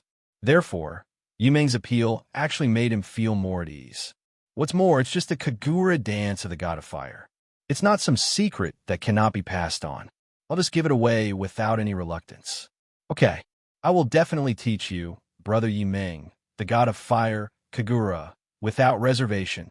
Yimeng also smiled and said, "No need, I already got it from your father." Hearing Yimeng's words, Tanjiro was stunned for a moment, then smiled with relief. Tanjiro was not surprised by Yimeng's answer. After all, Yimeng has the ability to resurrect the souls of the dead, and Yimeng's sudden appearance here is a very strange thing. But if this was arranged in advance by their father, Tanjiro Kamado, then everything makes sense. Yimeng then said, "In addition, the fire god Kagura, also known as the sun breathing method, is the origin of all breathing methods. Even the 5 basic breathing methods used by the Demon Slayer Corps today are derived from the sun breathing method. After Tsumi Yashichi's death, the demon king Muzan Kabutsuji specifically sought out and killed all those associated with the breathing of the sun, as well as all records of them. It can be said that your Kamado family is quite lucky to have survived until now." Upon hearing the news, Tomioka, who was hearing about such a thing for the first time, found it hard to believe. Is it true that the legendary demon king, Musin Kibu, is so afraid of the breathing of the sun? He even went so far as to massacre and erase all people and records related to breathing of the sun. What is even more unexpected is that even though Musin Kibutsuji did this, the legacy of breathing of the sun was still preserved. No wonder Musin Kibutsuji came here specifically. Although there's a possibility that Musin Kibutsuji might have just happened to pass by here, I personally prefer to think that Musin Kibutsuji came here with a purpose. Of course, the reason why the sun breathing technique was lost and discontinued, besides being specifically cleaned up by Musin Kibutsuji, the most important reason is the difficulty of learning it. The difficulty of learning sun breathing is extremely high, and its power is also extremely overwhelming. It is not something that ordinary people can withstand. Otherwise, there would not be the 5 basic breathing techniques. In your Kamadu family, your ancestor was a good friend of Yorichi Tsudakoni, who was a user of the sun breathing technique, and he passed down the sun breathing technique in the form of the Kagura dance dedicated to the god of fire. As the fire god Kagura dance has been passed down through generations of your Kamadu family, and as they've made their living selling charcoal, this interplay of generations and living conditions has allowed your family's physique to continuously improve towards the conditions necessary to use the sun breathing technique. This can also be considered one of the main reasons why Inai Shigeko was able to independently reincarnate as a human. Besides that, there's the blue flower I told you about before. It's called the blue bana. It's made of the same material as the sunblade. They're both special plants that grow by absorbing the power of the sun. It can be said that if any of the above 3 conditions is missing, Nezuko will have no chance of turning back into a human again. But at the same time, it is also the most suitable physique to become a ghost, or in other words, it can become the best physique for a ghost without any weaknesses. After listening to Yi Ming's introduction, Tanjiro also realized that their Kamadu family had such a powerful background. So, if you want revenge, then starting today, you must practice your family's fire god Kagura dance well. Tanjiro nodded and said, I understand. I will definitely work hard to practice the fire god Kagura dance and avenge my family. Although his family was rescued in time by Yi Ming, Tanjiro didn't intend to let that guy go so easily. After all, after Yi Ming introduced the true background of the Kamadu family, Injiro also knew the mission of the Hatadu family. Not to mention, his family was almost destroyed by that guy, so he would not let him go so easily. What's more, Tomioka-ju also said that as long as that guy still exists, there will always be innocent people killed by demons in this world. So whether it's for himself, to avenge his family, or to bring peace to the world, he has to shoulder this responsibility. Moreover, he doesn't want his future children to suffer the same fate as himself. This time he was lucky to have met Yi Ming, but what about his descendants? Can I still be so lucky to get help from Yi Ming? That's too greedy. That's not his character. So he decided to put an end to this tragedy completely in this generation. Seeing the determination revealed in Tanjiro's eyes, Yi Ming nodded with satisfaction. Very good eyes. Then you can learn from me from now on. I will also teach you the true breathing of the sun. After hearing Yi Ming's words, Zhilong couldn't help but be stunned. The real breathing of the sun? Isn't it the fire god Kagura dance? Didn't we say before that fire god Kagura dance is the breathing of the sun? Why are you telling him now that you want to teach him the true sun breathing technique? Yi Ming said angrily, What are you thinking? So many powerful swordsmen back then couldn't withstand the power of the sun breathing technique. Do you think your ancestors were so powerful that they could learn and pass down the old breathing technique completely? It's good enough that you can preserve the breathing method in sword form, but you still want to preserve them completely. What are you thinking? Listening to Yi Ming's complaints, Tanjiro scratched his head a little embarrassedly. What Yi Ming said was true. If the sun breathing method was really that easy to learn, then no one would have been able to learn it back then, forcing Yorichi Tsujikoni to find ways to reduce the difficulty of learning the breathing method which would have led to the 5 basic breathing methods today. And these flesh-eating ghosts would not exist until now, and he would not have almost lost his family because of this. As for how Yi Ming will teach Tanjiro the true sun breathing, by resurrecting the Kamadu family, Yi Ming also obtained the god of fire Kagura. Fire god Kagura / sun breathing bee. By inhaling oxygen into the body, it strengthens the heart and lungs, increasing the body's physical fitness to the limits of the human body. Furthermore, because sun breathing is a breathing technique created by Yoriichi Tsugakuni that mimics the energy of the sun, it emits the same energy during combat, having a devastating effect on demons, rendering any damage inflicted irreparable. At the same time, energy can also be directly attached to the blade, forming a burning crimson blade, Hidao. After piercing the ghost's body, it will destroy the ghost's internal organs, making the ghost feel as if its internal organs are burned by a blazing flame, causing the ghost's body to gradually collapse and unable to regenerate. P.S. The sun blade itself has the ability to activate the red blade. The only difference is that the sun breathing can maintain the red blade state for a long time, while other methods can only last for a short time. Afterwards, Yi Ming also tried to upgrade the sun's breathing by consuming those entries that were almost unused. When Yi Ming upgraded the sun breathing technique's attribute to A level, its attribute also changed. Ripple breathing method. Through special breathing patterns, blood circulation is controlled, thereby interfering with the entire body, thereby generating life energy from within. The ordinary human body can generate enormous power in an instant and can also achieve various different effects through subtle control. The ripple breathing method can strengthen the body of practitioners and resist aging in different ways. At the same time, the ripples have the same effect as sunlight and can cause damage to the immortal bodies of vampires and ghosts that are afraid of sunlight without causing any damage. P.S. The stronger the body, the more powerful the ripples will be. It is hard to say which one is stronger between sun breathing and ripple breathing. After all, both of them imitate the energy of the sun to cause irreparable damage to dark creatures.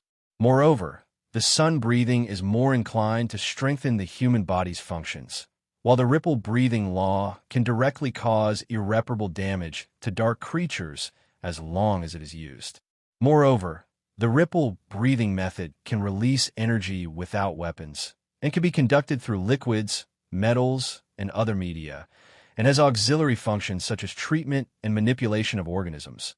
The sun breathing method requires the use of the sun blade to perform sword skills. The ripple breathing technique requires the user to regulate their breathing.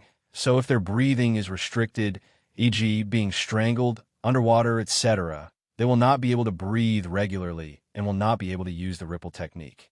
But no matter what, the ripple breathing method is definitely stronger than the 5 basic breathing methods. My personal understanding of these 2 breathing methods is that the sun breathing method represents the physical body, while the ripple breathing method represents the spirit.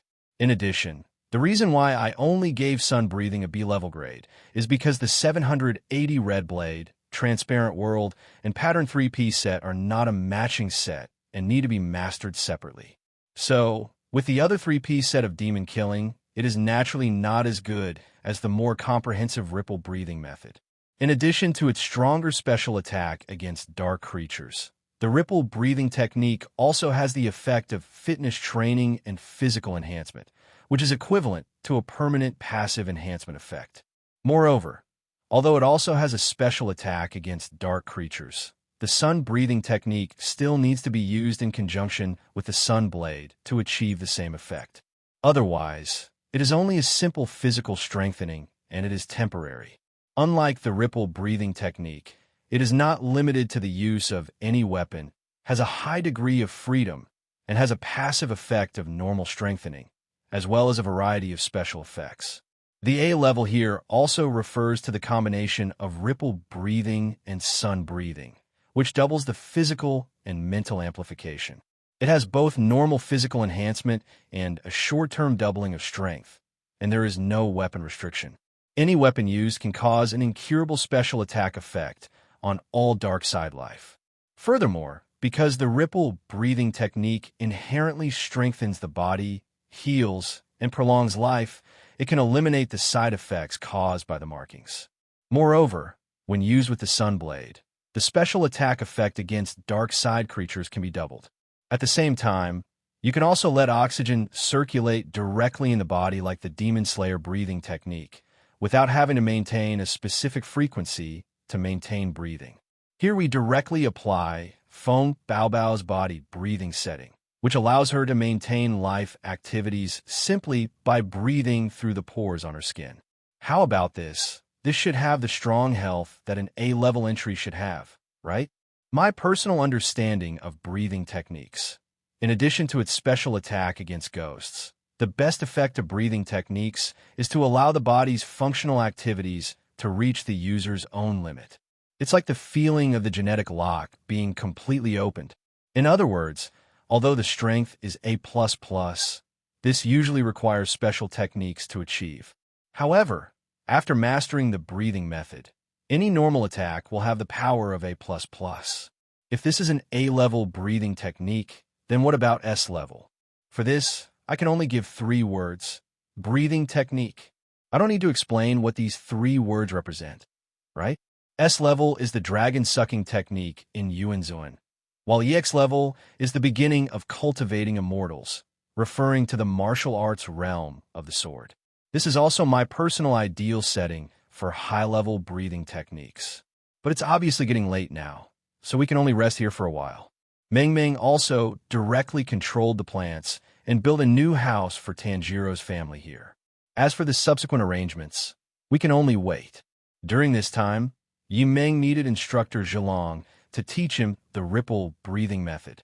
The authentic breathing of the sun is not something that ordinary people can use. This can be seen from the fact that the pillar-level swordsmen of the Demon Slayer Corps in ancient times were unable to learn it. The ripple breathing method does not have such outrageous usage requirements. Besides, this is also considered a dowry, so you have to give something good, right?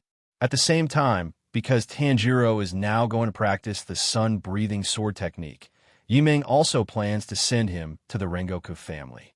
There's no way around it. After all, the breathing of flame is the only one of the 5 basic breathing techniques that's closest to the breathing of the sun. So even if Rengoku Makijiro doesn't know how to use the sun breathing, it is completely sufficient for him to guide Tanjiro, a newbie who has just started in actual combat. As for Yuro Kadaki Sakanji, come on, you're a user of the sun breathing technique, a person of the fire attribute, and you're trying to learn the power of the water attribute. Doesn't that seem wrong no matter how you look at it? This is just an ordinary martial art. The attributes only represent the characteristics during combat, not the real attribute power. Otherwise, if this really was some magical world with some attributes, you would explode in a minute due to the conflict between water and fire. Not to mention, the Kamadu family has been playing with fire for thousands of years, and you just want to play with water. Of course, the original story was also because there was really no other way, because the person who introduced Tanji and Lang Lang to the world was a water player.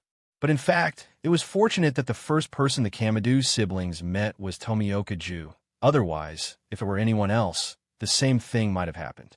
After all, the attitudes of the pillars could be seen at the pillar-level meeting regarding Mizuko.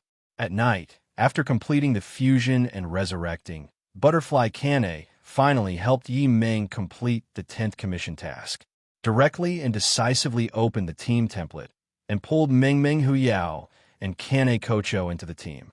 Today's reward settlement. System upgrade rewards. 1. Equipment item limit +1, current item limit. 6. 2. Random entrustment from all realms. The number of entrustments per week +1, current entrustment quota per time. 2. Open the team template. Team template. You can team up with others to complete Wanjia commissions, but the mission reward level will be divided equally among the number of people, and you can only receive 2. Mission level random reward, *1. In addition, the commissions completed and units killed by team members will also increase the host data record. Initial team members. 4, including the protagonist. mainly because there are too many people. It is difficult to write in the early stage. Team template upgrade. 1. Each upgrade increases the maximum number of team members by 1. Current maximum number of team members, 4. 2. Increase the fixed minimum guaranteed reward level. Current minimum guaranteed level, D. System upgrade reward 2. Random draw from all worlds *1. Commission, save butterfly can A, completed. As the difficulty of the mission increases, the mission reward is automatically upgraded to S level. Selected client talent. Battle continuation B, immortality S. The ability to survive as long as one is not fatally wounded. Even with near-fatal injuries, one can still move and fight. After all, being able to fight upper rank 2 Doma until Dawn shows that his ability to sustain combat is quite good. Immortal body S. Effect 1. Immortality. As long as there is magic power in the body, even if the person is seriously injured or even fatally injured, he will not die. Effect 2. Rapid regeneration. Rapidly repairs physical damage by consuming mana. This is especially effective when used with healing magic. Increases self-healing by 1000%. Tensiga S. Also known as the Sword of the Underworld, it connects this world with the other world, killing monsters that do not belong to this world. It can also be used to send things from this world to the other world. Ability 1. Blade of the Otherworld. Can revive the dead by slaying the messenger of the underworld. Each person can only revive once. If activated with true compassion, good king, good, a single swing of the sword can save hundreds of lives. At the same time, it can cause irreparable damage to creatures and souls with immortality. Ability 2. Barrier. The blade automatically creates a defensive barrier for its owner. In times of crisis, the blade activates with its own will. Ability 3. Blue Dragon Break. Condenses the power in the body into a dragon shape to attack the target. Is Sesshomaru's own skill, but because the entry level is S level, it is automatically recorded. How to use this skill? Ability 4. Dark Moon Break. The sword energy slashed out has the ability to cut through space and send the enemy's body directly to the underworld. The power is based on the shape of the moon. The closer to a full moon it is, the stronger the power. The final form of Mido Zengetsua, Slashing Mido, transforms the full moon Mido into multiple crescent-shaped blades to kill enemies. Random Client Talent 2. Flower Breathing BS. The sword technique is flexible, agile, elegant, and light, and is good at continuous rapid slashing. Every time it is performed, it is like petals flying, which is both elegant and deadly. S level. 1. When using the sword skill of Flower Breathing, the sword energy swung out will transform into a large number of beautiful petals. But in fact, each petal is condensed by sharp sword energy and has 1/10 of the power of the sword skill. 2.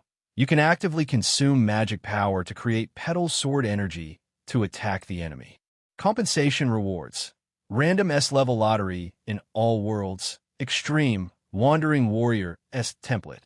Looking at his reward calculation today, Yiming couldn't help but feel a little emotional. In addition to the rewards for the system upgrade, there are a total of 5 rewards today. Natural Fong and Immortality are definitely required.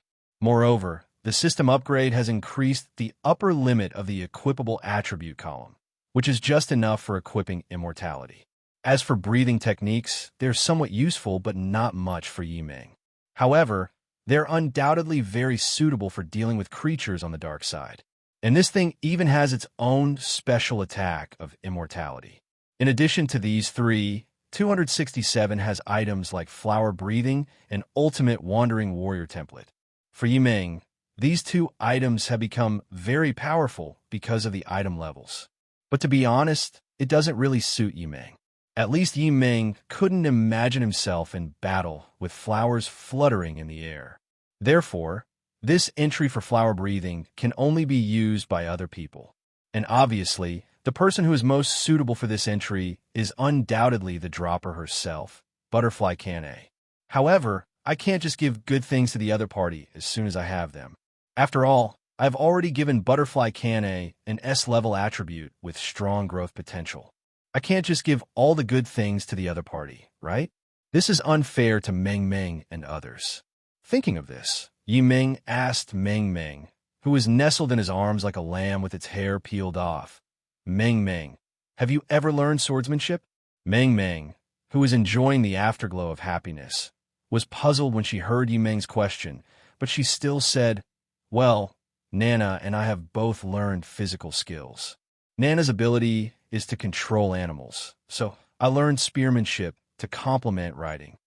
As for me, I specialize in swordsmanship. Although I can already transform every blade of grass into a sword, I still have a long way to go before I can control plants to launch sword attacks.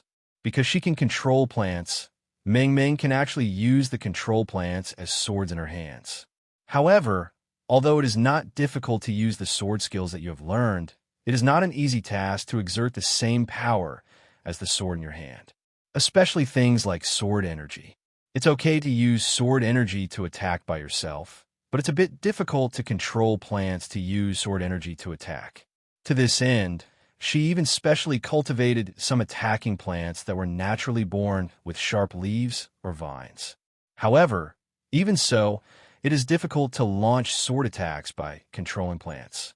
Perhaps only when she comprehends the legendary sword intent will she be able to release sword energy attacks by controlling plants.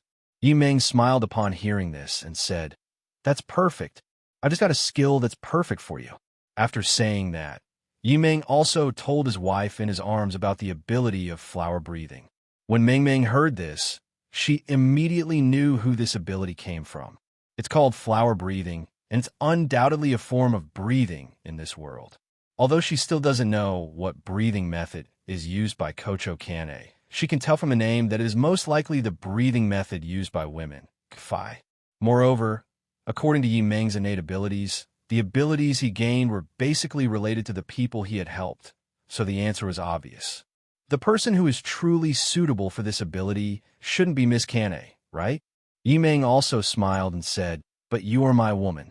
Not to mention, she asked me to grant her more powerful strength before, and I have already given her a very powerful template in advance, so I thought that this time I should at least let you choose first.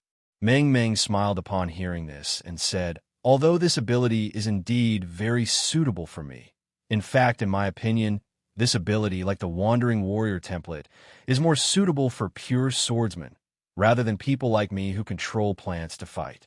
Besides, doesn't Miss Kane have 2 younger sisters? They should also use flower breathing. You can use it to conquer them."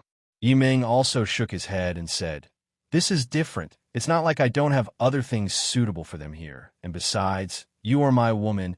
Of course I have to be better, considering you. In this way, you can also be on high alert, right?" Meng Meng smiled and said, "But the other ability is wasted, isn't it? I'm not a pure swordsman, so this ability is completely wasted on me. Just give it to me when there's a skill that's more suitable for me. What's more, since we have chosen to return, we must return more thoroughly. Since I've taken your things, I have to become yours completely, right? Although this proposal is indeed very tempting, but don't worry, Brother Yi Meng, I'm not Sister Lala. I don't have her strong constitution. I just want to have a good sleep now. Otherwise, I'm afraid I won't be able to wake up tomorrow morning. Besides, I don't want others to know about our relationship so soon, at least not now." Okay. Thank you for your hard work. By the way, I've invited you to join the team. If you agree, you can also get the commission rewards after completing the tasks here. When Meng Meng heard this, she saw the team-up invitation suddenly appear in front of her. Without thinking much, Meng Meng agreed directly. Finally, looking at Yi Meng's leaving back, Meng Meng said helplessly, "Alas, it seems that I really need to improve my strength. My strength is too weak, and I can't even get more favor." Meng Meng, who had personally experienced how overbearing Yi Meng's love was, once again admired her elder sister Lala, especially her physical talents. Although she was very happy that Yi Meng doted on her, she really couldn't bear it. She didn't want to die because of this kind of thing, or become empty-headed or something. That would be too terrible. Just thinking about it made her feel socially dead. So Meng Meng had no choice but to send Yi Meng away. It's also a kind of begging for mercy. However, Yi Meng's insistence on staying with her also made her very satisfied. It's a pity that, as she said, the relationship between them is not suitable to be exposed now.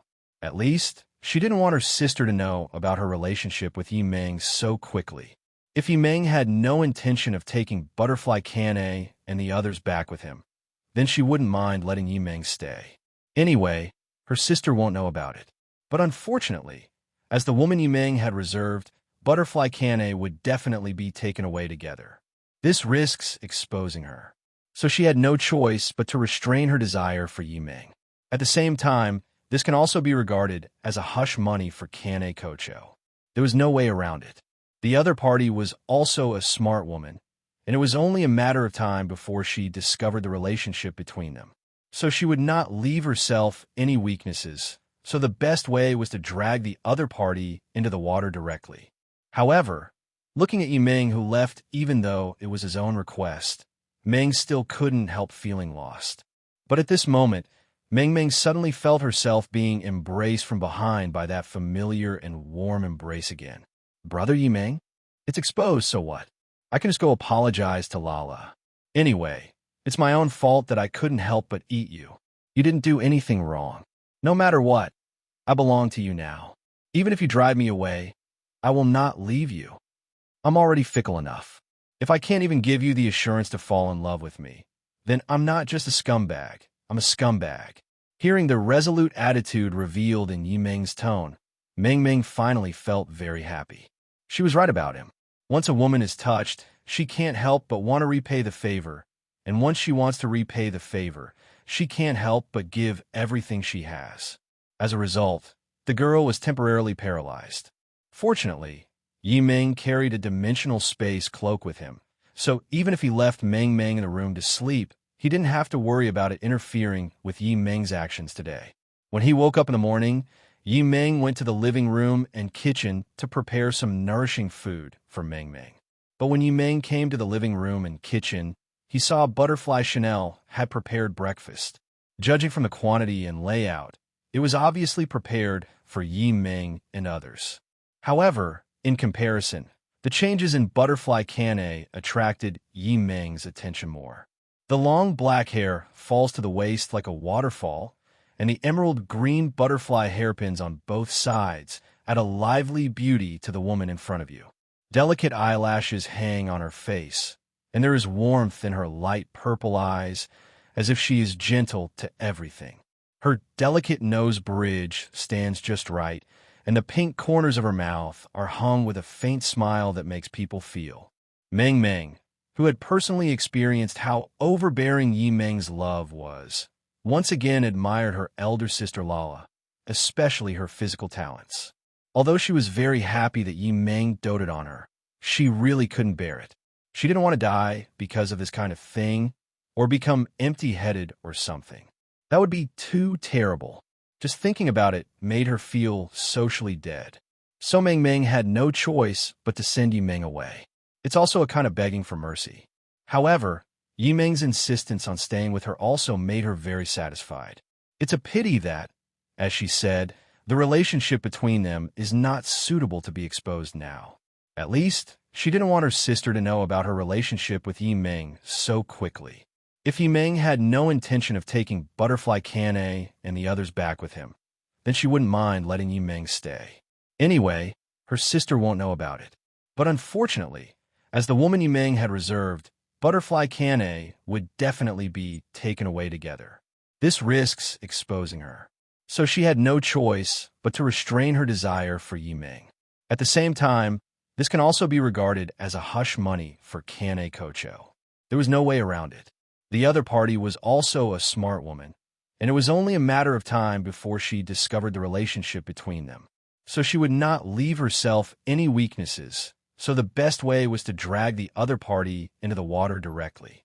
However, looking at Yi Meng, who left even though it was his own request, Meng still couldn't help feeling lost.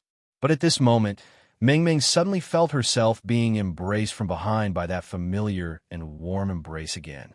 Brother Yi Meng? It's exposed, so what? I could just go apologize to Lala. Anyway, it's my own fault that I couldn't help but eat you. You didn't do anything wrong. No matter what, I belong to you now. Even if you drive me away, I will not leave you. I'm already fickle enough. If I can't even give you the assurance to fall in love with me, then I'm not just a scumbag. I'm a scumbag. Hearing the resolute attitude revealed in Yi Meng's tone, Meng Meng finally felt very happy. She was right about him. Once a woman is touched, she can't help but want to repay the favor. And once she wants to repay the favor, she can't help but give everything she has. As a result, the girl was temporarily paralyzed. Fortunately, Yi Meng carried a dimensional space cloak with him, so even if he left Meng Meng in the room to sleep, he didn't have to worry about it interfering with Yi Meng's actions today. When he woke up in the morning, Yi Meng went to the living room and kitchen to prepare some nourishing food for Meng Meng. But when Yi Meng came to the living room and kitchen, he saw Butterfly Chanel had prepared breakfast. Judging from the quantity and layout, it was obviously prepared for Yi Meng and others. However, in comparison, the changes in Butterfly Canne attracted Yi Meng's attention more. The long black hair falls to the waist like a waterfall, and the emerald green butterfly hairpins on both sides add a lively beauty to the woman in front of you. Delicate eyelashes hang on her face, and there is warmth in her light purple eyes, as if she is gentle to everything. Her delicate nose bridge stands just right, and the pink corners of her mouth are hung with a faint smile that makes people feel comfortable and warm like the warm spring sun. Her stunning appearance makes her as dazzling as an angel. In addition to these iconic looks, the most noticeable thing is undoubtedly the physical development. Kane Kocho's original height was about 160 centimeters, but perhaps due to the stimulation of the character template fusion, her height and figure have changed significantly. Not only did her height become taller, but her figure also became more slender and plump. The slender and slim figure, coupled with the already large and now redeveloped wife power, I wonder how many women will be jealous. At this moment, Yi Meng suddenly remembered a passage in his mind. When I was young, I didn't know Sister R and mistakenly thought that her ahogue was a treasure. Requesting flowers. If the previous Kocho Kane was just a young girl with strong wife power, then the current Kocho Kane is a fully ripe peach. Rich and juicy. Kane Kocho, who was just about to greet Yi Meng who had arrived, naturally noticed Yi Meng's fiery and lustful eyes, and her face couldn't help but become shy. When she woke up, as a warrior's instinct, she naturally noticed the earth-shaking changes in herself, especially in terms of body shape. Although this analogy might be a little inappropriate, and even a bit self-boasting, she truly believed that her current beauty was definitely more stunning than even the top courtesans in the red light district. Moreover, when she thought that such a change happened when Yi Meng gave her power, Butterfly Kane couldn't help feeling shy.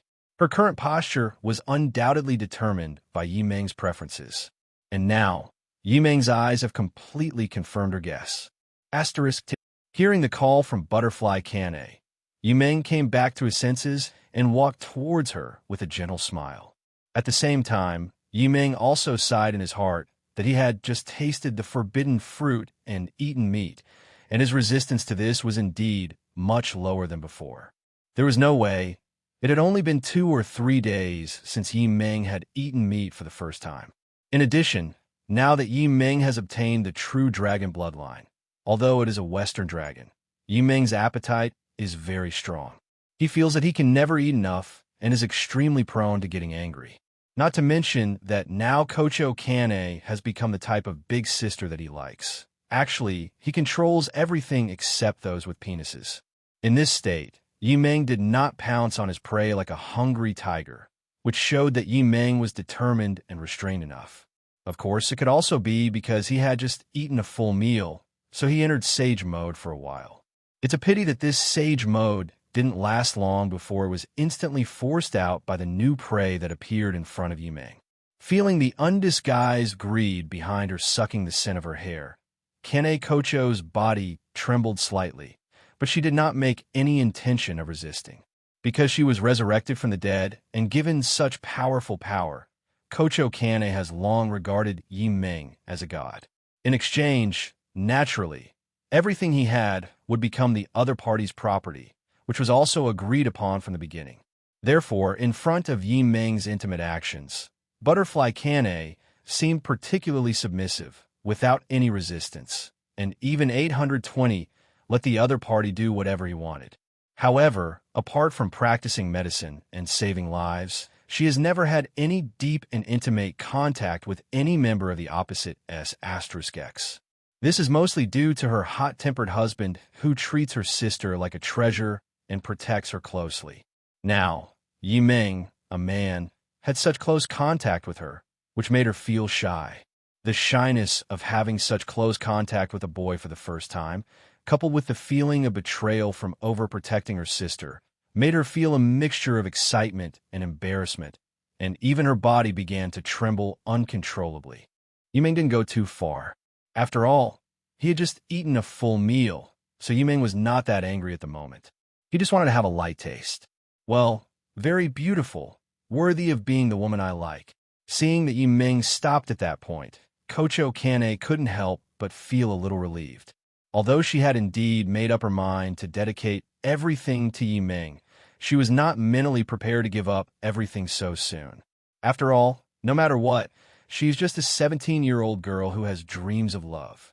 As if sensing Butterfly Kane's inner nervousness, Yi Ming smiled comfortingly and said, "Don't worry, I already know your attitude, so I won't let you down.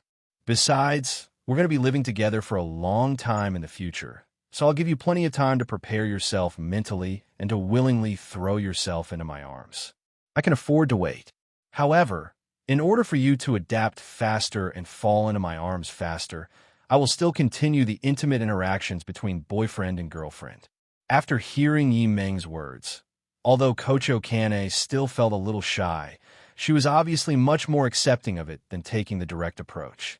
Moreover, this not only gives her enough time to slowly accept Yi Ming, but also allows her to truly experience the sweet feeling of dating between boyfriends and girlfriends that she has always been very curious about. This also gives her some expectations for the future. There was no way, in the past, her sister protected her too well and almost kept away all men who tried to approach her. Therefore, except for necessary scenarios of treating illnesses and saving lives, she has almost never had any contact with boys. Even if they were just having a simple and normal conversation, the boys would be intimidated by her sister's eyes and retreat. Although she felt helpless about her sister's overprotection of her, she also had some sister-con traits and had no intention of blaming her sister. Apart from anything else, she is now focused on killing ghosts and trying to create a way for humans and ghosts to live together. So as for such love affairs, she is at most just a little curious and not that eager. And now, it is a rare opportunity. Not to mention, her first man was a god like Yi Ming. This time, even her sister wouldn't have any objections, right? At the same time, in the butterfly house, Shinobu Kocho, who had just returned from a demon-killing mission and was about to rest, suddenly stopped. And if you look closely, you can even find that there are blue veins on Shinobu Kocho's forehead. Is this what it feels like to be a sister? Perhaps it was the blood connection that made Shinobu Kocho aware of the existence of Kane Kocho. Combined with the information she had received from Mitsuri Kanroji last year, she was almost certain that her sister might have really been resurrected. However, this should have been a very happy thing, but now she just couldn't feel happy at all, because her current feeling, rather than the reunion with her sister, was more like realizing that there was a yellow-haired boy who wanted to tease the little cabbage she had cared for many years. And because this kind of thing happened frequently when her sister was still alive, this feeling is very familiar to Shinobu Kocho. It was not until this moment that Shinobu Kocho suddenly remembered something. First of all, the person who could potentially bring her sister back to life is a man.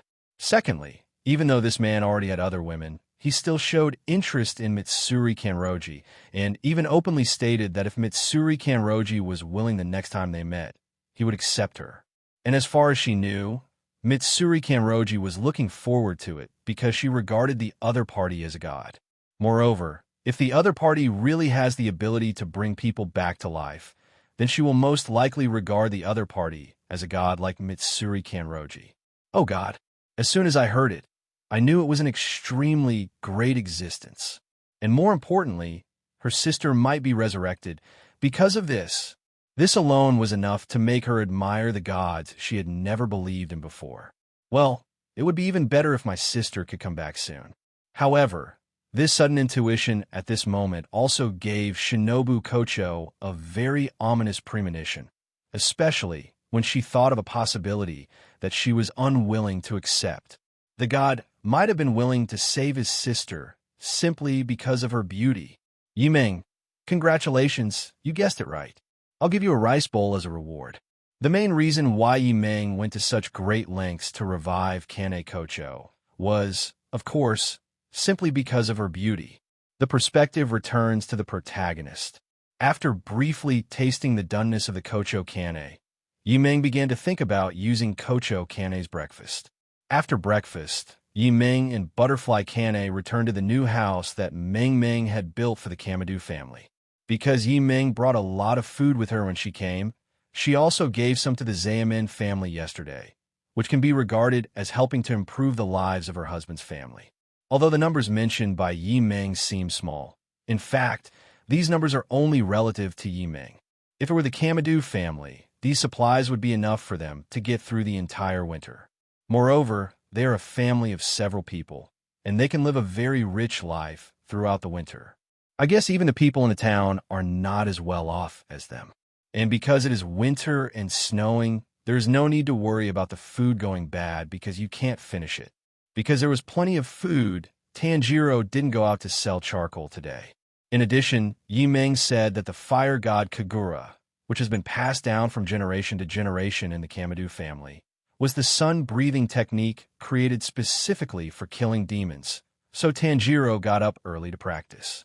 Moreover, because the younger brothers and sisters did not want to go through the experience of being killed without any resistance again, they also started to learn. Tanjiro naturally had no objection to this, even if it is just to allow his younger brothers and sisters to have the power to protect themselves if they encounter danger again one day. Tanjiro must start teaching his younger brothers and sisters the god of fire Kagura now.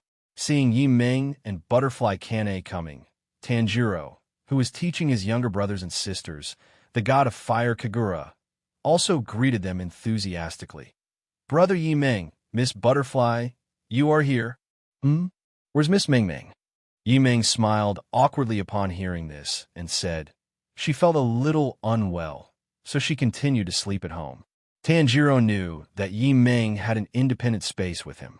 Although it was magical at first, because he had already regarded Yimeng as a god, Tanjiro naturally accepted this existence that was difficult for him to understand. After all, this was already a divine method. How could a mortal like him understand it? Is Nezuko still sleeping?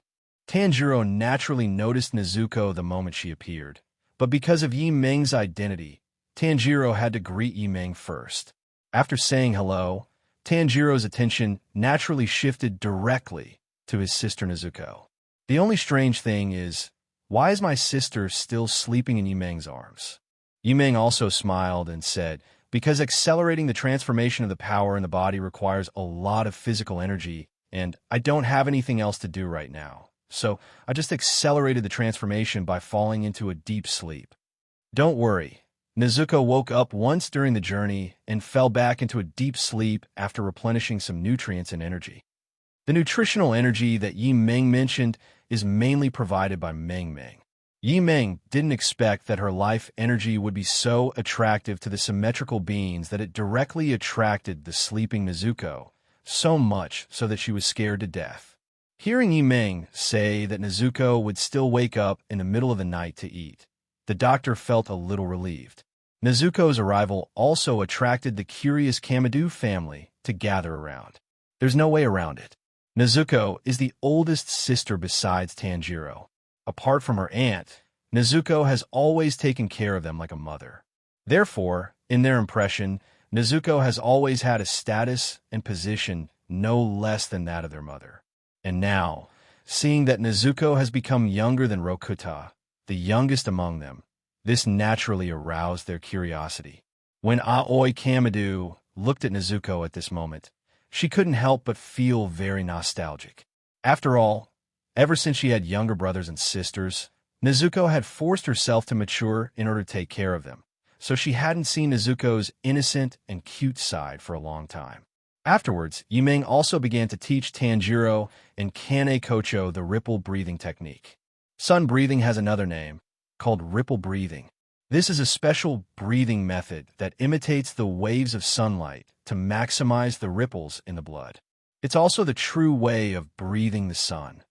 No matter whether the sun breathing in the original work is like this, it has the same or even stronger anti-go special attack effect, and that is the sun breathing. Moreover, the abilities possessed by the true breathing techniques are basically not possessed by the breathing techniques used by the Demon Slayer Corps. First, there's the most basic physical enhancement. While the breathing techniques used by the Demon Slayer Corps can also enhance physical strength, allowing members to fight demons with the power, this enhancement is only temporary. Only by reaching the level of 737 complete collection, constant strength, can the effects of this enhancement be considered sustained over a long period of time. Furthermore, this strengthening effect can basically only be manifested in combat. But sun breathing is different. It's almost a passive enhancement. It can be said that as long as you practice sun breathing for a day, it will continuously strengthen your physical fitness, rather than forcing you to become stronger today than yesterday. Although its amplification effect is not as good as the breathing method currently used by the Demon Slayer Corps, it is permanent. Even if you encounter an opponent who cannot breathe in the future, this strengthening effect will not disappear. Also, you can still use this breathing method in combat to significantly increase your physical fitness, thus gaining the ability to fight demons head-on. Hearing Yimeng's words, Kane Kocho immediately thought of the upper moon Tsukidoma, who killed her. Its ability can be said to completely restrain the breathing method of the Demon Slayer Corps. After all, if the Demon Slayers want to fight, they must use breathing techniques, and as long as they use breathing techniques, they will inevitably inhale the opponent's blood demon technique into their lungs. This was also one of the causes of her death. You have to know that there were no other residents there at that time. So if you couldn't beat an opponent of that level, you would have no choice but to run away. However, the opponent's blood magic left her with no chance to escape, because by the time she reacted, her lungs had already been frozen by the opponent's blood vampire magic. It's too late to run away at this time. Therefore, the characteristics of the sun breathing that Yimeng is talking about now just make up for the weaknesses of the breathing method. But she didn't expect that there was such a big gap between the 5 basic breathing methods and the sun breathing method. The strengthening ability of the first one alone is not comparable to the 5 basic breathing methods. Afterwards, Yimeng also gave several examples of the differences between the 5 basic breathing methods and the sun breathing method. The 5 basic breathing methods mainly improve human muscle explosiveness and reaction speed, accelerate blood flow, and increase explosive power, so that humans have the strength to compete with evil spirits. At the same time, it focuses more on the combination of sword skills and physical fitness, and needs to be used in conjunction with the Sun Will Sword to have a significant restraining effect on ghosts. It also requires long-term training from the user. The sun breathing generates special ripples in the body through breathing, which directly enhances strength and has healing abilities. Moreover, because it can directly generate special ripple energy like the sun in the body, it does not even require the sun blade in battle to directly kill demons. And this energy can be transferred to any substance through conduction. In other words, for users of the sun breathing technique, anything in their hands becomes a sun blade. This point alone is beyond the reach of the 5 basic breathing methods. And most importantly, if this sun breathing technique could really be learned, then even a weak girl like Shinobu Kocho, who was small in stature and had weak arm strength, could easily chop off a demon's neck. Because the way the Demon Slayer Corps kills demons is to chop the demon's neck with the Sun Wheel Sword, which has the power of the sun, and kill the demon with the solar energy emitted from the wheel. However, the the sun breathing technique can directly control this energy and conduct it into the ghost's body to kill it. It can be said that for users of the sun breathing technique, just touching it is enough. There is no need to use a knife to chop the ghost's neck. In addition to combat, the sun breathing technique also has many special abilities that the 5 basic breathing techniques do not have, such as walking on water, sucking objects, controlling enemies.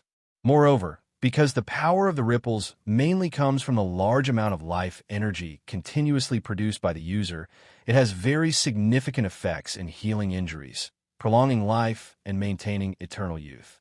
In addition, Kocho Kane even learned from Yi Meng about the breathing method used by the Demon Slayer Corps and something called the Demon Killing 3-piece set. Stripes, red swords, and a transparent world. Not to mention that stripes also shorten your lifespan.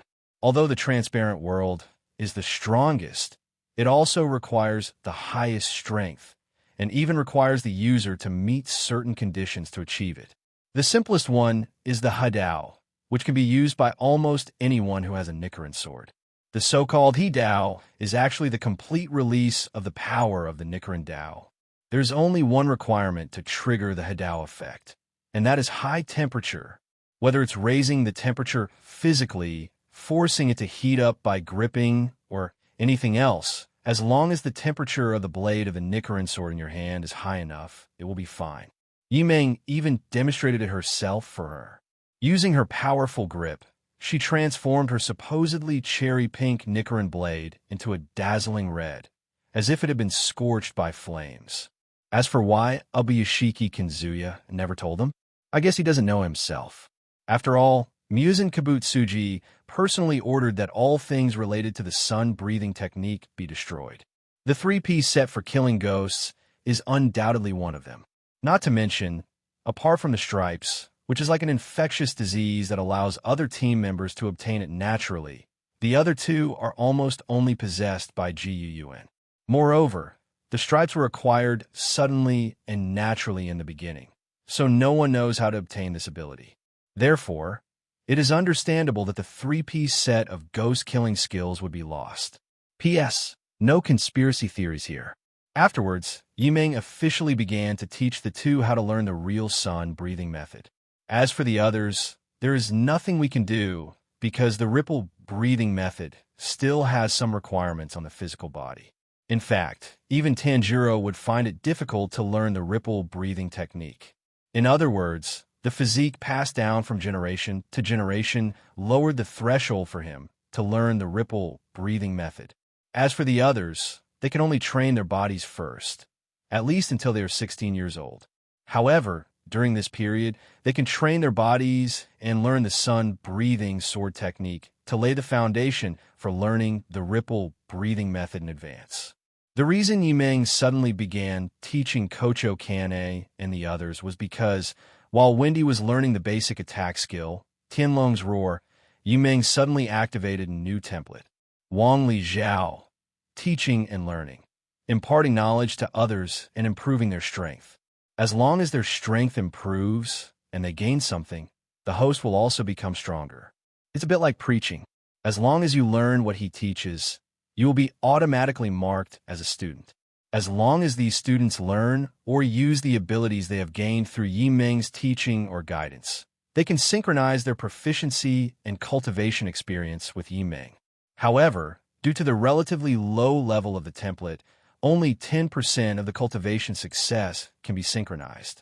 But even if it is only 1/10, it is still a very good auxiliary function. After all, I only need to give a few pointers and I can get 10% of other people's future cultivation results for free, which is no different from giving it away for free. Moreover, it also saves Yi Meng the time to practice proficiency in this skill. What's the use of skill proficiency? First, improve the skill strength level, which can be seen from the level differentiation of proficiency in the entry. The second is the understanding and application of this skill. This is a typical example from the Demon Slayer, Agitsuma Zenitsu. Although he only has a thunder-breathing type, 1 Thunderbolt Flash, but was also played in many ways. The same is true for games. Even if you only have 1 or 2 skills, you can make them work wonders in the hands of expert players. and these all take time to hone. Originally, Yi Ming had intended to acquire an ability similar to the multiple shadow clones as a cheating method of cultivation. But now the emergence of preaching and teaching just meets Yi Ming's needs. Although not all skills can be upgraded in this way, it is enough for Yi Ming now. After all, Yi Ming doesn't have many skills now, let alone the skills he can teach others. In addition to considering confidentiality, it is also necessary to consider whether others can learn it. If they can learn it, and it is her own sister, then Yi Ming will definitely choose to teach her without hesitation. Because both of them had a basic understanding of breathing techniques, they were able to learn the ripple breathing technique very quickly. Especially Kocho Kane, who was a pillar-level warrior in the Demon Slayer Corps. So she mastered this ability easily. Maybe it was because she was a girl, or because of the Wandering Warrior template in her. So she easily learned how to use the power of ripples. After all, the ability setting of the Wandering Warrior itself is a special existence that controls the power of transfer and transforms it into a unique internal force. Coincidentally, the power of ripples can also be regarded as a kind of internal strength, so it is naturally very easy for Kane Kocho to master it. The Ghost Slayer evolves into a Wave Warrior. As for Tanjiro, perhaps because of the physique passed down from generation to generation, this gave him a great advantage when learning the ripple breathing technique, so he was able to master the ripple breathing technique so quickly without much basic knowledge of breathing techniques. Although it took some time, and he was only able to initially stimulate the power of the ripples, and was even a little bit inferior to that of Kane Kocho, it was enough to make Tanjiro very happy. After all, no matter what, Kocho Kane is a senior in the field of breathing techniques. Not to mention, although he did have a family breathing method, he hadn't actually used it much. It's good enough to be able to remember the breathing rhythm passed down from my family. Therefore, Tanjiro can be considered to be gifted. Only looking at Tomioka Ju, who had also mastered the ripple breathing method and was about to resign, Yi Ming didn't know what to say for a moment. Why is this guy still here? However, Yi Ming would not talk about such embarrassing topics. After all, no matter what, if Tanjiro and Izuko had not met Tomioka Ju at the beginning, there would be no Demon Slayer, Kimetsu no Yaiba later. In addition, through the god's perspective, Yi Ming also knew what kind of person Ju Tomioka was, so Yi Ming's initial impression of Ju Tomioka was quite good. However, Yi Ming still asked the other party to keep all the sword forms of water breathing and how to use them as a reward for learning the ripple breathing method. Although Yi Ming, who possesses the Taishu sword god, may not be able to use it, it does not mean that other girls in the future will not be able to use it. After all, the difficulty of learning Taishu sword god is quite high. Coupled with the differences in the cultivation system, it is difficult for others to learn even if they want to. Moreover, although the sword form of Demon Slayer breathing technique is not an elemental skill, it also has its own advantages. The water-breathing sword type is the most comprehensive of all breathing techniques. It can be used in almost any situation. This kind of all-purpose ability has always been Yi Ming's favorite. Although Kocho Kane's flower breathing is a new branch of breathing method derived from water breathing, Tomioka Ju created the 11th type of water-breathing sword form. This move is somewhat special, and its effect has even reached the level of supernatural powers. Enters a state of tranquility and stillness, and simultaneously negates all spells within attack range of the blade. This move also reminded Yi Ming of the simple field in Jujutsu Kaisen. And when Kane Kocho learned that Ju Tomioka had actually created such a powerful 11th form of water-breathing sword technique, she was also very surprised. I have to say, although this guy is not good at speaking, he is indeed a genius. After Ju Tomioka left, Yi Ming and others were ready to follow him to Butterfly House. Because according to Tomioka Ju, Kanroji Mitsuri seems to be living in the Butterfly House now, and it just so happens that Butterfly Kane also wants to meet her sisters. Asterisk, asterisk, asterisk. As for the Kamadou family, they would naturally follow along. After all, they had just been attacked by Muzan Kabutsuji, so they had some psychological trauma about this place. Therefore, Although they were reluctant to leave the newly built house for the sake of their own safety, they had no choice but to give up and leave with Yimeng. In addition, Tomioka Ju also obtained a very important piece of information from the Kamadu family. That's the appearance of Musen Kibbutz Suji. Most people who are attacked by demons will basically die if there is no Demon Slayer core nearby. Even if there's a Demon Slayer core nearby, there's a high probability that they will survive. Not to mention being attacked by Musen Kibbutz Suji. So it can be said that the Kamadu family was really lucky, as they were rescued by Yimeng, who happened to be passing by.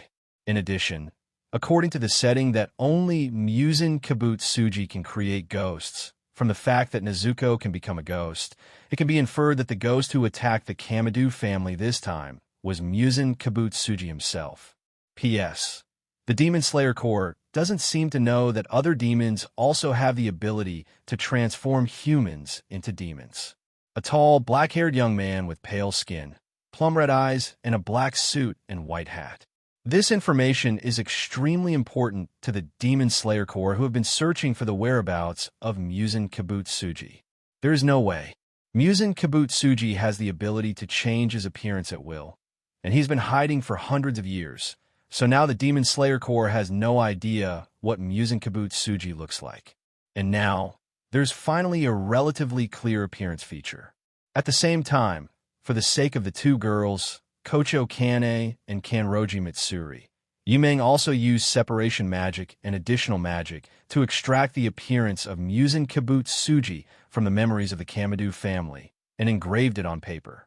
Therefore, Tomioka Ju, who had obtained important information, naturally prepared to quickly inform this important information to the Demon Slayer Corps' lord, Uehara Yoya. By the way, it is also necessary to pass the ripple breathing method, which has been approved by Yimeng's side story, back to the Demon Slayer Corps. This ripple breathing method can be said to be more important than the information about Musen's appearance, because this breathing method is a powerful skill that is truly designed to restrain ghosts. With this ripple breathing method, not only can the combat effectiveness of the Demon Slayer Corps be greatly improved, but the death rate of the Demon Slayer Corps members when killing demons can also be reduced. You know, the number of people in the Demon Slayer Corps is actually not that high. After all, just practicing breathing techniques takes a lot of time. Then you need to pass the final selection and survive 7 days on Fujiki Mountain before you can become an official member of the Demon Slayer Corps. But even this first level, few people can pass it. Take the Tanjiro episode as an example. There were dozens of people who entered, but in the end, less than 10 people survived to the end of the final selection. And even if you pass the final selection, you may be unlucky when performing the ghost hunting mission and encounter a ghost that is stronger than expected and eventually die. And what about the ghost? As long as Musen Kibbutz Suji has that idea, the number of demons will be unlimited, and their strength will be determined by the amount of blood during the conversion. They can easily reach the strength that the killing team has to practice for several years. Therefore, the number of members of the Demon Slayer Corps has actually never been enough, which is one of the main reasons why the members of the Demon Slayer Corps often encounter demons that are stronger than themselves. In addition, the upper-ranked demons basically have the strength to crush the pillars in a single fight. If the Demon Slayer Corps encounters them, they will basically die. Even if they are the pillars, they will also die unless they are willing to abandon the people and survive alone. It can be said that humans have always been at a disadvantage in the thousands of years of fighting against ghosts. The ripple breathing method is not difficult to learn. At least it is a very simple thing for those who have mastered the breathing method. After all, these two abilities originally belonged to the same origin, but there was something missing between the 5 basic breathing methods and this breathing method, which resulted in the 5 basic breathing methods only having conventional body strengthening abilities, but no other special abilities. And now, with the real way to learn the sun breathing technique, they will no longer be at a disadvantage in future wars between the Demon Slayer Corps and the demons. After Tomioka Ju left, Yimeng said, "Okay, it's almost time for us to leave." Upon hearing this, Butterfly Kane also asked, "Do you need me to lead the way?" Yimeng also waved his hand and said, "Don't bother. I already made a magic mark there when I went to the butterfly house last time, so I know the general direction of the butterfly house. Although Kocho Kane didn't know what the magic mark Yimeng was talking about, she could roughly infer from the literal meaning that it was a mark that would allow her to detect her presence even from a far distance. Yimeng's next move was beyond everyone's expectations. Yimeng directly summoned Vamana, which could fly in the air and was made of gold. The moment Vamana came out, almost everyone who saw Vamana for the first time showed an expression of disbelief. Is this a ship? And it's made of gold? Because they have already assumed that Yimeng is a god. No matter how strange and bizarre Yimeng's ideas are, or even if they completely subvert their cognition and worldview, they will basically feel strange. However, a ship made of gold was a bit of a shock to their worldview. 0. In other words, their worldview as poor people has been impacted. It's not that they haven't imagined what the life of a rich family is like, but it's not until now that they realize that the life of a rich person is not what they can imagine at all. Although rich people cannot be compared with gods, it always feels that there is no difference for poor people like them. Butterfly Channy, who was standing by, recovered from her shock and asked with some concern, Yimeng, is it really okay to use such a flashy means of transportation? A ship that can fly in the sky is already outrageous enough. But it turns out that this thing is made of gold. This thing is so ostentatious that it is almost impossible for anyone who is not blind to fail to notice it. Yimeng also smiled and said, Don't worry, this ship is equipped with a special spell to disperse idlers. Unless they are people I approve of, no one will be able to see this ship. After hearing Yimeng's words, everyone once again took it for granted as a divine method. There was no other way. Yimeng had displayed so many miracles that they had long since considered him a deity in their minds. So, when faced with something so incomprehensible, they naturally interpreted it as divine. Anyway, no matter what it is, as long as Yimeng takes it out and it is something they cannot understand, they can just treat it as a magical method. Afterwards, everyone boarded the boat and, under Yimeng's control, headed directly towards the butterfly house. As for the children of the Kamadou family, who were very excited about the Vamana that Yimeng took out before boarding the boat, they all seemed very quiet at this time. There was no way. They were in the air now, and there were no protective measures on the edge of the ship. If they fell down accidentally, it was hard to say whether they would be killed by the fall or scared to death in midair. Therefore, after Yimeng lifted the Vamana to a certain height of 173, these children were almost frightened to tears. Fortunately, there's a lounge inside Vamana, so Yimeng let the children go directly to the lounge to rest. The same is true for Tanjiro. There is no way around it. No matter what, Tanjiro is just a 15-year-old boy now. Not to mention that his experiences so far have all been those of a completely ordinary person. To put it bluntly, he is a country bumpkin without any knowledge at all. It's just that because his younger brothers and sisters are here, as the pillar of the family, he has to be strong. But now, with Yimeng as my uncle, he's an adult here, so naturally it's not his turn to force his way. As for Kane Kocho, although it was also her first time flying at such a high altitude, her experience with the Demon Slayer Corps made her ability to accept it extremely strong. Of course, it could also be because of the power given to her by Yimeng, which allowed her to have the confidence to lead everyone to a safe landing even if she suddenly fell from such a high place. And now, Kane Kocho has such confidence. Soon, Rona's flying speed allowed Yimeng and others to reach the butterfly house in almost no time. Although Yunkushin and Diawu are not neighboring towns, they are not far away from Vamana. In addition, the Kamadou family was in the lounge, so Yimeng didn't have to worry about speed at all. Just fly quickly all the way. In the middle of the night, Meng Meng also woke up. Well, it was almost the same time. However, because she was obviously overworked last night, although Meng Meng has recovered mentally, her legs and feet are still a little weak. Soon, everyone arrived near the butterfly house. The Kamadou family might have been so frightened at first that one could clearly see their legs trembling slightly when they got off the boat. Some even went so far as to hug the earth, thank it, and say they would never leave it again. Although such behavior makes people feel a little ridiculous, in fact, many people have similar ideas. There's no way around it. This feeling of being taken directly into the air is so insecure. This fear was even greater than the fear brought to them by the ghost that killed their entire family. There was no way. The latter at least meant immediate death, and once dead, there would be no fear at all. But in the air, one might be frightened to death. Fortunately, there's a rest room in Vimalakirti that is isolated from the outside world. Otherwise, they would rather stay in the mountains for their whole lives than go out like Vimalakirti. I originally thought that being able to ride in the chariot of gods would be a matter of honor for the family. Of course, being able to ride on the chariot of gods is indeed a matter of great honor to the family. But after they personally sat on the chariot and flew off the ground to high altitude, they inexplicably had a feeling that their ancestors were waving to them. It's really horrible. Anyway, they said that they never wanted to use any flying vehicle again in their lifetime.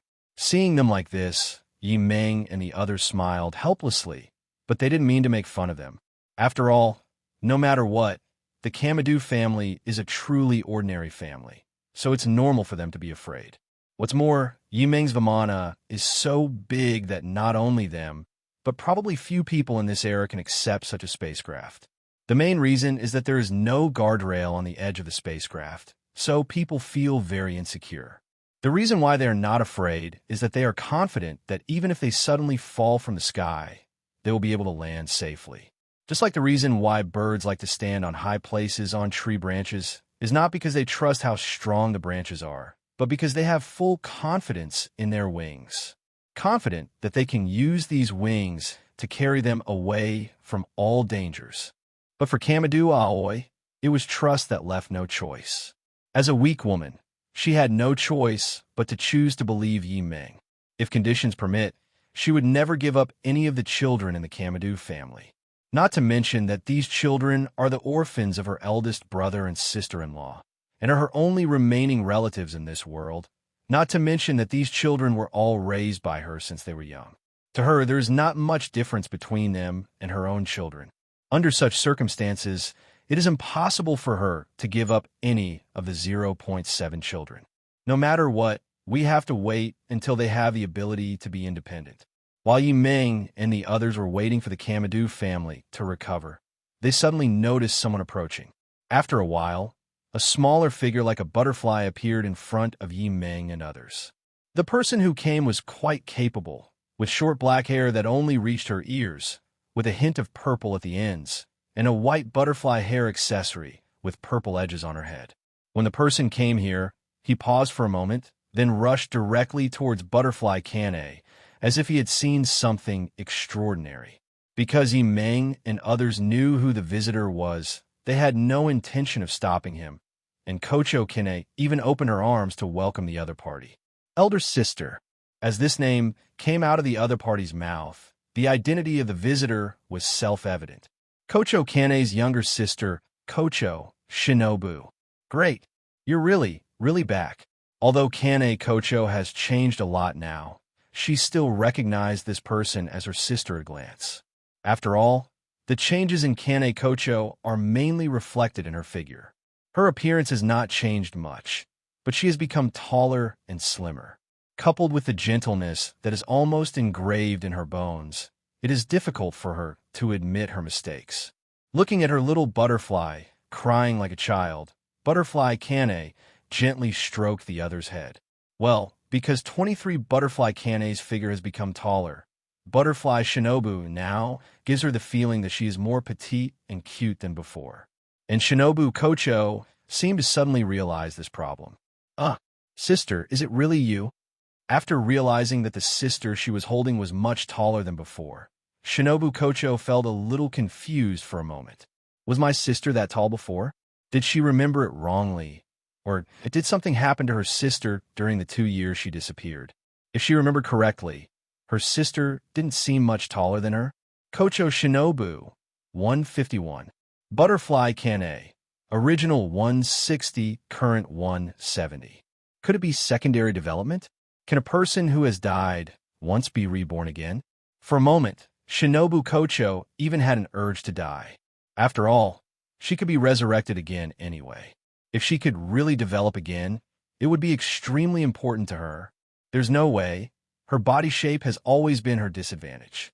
Being small in size means being weak and powerless, unable to even chop off the neck of the lowest level ordinary ghost. Even his speed is not the strongest among the previous ghost hunters. It can almost be said that she is the weakest among the pillar-level ghost hunters. The only advantage is probably dexterity. However, facing a powerful demon, especially the upper rank 2 who killed her sister and wanted to avenge her sister, dexterity was almost meaningless. After all, her dexterity couldn't give her the ability to kill the upper 2. Although she made the wisteria flowers into poison through her own efforts and used weapons to inject the poison into the ghost's body. But she knew very well that it was almost impossible to kill the second upper moon with this level of poison. Kocho Kine also gently and somewhat distressfully caressed Kocho Shinobu, smiled and said, "Well, Shinobu, it's my sister who is back." Although she didn't react at first, Kane Kocho now suddenly realized that her sister had changed a lot in the past 2 years. There's been a drastic change in her temperament and appearance, because she actually saw her own shadow in Shinobu Kocho. In the past, Shinobu Kocho was serious and straightforward, and like boys, she had a competitive and irritable side. In her eyes, the previous Shinobu Kocho was like a tomboy. But what about now? Her personality has undoubtedly become calmer than before, and she has started to smile like me. Her behavior, tone, and personality have become just like hers. In other words, during these 2 years, because of her longing for me, Shinobu Kocho had become like me, but all this growth was gained at the cost of her sister, her last relative, passing away first. This also made Kane Kocho feel extremely distressed. And just at this moment, someone else approached here. The person who came was a girl in a pink kimono. She had pink-purple eyes, cherry-pink lips, bangs, a side ponytail, and an emerald-green butterfly hairpin with a pink edge. This person is none other than Kaneo Kurakarashi, who was adopted by Kane Kocho. Kaneo Kurakaru possesses a superb visual ability. So the moment she saw Kane Kocho, she was certain that the person before her was truly the one who would take her away from hell. Kane Kocho was like a mother to her. Seeing the arrival of Kaneo Kirahana, Kaneo Butterfly also smiled and said, "Would you like a hug?" Hearing Kane Kocho's question, Kaneo Suhwa threw herself into Kane Kocho's arms without any hesitation. Seeing that Kaneo Kirahana chose to throw herself into her arms without her request, Kaneo Kocho was very happy. Because of 757's past, this is why Kaneo Kurakara will be like an exquisite but soulless doll, motionless without any instructions from others.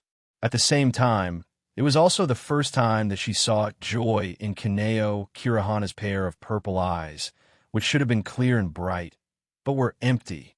Therefore, naturally, Kane Kocho was very happy that Kaneo Kurika was able to make her own decision.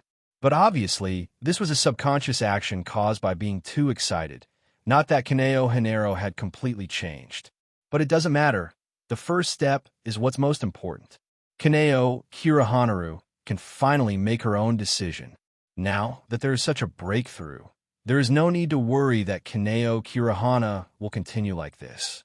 Sooner or later, she will become a real person again. Afterwards, Chonin also brought people to the butterfly house. After arriving at the door of the butterfly house, Shinobu Kocho solemnly said to her sister, "Sister, welcome back." Butterfly Chain also smiled and said, "I'm back." With the return of Butterfly Kane, everyone in the butterfly house was extremely happy after learning about this. Because Meng and others knew who the visitor was, they had no intention of stopping him, and Kocho Kane even opened her arms to welcome the other party. Elder sister. As this name came out of the other party's mouth, the identity of the visitor was self-evident. Kocho Kane's younger sister, Kocho Shinobu. Great. You're really back. Although Kane Kocho has changed a lot now, she still recognized this person as her sister at a glance. After all, the changes in Kane Kocho are mainly reflected in her figure. Her appearance has not changed much, but she has become taller and slimmer. Coupled with the gentleness that is almost engraved in her bones, it is difficult for her to admit her mistakes. Looking at her little butterfly, crying like a child, Butterfly Kane gently stroked the other's head. Well, because 23 Butterfly Kane's figure has become taller, Butterfly Shinobu now gives her the feeling that she is more petite and cute than before. And Shinobu Kocho seemed to suddenly realize this problem. Sister, is it really you? After realizing that the sister she was holding was much taller than before, Shinobu Kocho felt a little confused for a moment. Was my sister that tall before? Did she remember it wrongly? Or did something happen to her sister during the 2 years she disappeared? If she remembered correctly, her sister didn't seem much taller than her. Kocho Shinobu, 151. Butterfly Kane, original 160, current 170. Could it be secondary development? Can a person who has died once be reborn again? For a moment, Shinobu Kocho even had an urge to die. After all, she could be resurrected again anyway. If she could really develop again, it would be extremely important to her. There's no way. Her body shape has always been her disadvantage. Being small in size means being weak and powerless, unable to even chop off the neck of the lowest level ordinary ghost. Even his speed is not the strongest among the previous ghost hunters. It can almost be said that she is the weakest among the pillar-level ghost hunters. The only advantage is probably dexterity. However, facing a powerful demon, especially the upper rank 2 who killed her sister and wanted to avenge her sister, dexterity was almost meaningless. After all, her dexterity couldn't give her the ability to kill the upper 2. Although she made the wisteria flowers into poison through her own efforts and used weapons to inject the poison into the ghost's body. But she knew very well that it was almost impossible to kill the second upper moon with this level of poison. Kocho Kine also gently and somewhat distressingly caressed Kocho Shinobu, smiled and said, "Well, Shinobu, it's my sister who is back." Although she didn't react at first, Kane Kocho now suddenly realized that her sister had changed a lot in the past 2 years. There's been a drastic change in her temperament and appearance, because she actually saw her own shadow in Shinobu Kocho. In the past, Shinobu Kocho was serious and straightforward, and like boys, she had a competitive and irritable side. In her eyes, the previous Shinobu Kocho was like a tomboy. But what about now? Her personality has undoubtedly become calmer than before, and she has started to smile like me. Her behavior, tone, and personality have become just like hers. In other words, during these 2 years, because of her longing for me, Shinobu Kocho had become like me. But all this growth was gained at the cost of her sister, her last relative, passing away first. This also made Kane Kocho feel extremely distressed. And just at this moment, someone else approached here. The person who came was a girl in a pink kimono. She had pink-purple eyes, cherry-pink lips, bangs, a side ponytail, and an emerald-green butterfly hairpin with a pink edge. This person is none other than Kaneo Kurikarashi, who was adopted by Kane Kocho. Kaneo Kurikaru possesses a superb visual ability. So the moment she saw Kane Kocho, she was certain that the person before her was truly the one who would take her away from hell. Kane Kocho was like a mother to her. Seeing the arrival of Kaneo Kirihana, Kaneo Butterfly also smiled and said, "Would you like a hug?" Hearing Kane Kocho's question, Kaneo Suhwa threw herself into Kane Kocho's arms without any hesitation. Seeing that Kaneo Kirihana chose to throw herself into her arms without her request, Kaneo Kocho was very happy. You know, because of 757's past, this is why Kaneo Kurikara will be like an exquisite but soulless doll, motionless without any instructions from others. At the same time, it was also the first time that she saw joy in Kaneo Kirihana's pair of purple eyes, which should have been clear and bright, but were empty. Therefore, naturally, Kane Kocho was very happy that Kaneo Kurika was able to make her own decision. But obviously, this was a subconscious action caused by being too excited. Not that Kaneo Hinero had completely changed. But it doesn't matter. The first step is what's most important. Kaneo Kirihanaru can finally make her own decision. Now that there is such a breakthrough, there is no need to worry that Kaneo Kirihana will continue like this. Sooner or later, she will become a real person again. Afterwards, Chonin also brought people to the butterfly house.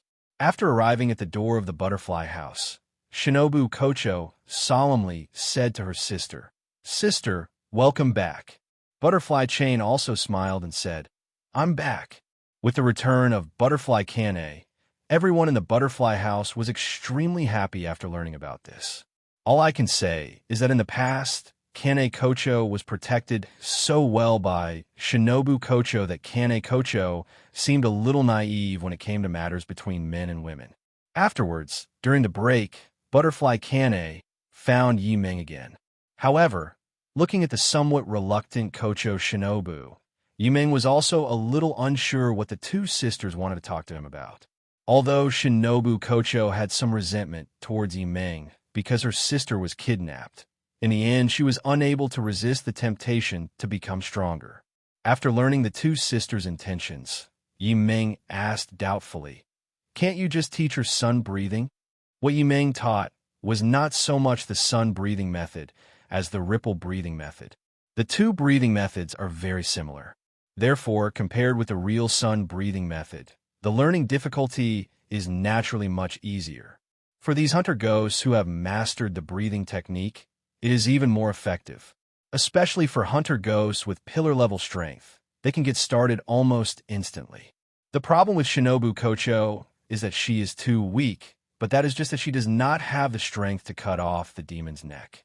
But in other aspects besides this, Shinobu Kocho is undoubtedly a pillar-level strength.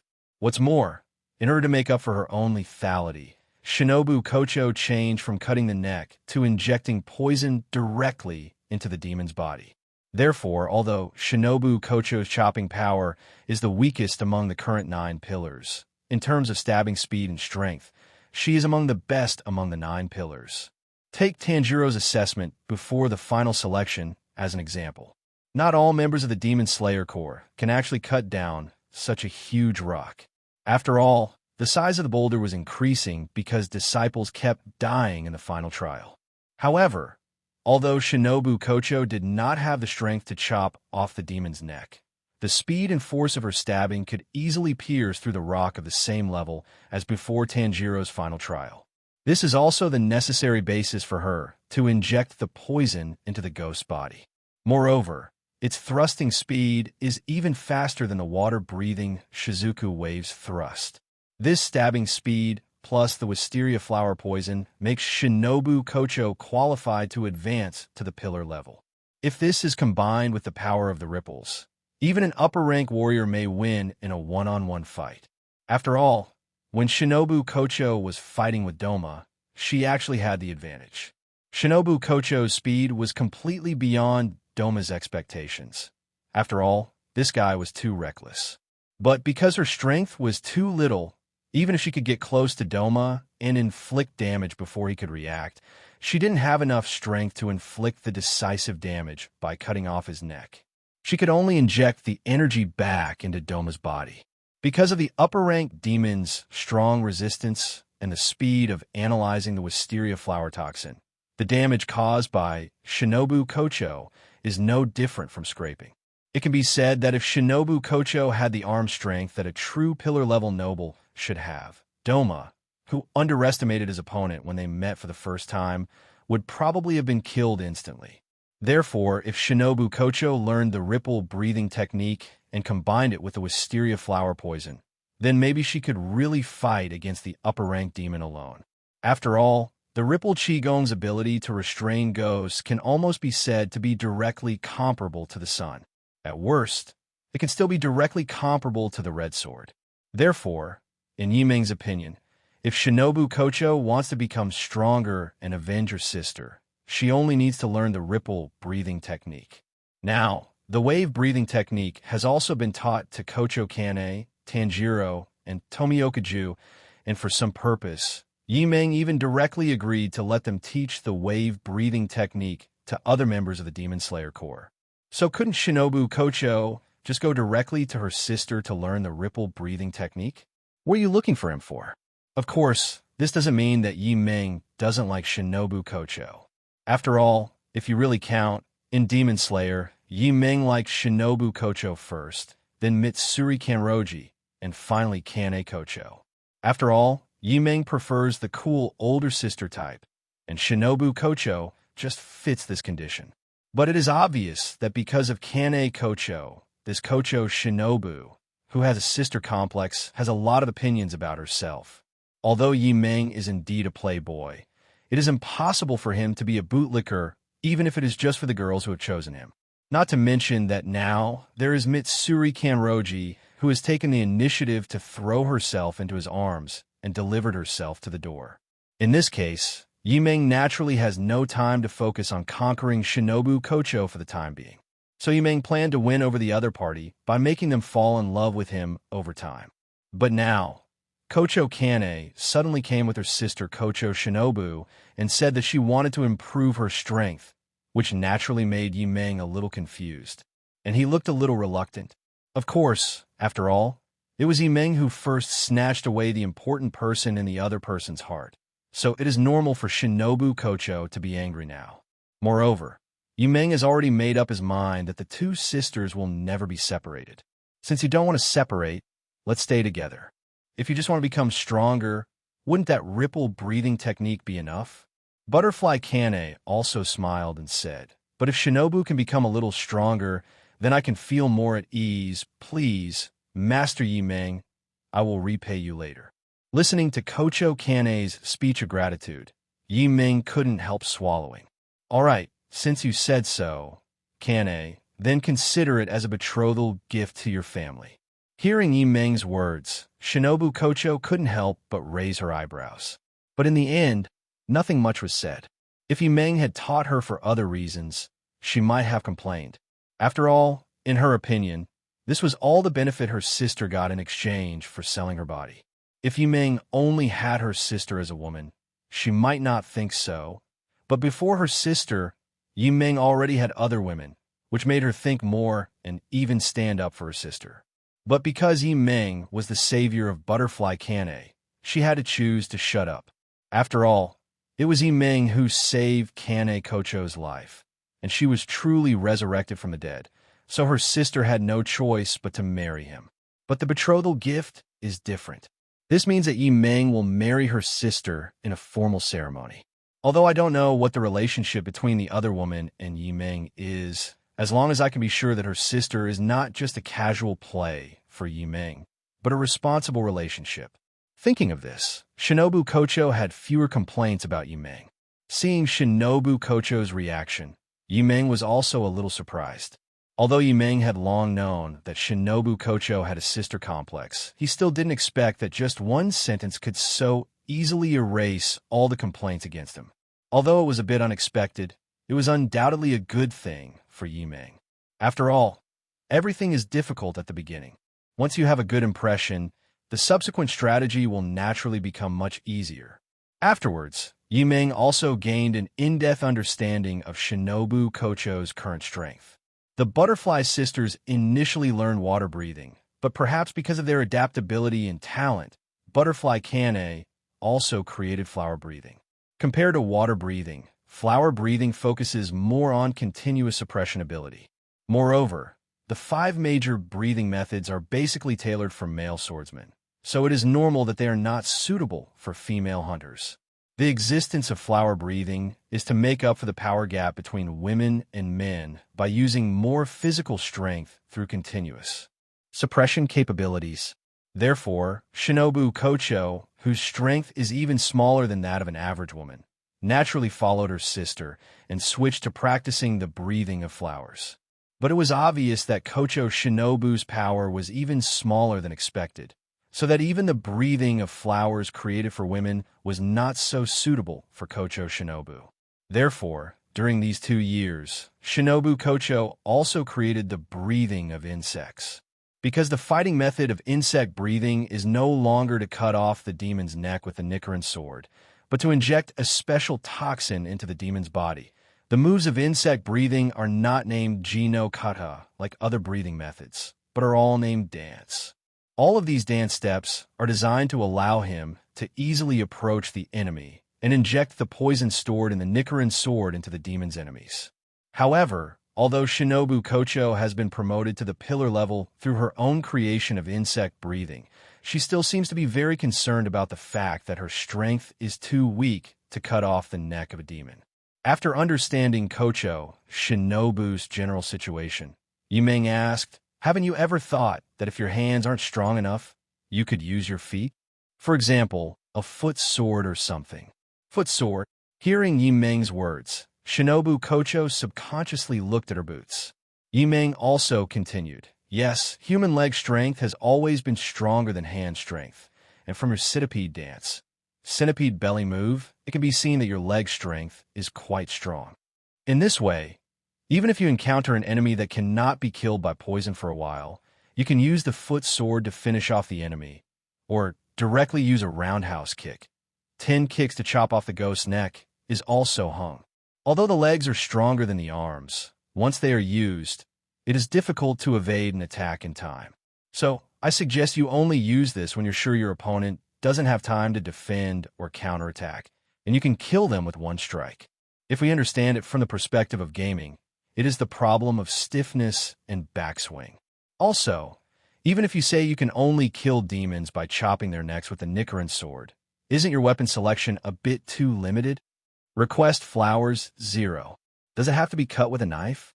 Or do you, those of you who use breathing techniques, not know how to use other weapons besides swords? Butterfly can some people use meteor hammers too. Yimeng, hashtag, Shinobu Kocho. There are also people throwing explosives and then hacking around with machetes, and then they said it was the breathing of sound. Yimeng, is this a breathing technique, or just the size of your hands? For a moment, Yimeng suddenly began to doubt this so-called breathing method, which was just pure hand strength. As he spoke, Yimeng couldn't help but look at the entry called Ripple Breathing Method. If you remember correctly, the main function of the breathing method was to directly increase the user's functions to their own limits, which was equivalent to temporarily opening the genetic lock. But now, why did he inexplicably feel that the impression of the breathing method in his mind was shattered? Am I cheating? Oh, that's okay. Perhaps breathing techniques in reality also have the ability to activate the potential of human functions, but it is definitely not possible to activate it 100% directly like the entry system. And Kocho Ninja said, "Since you said so, then tell me, what kind of weapon is suitable for me?" As she spoke, Shinobu Kocho's eyes couldn't help but show a hint of anticipation. In fact, she had already realized this before being reminded by Yimeng. Since ordinary weapons cannot give her the ability to cut off the neck of a ghost, she can change the type of weapon and does not have to stick to the sword type. Just like the meteor hammer used by rock pillar Jiomi Ai, the double-edged chain used by sound pillar Tenjin Yuzi, and the foldable soft sword used by Kanroji Mitsuri. Even her Nichiren sword has a specially made sword-shaped needlehead. However, even though she had thought of doing this, there was a problem. She didn't know what kind of weapon in the world could sever a ghost's neck, which was as hard as a rock, or even harder, without relying on physical strength. The main reason why she couldn't kill demons by cutting their necks like ordinary demon slayers was that her arm strength was too weak. It's not that I haven't thought about it. It's just that I simply can't find the right type of weapon. So, now that Yimeng suddenly brought this up, does that mean the other party can tell her what kind of martial art style is suitable for her? Thinking of this, there was a hint of anticipation in Shinobu Kocho's eyes. After hearing what Shinobu Kocho said, Yimeng also started to think about it. The reason I said this just now was simply a subconscious complaint without thinking. However, Yimeng was also somewhat curious about what type of weapons were suitable for someone like Shinobu Kocho, who was a 380 with relatively little strength. But after thinking about the cold weapons he had seen, Yimeng said seriously, "Let's talk about how to cheat and gain powerful strength." Shinobu Kochoi? Butterfly Chana. There was no way. Although Yiming knew a lot about cold weapons, he also knew many that were suitable for people with less strength. But the problem is that these things are weapons created against humans. Weapons like those of ghosts can only cut the neck, and they are at least as hard as rock. But Shinobu Kocho is not strong enough. So many weapons can pass her directly. So Yiming really couldn't think of any cold weapon that could allow him to cut off a neck as hard as rock without using much strength.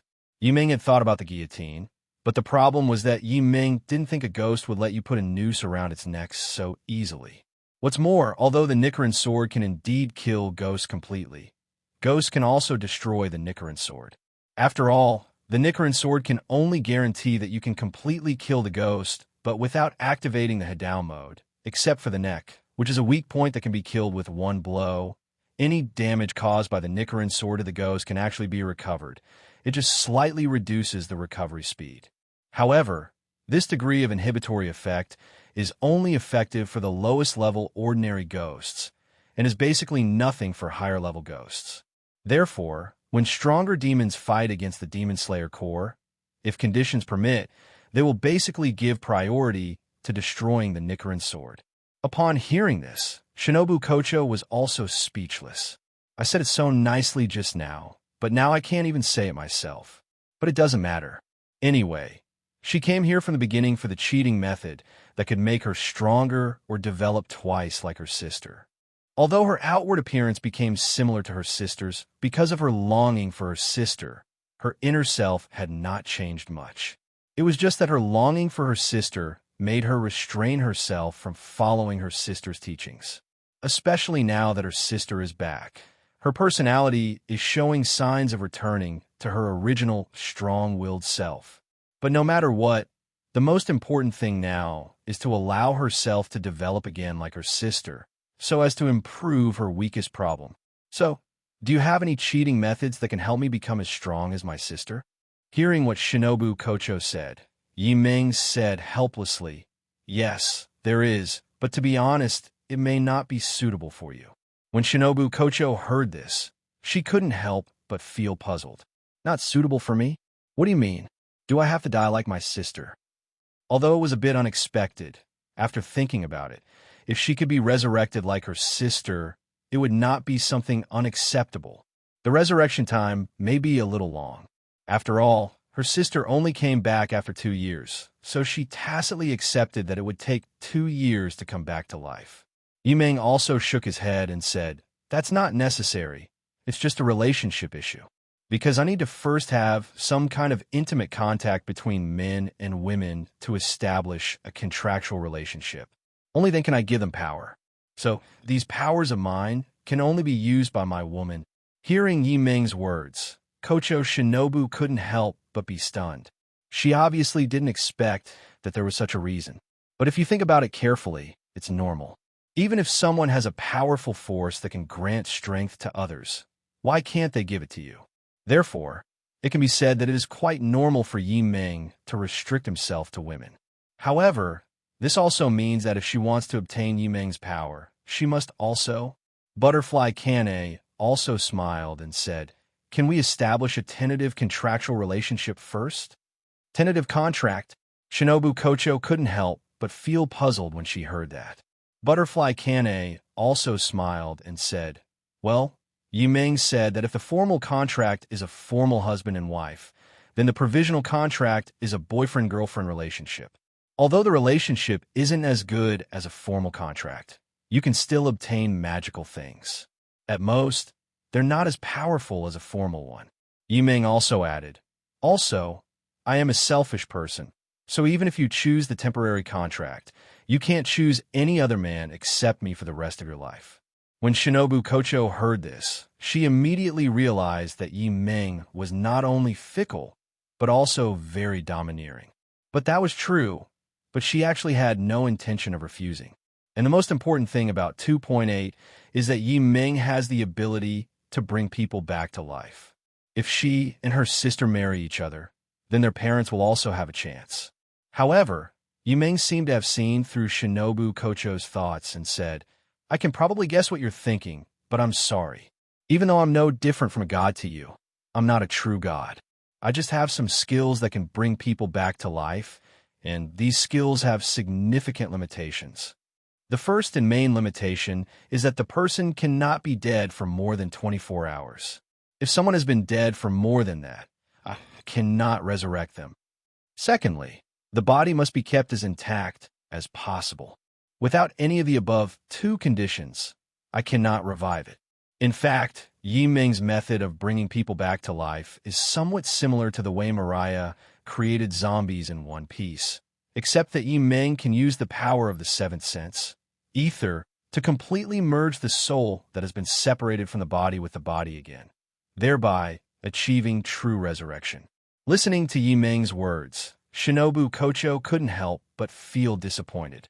But it is also understandable that resurrection from the dead goes against common sense and falls within the realm of miracles. The fact that Yi Ming was able to resurrect someone who had just died less than a day ago is already a miracle. Therefore, it is understandable that people who have been dead for a long time cannot be resurrected. But I still couldn't help feeling a little disappointed. However, they did not feel lost for too long. After all, their parents had died many years ago, so they had long since gotten over the sadness of separation from their family. And now my last elder sister has come back safely, which is a great blessing. I promise, I will marry you in this life. In the end, Shinobu Kocho also made a choice.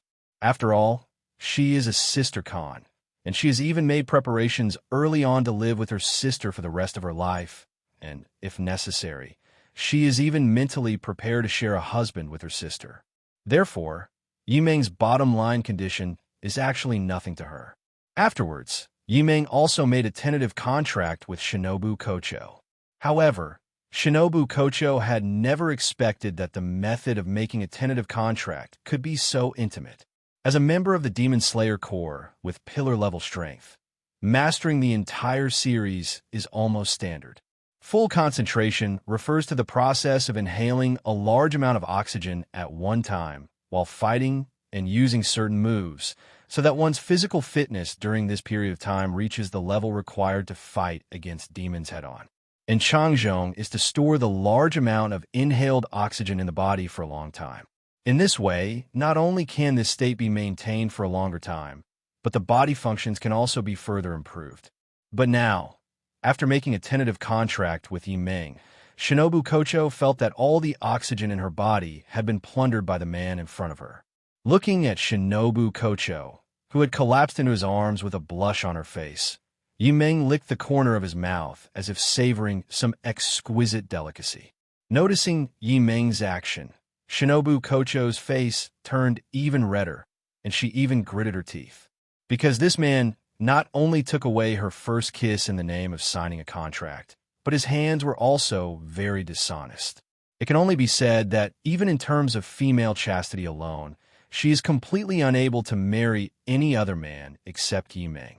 Although it was very tense, she had no chance to regret it now that things had come to this point. At least she did get the special power she wanted from Yi Ming.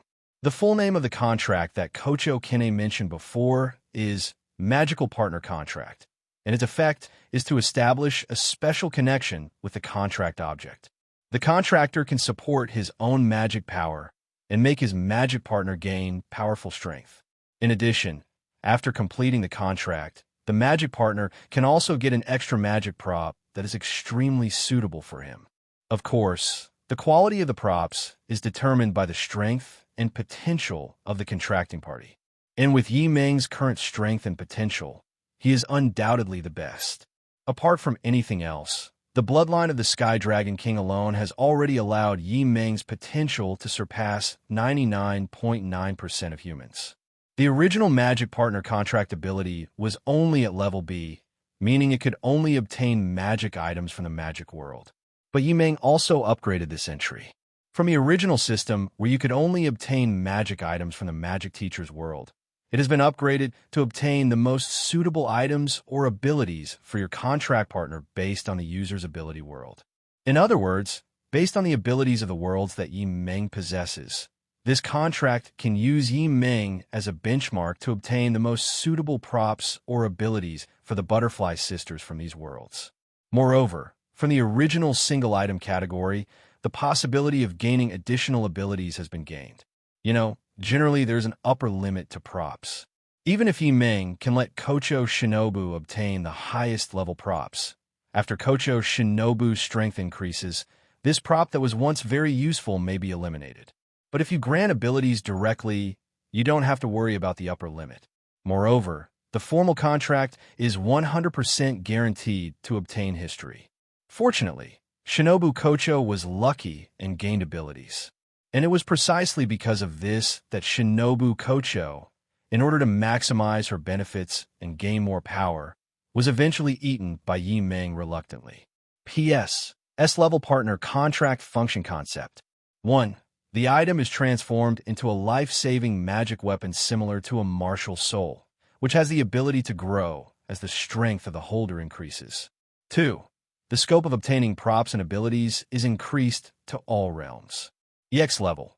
The growth limit is comparable to the magical treasures and supernatural powers of the prehistoric world. Butterfly Kane, flower medicine, can create petals with healing effects. Shinobu Kocho, delusion poison body. This can be turned on and off freely. When activated, it transforms all of her body, including her fluids, into a deadly poison, a curse-like curse. Any creature that comes into contact with her skin or bodily fluids will be led to death. Although it is poisonous, it is not painful, and the victim will die in a climax like ecstasy. It has a powerful corrosive effect, and any item of the noble phantasm level will be corroded instantly. Activation rate. The toxicity intensity is determined by the activation rate. It will reduce the toxic damage to creatures stronger than itself. At the same time, it will make itself immune to poison and can enhance and upgrade the toxic power of this skill by absorbing poison. 10%. Blood is converted into toxins that can become highly toxic by contact with objects, causing anyone who comes into contact with them to die from poisoning. 30%. Toxins cover the skin and can enchant objects with poison. 50%. Sweat also has a toxic effect. 70%. The air you breathe out is poisonous mist. 100%. Achieves silent and indiscriminate elimination of material corrosion. Shinobu Kocho was also a little surprised when she saw the abilities she had gained. Although her fighting style was indeed based on poison and speed, she obviously did not expect to directly gain poison-related abilities. However, this ability can indeed be considered the most suitable ability for her. After all, in this way, when she wants to poison a ghost, she doesn't need to re-equip the scabbard. She only needs to absorb and record the effects of these poisons, and then enchant her weapon when needed. This ability is indeed dangerous enough because it can easily harm innocent people. Fortunately, this ability can be turned on and off freely, and the intensity of the toxicity can also be controlled by oneself, so there is no need to worry about accidentally hurting innocent people. However, if she really encountered an enemy that required a high-level activation rate, she probably wouldn't have time to worry about whether innocent people would be harmed. Moreover, after gaining this ability, she can also be immune to all toxins, and can even devour these toxins for her own use. As Yi Ming looked at the abilities that Shinobu Kocho had acquired, he couldn't help but think about how he could better upgrade Shinobu Kocho. Yi Ming could only think of 4 powerful abilities related to poison. 1. The poisonous dragon in fairy tale. When the time comes, just find it and dig out the poisonous dragon-slaying magic crystal. 2. The poison fruit in One Piece, but considering that this thing has significant side effects, I guess Shinobu Kocho can't accept it, so I choose pass. Finally, there's the poisonous spirit in Doloa Dalu and the evil poisonous body in Dupo.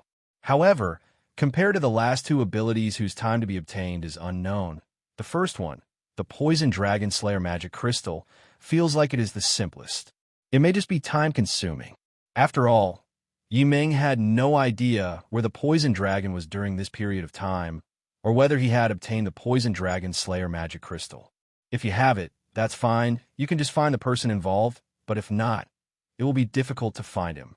Butterfly Kane couldn't help but ask in confusion, Yimeng, what are you thinking about? Yimeng also said helplessly, Xiao Shinobu's ability seems to be a little too weak, so I'm thinking about how to enhance Xiao Shinobu's strength. Xiao Shinobu, do you want to go the speed route or the route? Hearing Yimeng's question, Kocho Shinobu asked with some confusion, is there another choice? Shinobu Kocho originally thought that it was great to have this ability, but she didn't expect that it could be further enhanced, and there were still choices. Yimeng nodded and said, well, although if you want, you can do both, after all. Both are quite suitable for you, but you can't bite off more than you can chew, so I still recommend that you major in one path, and then minor in the other. Once you have almost mastered the cultivation path, you can start to concentrate on the other one. As for poison, it's more advantageous in the early stages, but it might be a little weak in the later stages. It can also easily hurt innocent people, but you should be fine. As for speed, even in the early stages, it's still an advantage. In the later stages, speed is equal to weight. Listening to Yimeng's words, Kocho Ren also said, according to what you said, it would be better for me to major in speed and minor in poison. As for poison, Shinobu Kocho feels that it is enough. Moreover, Yimeng's words that speed is weight made her feel a little moved. Yimeng also shook his head and said, that's not the case. I told you that I will strengthen and upgrade your abilities. It will be no problem to make your poison attribute strength reach the first tier. So it's okay, even if it's your main skill. It's just that I don't have this stuff right now. So if you want to get it, you'll probably have to wait a long time. After all, most people wouldn't be willing to touch something like poison. I agree with that. Naturally, Shinobu Kocho could understand what Yimeng said. Most people wouldn't come into contact with drugs for no reason. In fact, even she chose to use poison to kill ghosts when she had no other choice. But I didn't expect that according to the ability of Yimeng's partner contract, poison is actually the most suitable ability for her. Then I'll major in poison. Aside from poison, my advantage isn't speed, but agility, so speed doesn't really help my combat skills that much. If possible, I would like to make my power stronger. After all, being unable to cut off the demon's neck due to lack of strength has almost become a great regret for Shinobu Kocho. Yimeng nodded and said, yes, sure. I happen to have a clue to something that meets your requirements. It's poisonous, clever, and powerful. I just didn't think of it before, so I didn't look for it. I'll find it for you later. Poisonous dragon-slaying magic. Although it is true that the strength of the evil poison body may be stronger than the poison dragon slayer magic, the strength of the evil poison body is also related to the Dupo cultivation system. If there is no good cultivation method of that world, it is estimated that it will be difficult to exert the true power of the evil poison body, and this thing is prone to self-destruction before a corresponding solution is found. Not to mention, Yimeng currently has no access to the Dupo world. In comparison, the Poison Dragon Slayer Demon Crystal is much easier to deal with, and it also has the ability to raise Tian surely by eating poison. Moreover, Yimeng can also improve the strength of the poisonous dragon-slaying magic in the later stage. After hearing Yimeng's words, Shinobu Kocho smiled with satisfaction. Yimeng did not live up to her decision. Then, Kocho Shinobu suddenly remembered something and said, by the way, the Lord said he wanted to see you. Shinobu Kocho was speechless. Why is this so tiring? It's just a meeting, right? Yimeng also said helplessly, but it's easy to get tired. And judging by the way you address him, your Lord must be very respected by all the members of the Demon Slayer Corps, right? Shinobu Kocho was also a little surprised. How did you know? Yimeng continued. Then guess what? Given my personality, do you think I would bow my head and kneel after meeting your Demon Slayer Corps' Lord? Upon hearing this, Shinobu Kocho fell silent instantly. Although Yimeng appears to be easygoing, he is actually quite domineering and powerful at heart. Moreover, Yimeng is a powerful and capable person. Why would he bow down to a stranger for no reason? Just because the other party is the Lord of the Demon Slayer Corps? Moreover, Yimeng seems to be a bit sexist. He is very gentle and kind to women, but a little pitiful to men. However, Shinobu Kocho could understand this point very well. After all, this guy is a playboy and pervert, so it's normal for him to be sexist. Moreover, Yimeng was only a little cold, but it wasn't completely impossible to communicate. Although he was gentle and kind to girls, he also kept his distance, which surprised her. He was obviously a playboy and a pervert. However, she was still very satisfied with Yimeng's attitude. At least it showed that Yimeng was not the kind of guy who would take anyone. And guess what? If I act like I'm the boss, walk up to your lord and ask him what I want, what do you think everyone's reaction would be? Upon hearing this, Kocho Kane said a little embarrassedly, "It shouldn't be that serious. My personality is still very kind. If your attitude could be a little more kind." However, Shinobu Kocho shook her head in denial and said, "No, sister, the point is not what Yimeng's attitude is, but how everyone views Yimeng's attitude. Even if Yimeng, CDSB, just walked over normally, as long as Yimeng didn't show any respect for the Lord, he would definitely be targeted by those guys. After all, based on the pillars she knew, they all seemed to have some character flaws. They also have an unreasonable affection and loyalty for the Demon Slayer Corps' lord, Ubuyashiki Koya. But she didn't know if it was an illusion, but she always felt that it was more like a death squad than loyalty. He is just a dead king with his own emotions. So she had no doubt that if Yimeng dared to show any disrespect to Ubuyashiki Kuya in front of them, he would be treated with hostility or even targeted by them. Moreover, given Musashi's personality, it is not impossible for him to take direct action. And given Yimeng's personality, he certainly wouldn't just get beaten like that. Conflict is almost inevitable at that time. Shinobu Kocho didn't know what the attitude of the pillars was towards Ubuyashiki Koya. But there is one thing that Shinobu Kocho is very clear about. That is, this country attaches great importance to class, and any act of rebellion is not allowed. Not to mention that there is a bad temper among these high-level officials. Shinobu Kocho had no doubt that if Yimeng really went over there might be a quarrel and they would part ways on bad terms. She also hopes that Yimeng can help the Demon Slayer Corps kill these demons. If things get out of hand, Yimeng will take back everything he gave to the Demon Slayer Corps, or even help the demons. Wouldn't they explode? After hearing Shinobu Kocho's explanation, Yimeng nodded and said, "That's right, so not meeting is the best option. Besides, I've already given you all the power you deserve, so there's no need for me to say anything more." Hearing Yimeng's words, Dairen was also a little surprised. Yimeng, aren't you going to take action?" Yimeng also said angrily, "If I take action, what will you do? You finally got the power you desire from me. If I take action now, then what will your efforts be worth?" Shinobu Kocho was immediately speechless. Yes, she had paid so much, even risking her future as Yimeng's woman. She had finally gained this power under such circumstances. If she couldn't avenge herself in the end, what was the point of gaining this power?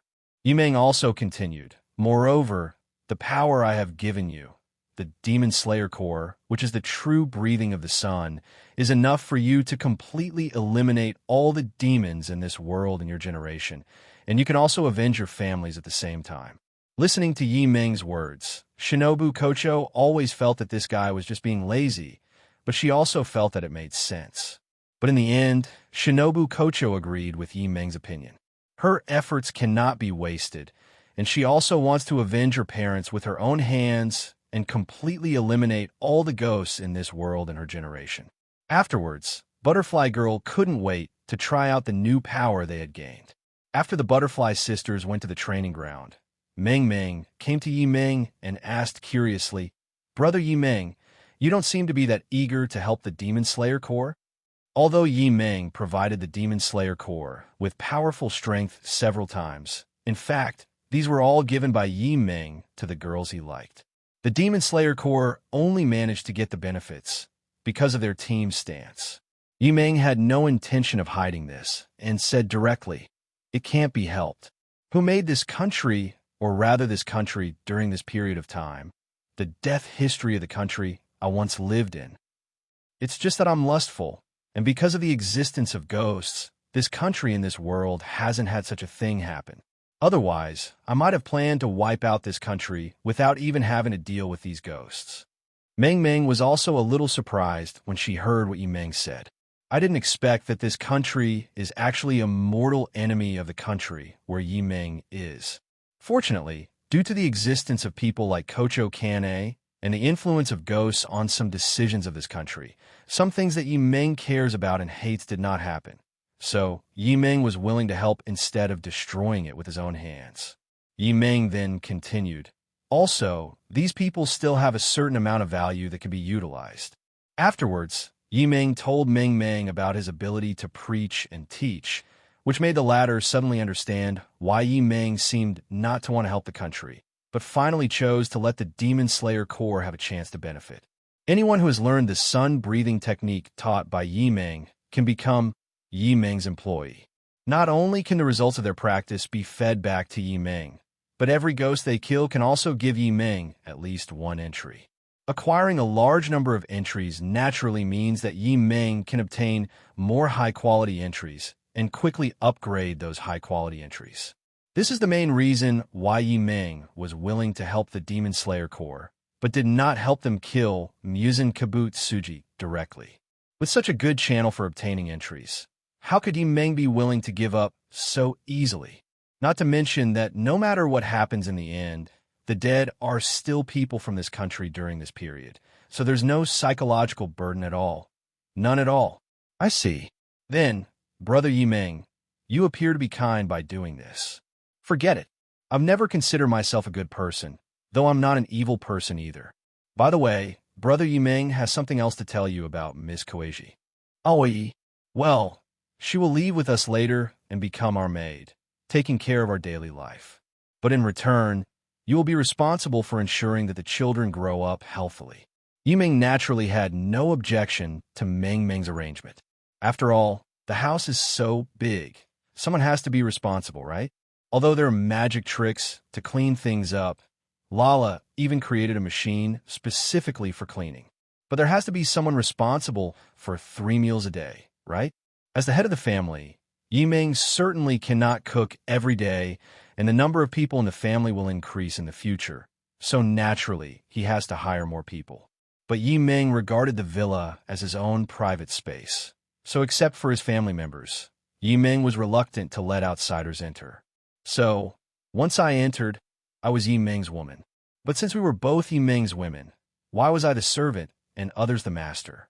Although coming in with this kind of relationship, people naturally wouldn't really treat each other as servants, but they would definitely have to take on the responsibility of taking care of everyone in the family. Therefore, this kind of recruitment job has become difficult to find. So after much thought, I can only find someone like Aoi Kamadu, who is not only a CE but also has the ability to be a caring wife. I can only say that it is similar to a company that is looking for a 25-year-old but requires 30 years of work experience. But what they didn't expect was that they actually found someone who met their family's requirements. It can only be said to be an unexpected surprise. As for the conditions proposed by Kamadu Aoi, they were nothing to them. Just throw them into the guild, and we guarantee that each one will grow up healthily and even become successful. The only cost is that you may have to lower your quality. By the way, Brother Yi Meng, remember to go and inspect it someday. Hearing Meng Meng's words, Yi Meng couldn't help but be stunned for 2 seconds. Acceptance? Acceptance of what? Meng Meng also smiled meaningfully and said, Of course, it's to check whether the new maid's work attitude and ability meet your expectations. Yi Meng, I always feel that the acceptance work you mentioned is not very serious. But what is this exciting feeling? Request flowers. 0. No, you finished it so quickly. Although Yi Meng did think so.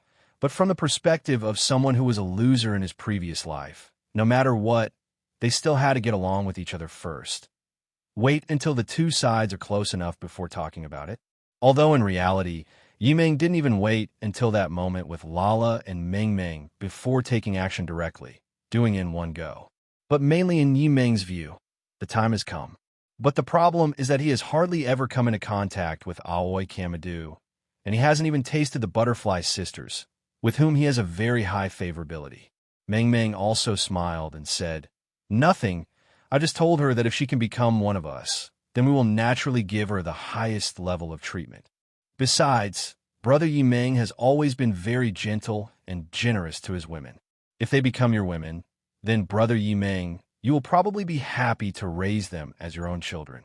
Not only will you help them grow up healthily, but you will also teach them skills and help them become successful. If they are outstanding enough, it wouldn't be a big deal to buy them each a house when they get married. After all, we have the financial means, don't we?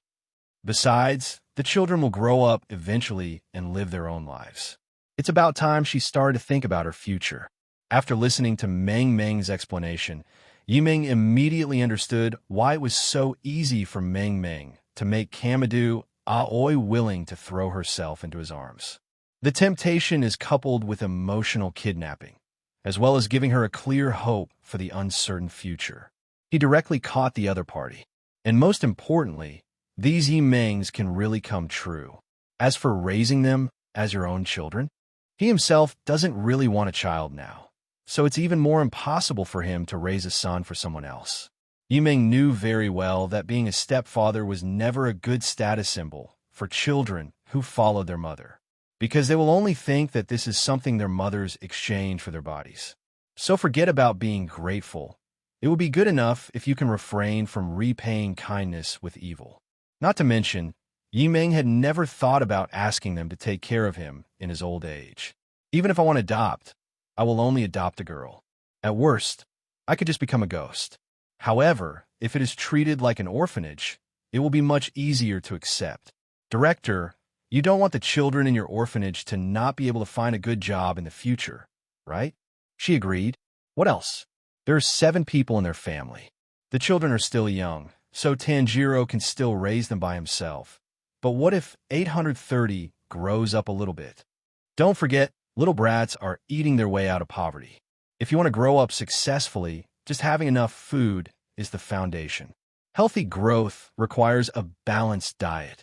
Even if we could earn some money from selling charcoal, it wouldn't be enough to support so many people, right? Asterisk, a asterisk. The Kamadu family's carbon business isn't huge. It's enough to make a living, but healthy growth is a bit uncertain. Not to mention, they just suffered a ghost attack. It was because they were worried that more ghosts would come to attack them that they chose to leave that place with us, right? So, in order to provide the children with a healthy living environment and to ensure they have a decent job in the future, and since she is not young anymore, it's time for her to think about her own future. Besides, they've already left with them, so I simply suggested that she take advantage of her still attractive age to work harder now for her own future, and for a better future for Tanjiro and the others, so as to secure a better future for the Hatamon family. At the very least, I can have a comfortable future, right? Yimeng, should I say you are so skilled? However, no matter what, this was Meng Meng's good intention, and as the beneficiary, Yimeng naturally would not refuse. Thinking of this, Yimeng also hugged Meng Meng into his arms, smiled, and said, "I didn't expect that you would notice that I was interested in her, and help me win her over in advance. I like this gift very much." Meng Meng smiled happily upon hearing this and said, "There's nothing I can do. I'm too weak. If I don't find someone to help share the pressure, I'm afraid I'll die of exhaustion. But, Brother Yimeng, as long as you are satisfied, I was worried that you were only interested in Izuko. Because Yimeng's targets so far are all young girls, Meng Meng has some concerns that Yimeng will look down on those who are a little older. At the same time, this is also a test of Yimeng's preferred age range. After all, she will grow up too, so helping Yimeng to capture Kamadu Aoi is just a test of Yimeng's preferences." Yimeng, not knowing whether he saw through Meng Meng's probing or if he had always thought so, said directly, "I don't have any requirements for age. For me, as long as she's pretty and has a good personality, that's enough. I'm not particularly omnivorous in this regard. Oh, by the way, don't wear AP asterisk asterisk asterisk asterisk or have had an affair with other men." Hearing Yimeng directly give the accurate standards for XP, Meng Meng was slightly relieved. "Okay, I get it. I'll keep an eye on it. But Brother Yimeng, you have to be a little more restrained. Don't just take everything you see that looks good. At least make sure it's something that gets along with my family. Yimeng nodded as a matter of course and said, "Of course, I don't want to fire my harem. However, if something like that happens accidentally, I'll have to trouble Meng Meng to help Lala manage it." Meng Meng also smiled happily when she heard this. Although Yimeng said that she was to help her sister manage the harem, in reality, given Lala's personality, if there were any conflicts, it would be difficult for her to resolve them. So naturally, the responsibility of truly managing the harem fell into her hands. Yimeng was practically handing over the highest power in the family, second only to Lala, to her. And given Lala's personality, as long as the reasons she gives are reasonable enough, there is a high probability that she will also stand on her side. By the way, Brother Yimeng, how long do we have to stay in this world?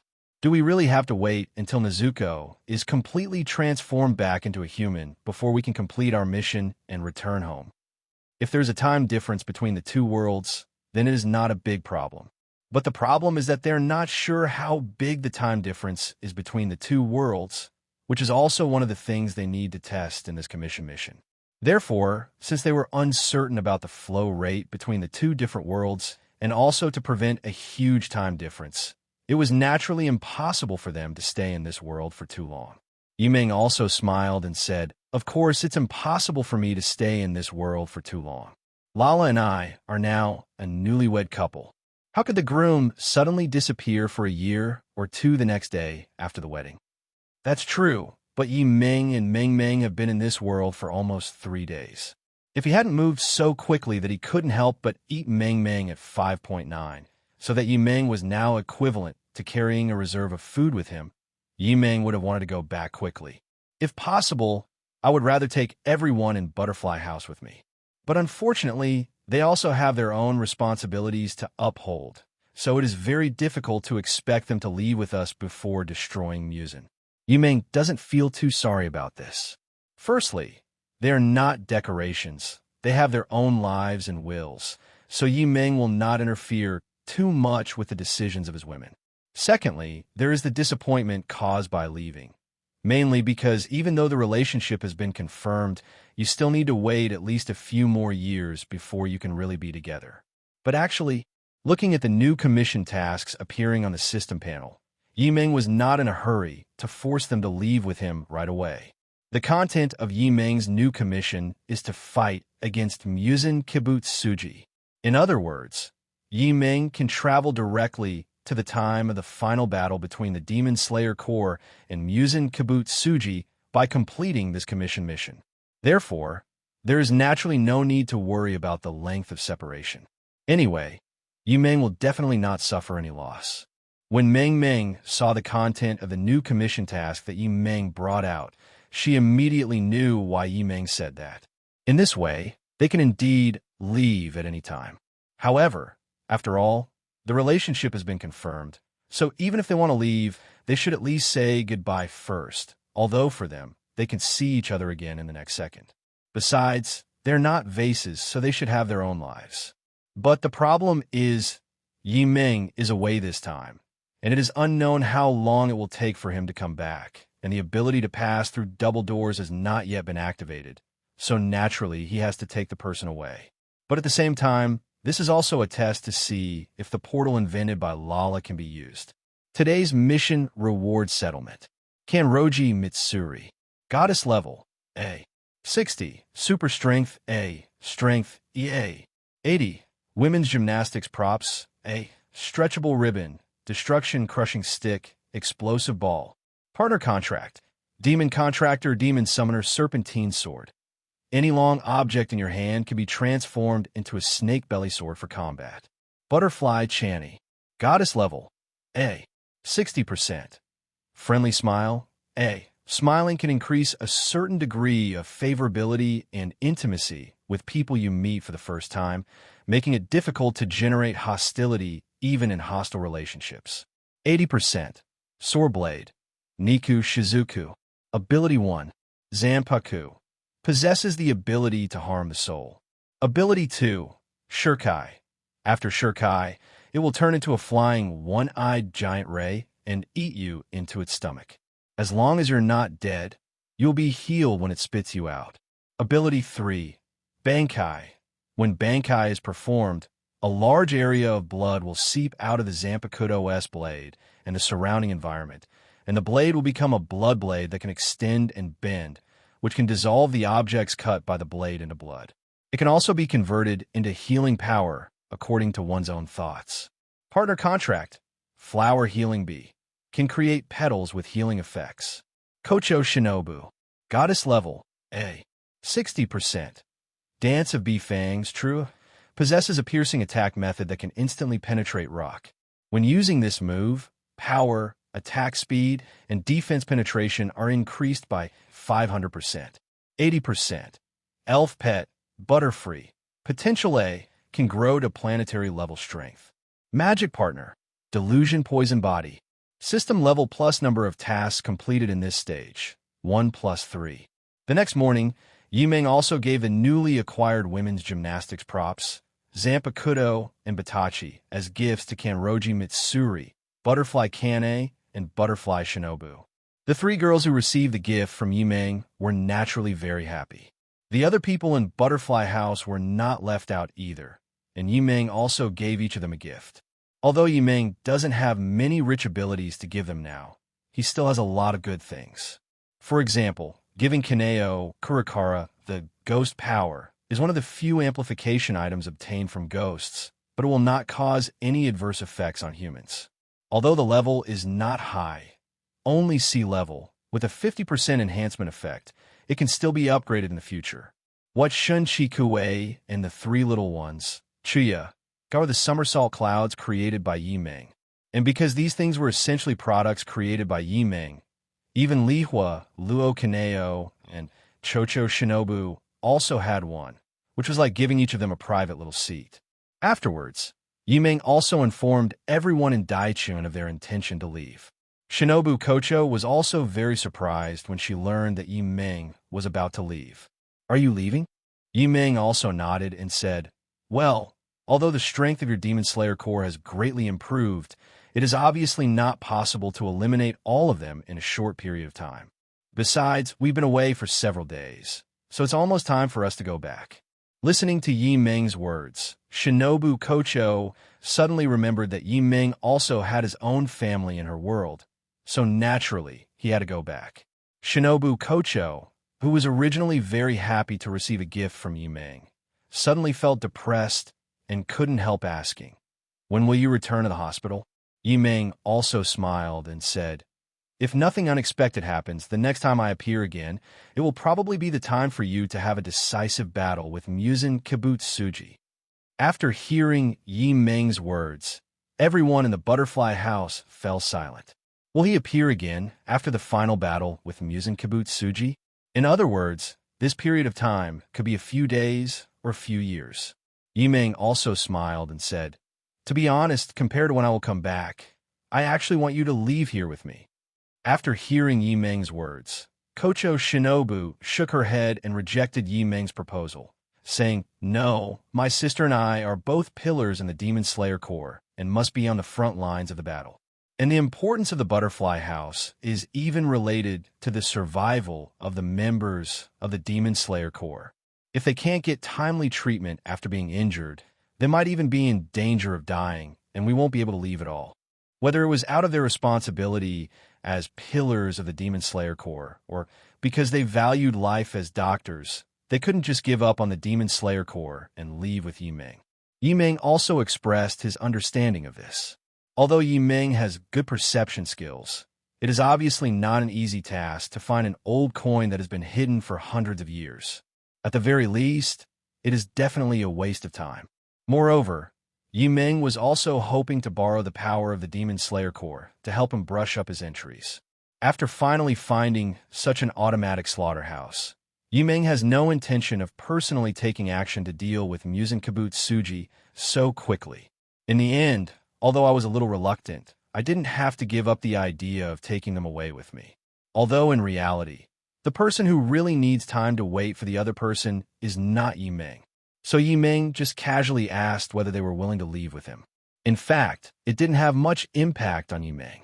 In fact, the current Demon Slayer Corps does not need the power of the Butterfly Chamber that much.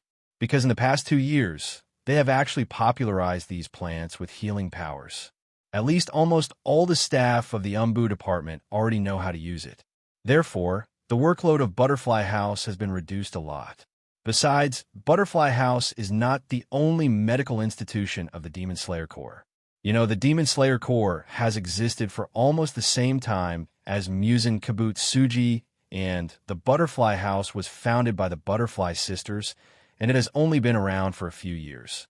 However, because the Butterfly House has a genius doctor like Shinobu Kocho, it has been able to develop into the most outstanding medical institution in the Demon Slayer Corps in just a few years.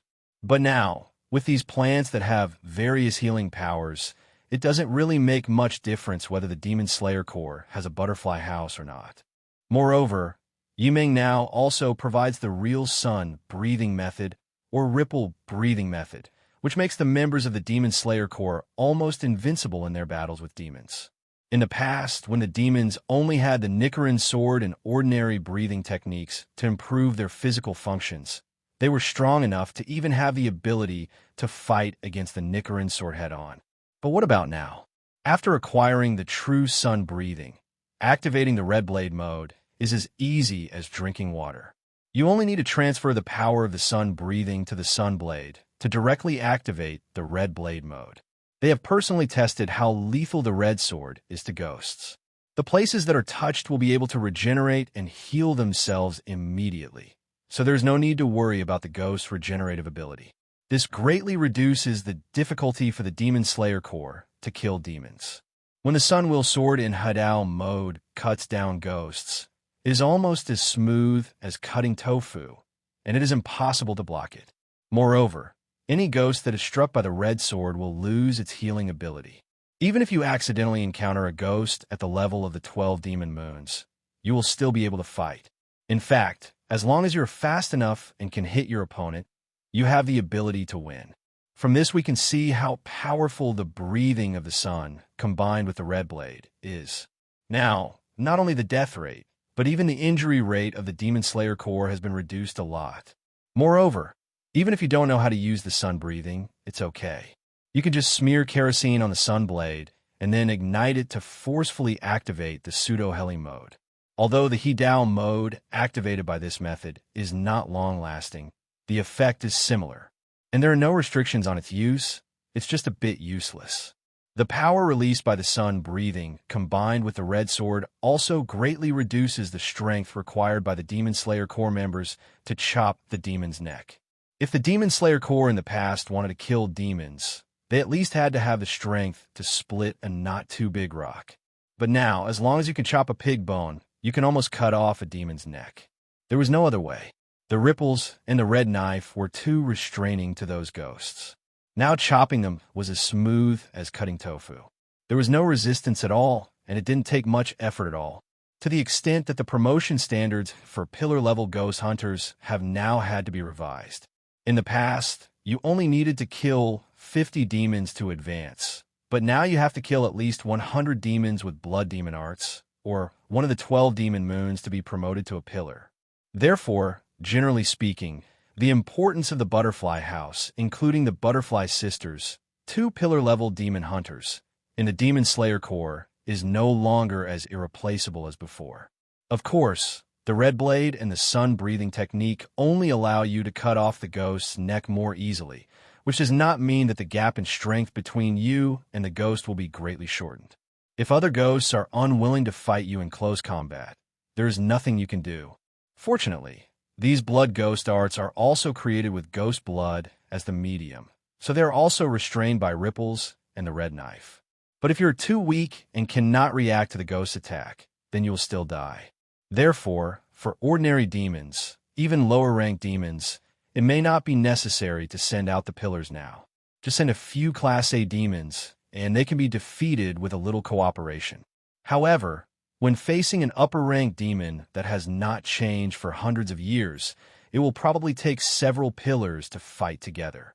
However, thinking that he wouldn't be the one to suffer in the end, he realized that he could directly enter the decisive battle in the next second.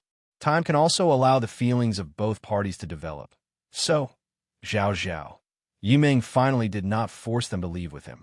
In the end, Yi Meng left under Shinobu Kocho's complicated gaze. Leaving with Yi Meng were Meng Meng, who came with him, and Nezuko, who had to stay by Yi Meng's side, waiting for her to turn back into a human as soon as possible.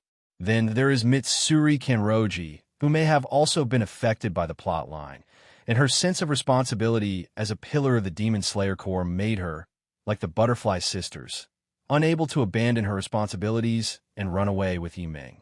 As for Yi Meng, he could directly arrive at the time of the Demon Slayer final battle, so he was not in a hurry to take the people away now. As for the Kamadu family, they lived directly in the Butterfly House and usually just did odd jobs there. Although the Butterfly House has reduced its casualty rate a lot now, because of the Demon Slayer Corps' improvement in the ripple breathing technique, coupled with the special plants with healing abilities, it is basically difficult for the Butterfly House to be busy now. However, daily life and those special plants still need someone to take care of them. Of course, it's mainly women. Of course, it's not that Butterfly House only recruits female staff, but those boys think that these are girls' jobs, and they boys should improve their strength to kill ghosts. So, the boys led by Tanjiro, except for the youngest Rokata, all went to the Rengoku family. Breathing of flame is the breathing method closest to breathing of the sun, so if Tanjiro and his family want to learn breathing methods to fight, then the Rengoku family is undoubtedly the best choice. Because Yi Meng indirectly saved his wife/mother, and she was also brought back by Mitsuri Kanroji, the person who personally saved 000, Rengoku Ruka. The Rengoku family naturally welcomed the arrival of Tanjiro and his family. Afterwards, Yi Meng, Meng Meng, and Nezuko left the Demon Slayer world through the teleportation array. Of course, it's only temporary. After temporarily returning to Fairy Tail, Yi Meng and Meng Meng began to test some of the things they had wanted to test before. The difference in the speed of time flow and whether the space gate can be used across the world. After testing, it seems that this space gate has the ability to connect to another space, so it can actually locate that world. This also made Yi Meng once again sigh in admiration at Lala's inventive ability.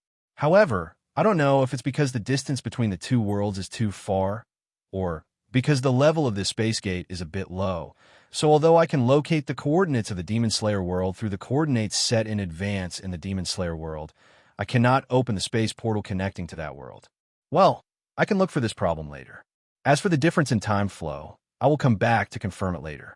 The main issue is that I'm not sure if the time flow rate is much different. If it's not much, then it doesn't matter. But if it is much, then after asking, won't I have to make them wait for a while longer? So it's better to just pretend that I haven't come back yet. Destroy Musen Kibutsuji. Client, Demon Slayer World Consciousness. Mission Reward. All abilities of Demon King Tanjiro. Tanjiro Demon King Template S. Ability 1 Smell. Can inhale everything into the nose through smell and convert these smells into information that the user can understand. You can use smell to distinguish people's emotions, distinguish tiny different smells in the air, judge the strength of your opponent, sniff out the classification, gender, age, living environment, evolutionary path, DNA intelligence, taste preferences, and even the opponent's weaknesses in battle. It is not limited to organic matter, such as plants and animals, but also applies to inorganic matter, such as mountains and rivers. Ability 2 Headbutt. His forehead is as hard as iron, so hard that even ghosts would be defeated. Ability 3 Markings. By instantly consuming a large amount of physical strength, the body's functions are greatly improved, and all attributes are increased by 0.00%. Ability 4 Transparent World. Effect 1. After entering the transparent world, the user can clearly see the rise and fall of the opponent's lungs and the flow and contraction of blood vessels, thereby observing the opponent's movements and weaknesses. Effect 2. You can perfectly utilize every bit of strength in your body without causing any waste. Once activated, the body automatically shuts down unnecessary parts of the action during combat, leaving only what is necessary for that movement, allowing for maximum power to be exerted with minimal effort. During this time, the opening and closing of blood vessels and muscles in the body is as quick and easy as the blink of an eye, so there are no side effects during use. Ability 5. Water breathing. As a blood demon technique, it can directly control the water in the body and the surrounding water flow affected by demon power to fight. Ability 6. Breath of the sun/body temperature control. Through absolute control of one's own body temperature, it can release flames or create ice to attack the enemy. Ability 7. Complete mimicry. Can freely manipulate body structure to create imaginative changes, mainly referencing the ultimate life form of pillar man cats, or the mimicry ability of slime. Corpse bone vein/bone hyperplasia. Ability to control bone formation, decomposition, and hardening by changing the body's morphology. Ability 8. Ultimate life form. Not only does his physical functions far surpass those of humans, he even possesses the ability to be immortal. At the same time, due to his special physique, he has overcome the effects of sunlight and has become a truly immortal ultimate life form. Ability 9. Energy Cannon. Referred to Tail Beast Ball. Ability 10. Gluttony. You can restore your own physical strength by directly absorbing the vitality of other creatures. If the absorbed object has special blood in its body, you can absorb it together. Ability 11. Super Speed Regeneration. Instantly recover from all injuries by consuming physical strength. The more serious the injury, the more physical strength is consumed. Seeing the reward for this task, even Yi Ming couldn't help but marvel at it. After all, the template of any well-known character basically starts at the lowest A level, and the protagonist almost starts at S level. If Tanjiro was just a demon hunter, then even at the final battle in the Infinite Castle, he could only be considered a level at best. After all, even if Tanjiro's strength at this time had reached the pillar level, it could only be considered to have reached a relatively high upper limit that ordinary humans could achieve. Compared with Yuichiro Tsudokuni, there is still a big gap. The upper limit of the A-level character template can only allow you to grow to the stronger group among the vast majority of people, and is far from the level of invincibility. S rank, on the other hand, allows you to be absolutely invincible, at least in your current world. Even if you were to travel to another world with a different system, you would still be among the strongest in that world. Tanjiro, who became the Demon King, naturally met the minimum standard of being invincible in this world. Coupled with his abilities, even if he went to other worlds, he would be able to become one of the top strong people. And most importantly, as a time traveler who has watched countless movies, countless anime, Yi Ming has a lot of things to refer to. Therefore, in Yi Ming's opinion, the two abilities of Demon King Tanjiro, complete mimicry and gluttony, have extremely high growth potential. It can even be said that even if there is only one of them, it is enough for Yi Ming to have the potential to be invincible in the world, even if he is placed in thousands of worlds. After all, beings that become powerful due to their bloodline and physical talents account for at least 70% to 80% of the world. The rest basically depends on chance and equipment. The two abilities of Demon King Tanjiro allow you to directly obtain the blood and physical talents of other people.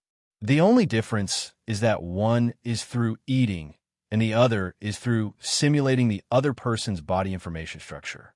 However, the latter requires a higher level of knowledge. At least you have to be proficient in biology. The former can just eat without thinking, but similarly, unless there are no taboos, and even fellow human beings are not spared and are completely inhuman, then they will definitely have to give up because of the bottom line. Even if it was just for these two abilities, Yi Ming had reason to personally deal with Musen Kibutsu. Before starting the final battle mission of Demon Slayer World, Yi Ming also checked Nezuko's condition. If Nezuko is in good condition, Yi Ming will take her with him. Otherwise, he will have to let Nezuko and Meng Meng stay in this world and go back soon. Although only 2 days had passed, the changes in Nezuko's body were very fast, something that would have taken about 2 years to complete. Originally, Nezuko could have integrated or neutralized the demon blood in her body in 2 or 3 years without any help from anyone. But because of Yi Ming's ether power, Nezuko did not neutralize the power from the demon, but chose to integrate it. With the help of Yi Ming, Nezuko's fusion speed is also very impressive. Even Nezuko would find food for herself at night. When Yi Meng and Meng Meng were discussing life these 2 days, she ignored Meng Meng's embarrassment and directly obtained the high-protein and high-quality life energy of the Great Emperor from Yi Meng and Meng Meng. So now that Nezuko has been replenished with these high-quality life energies, the speed at which the power in her body is integrated has also been greatly improved. Now, in just 2 days or so, the progress is almost there. Of course, if necessary, Yi Meng can also help speed up the progress. It's nothing more than letting Nezuko eat more of her own high-quality life protein energy. Yi Meng said that this stuff is enough to ensure that all 3 mouths are full. Although, in fact, even Yi Meng himself did not expect that his high-quality life protein energy would actually be a great source of energy for Nezuko. However, considering that he now possesses pure dragon blood, it is understandable. Yi Meng's current level of life energy is naturally not comparable to that of ordinary humans.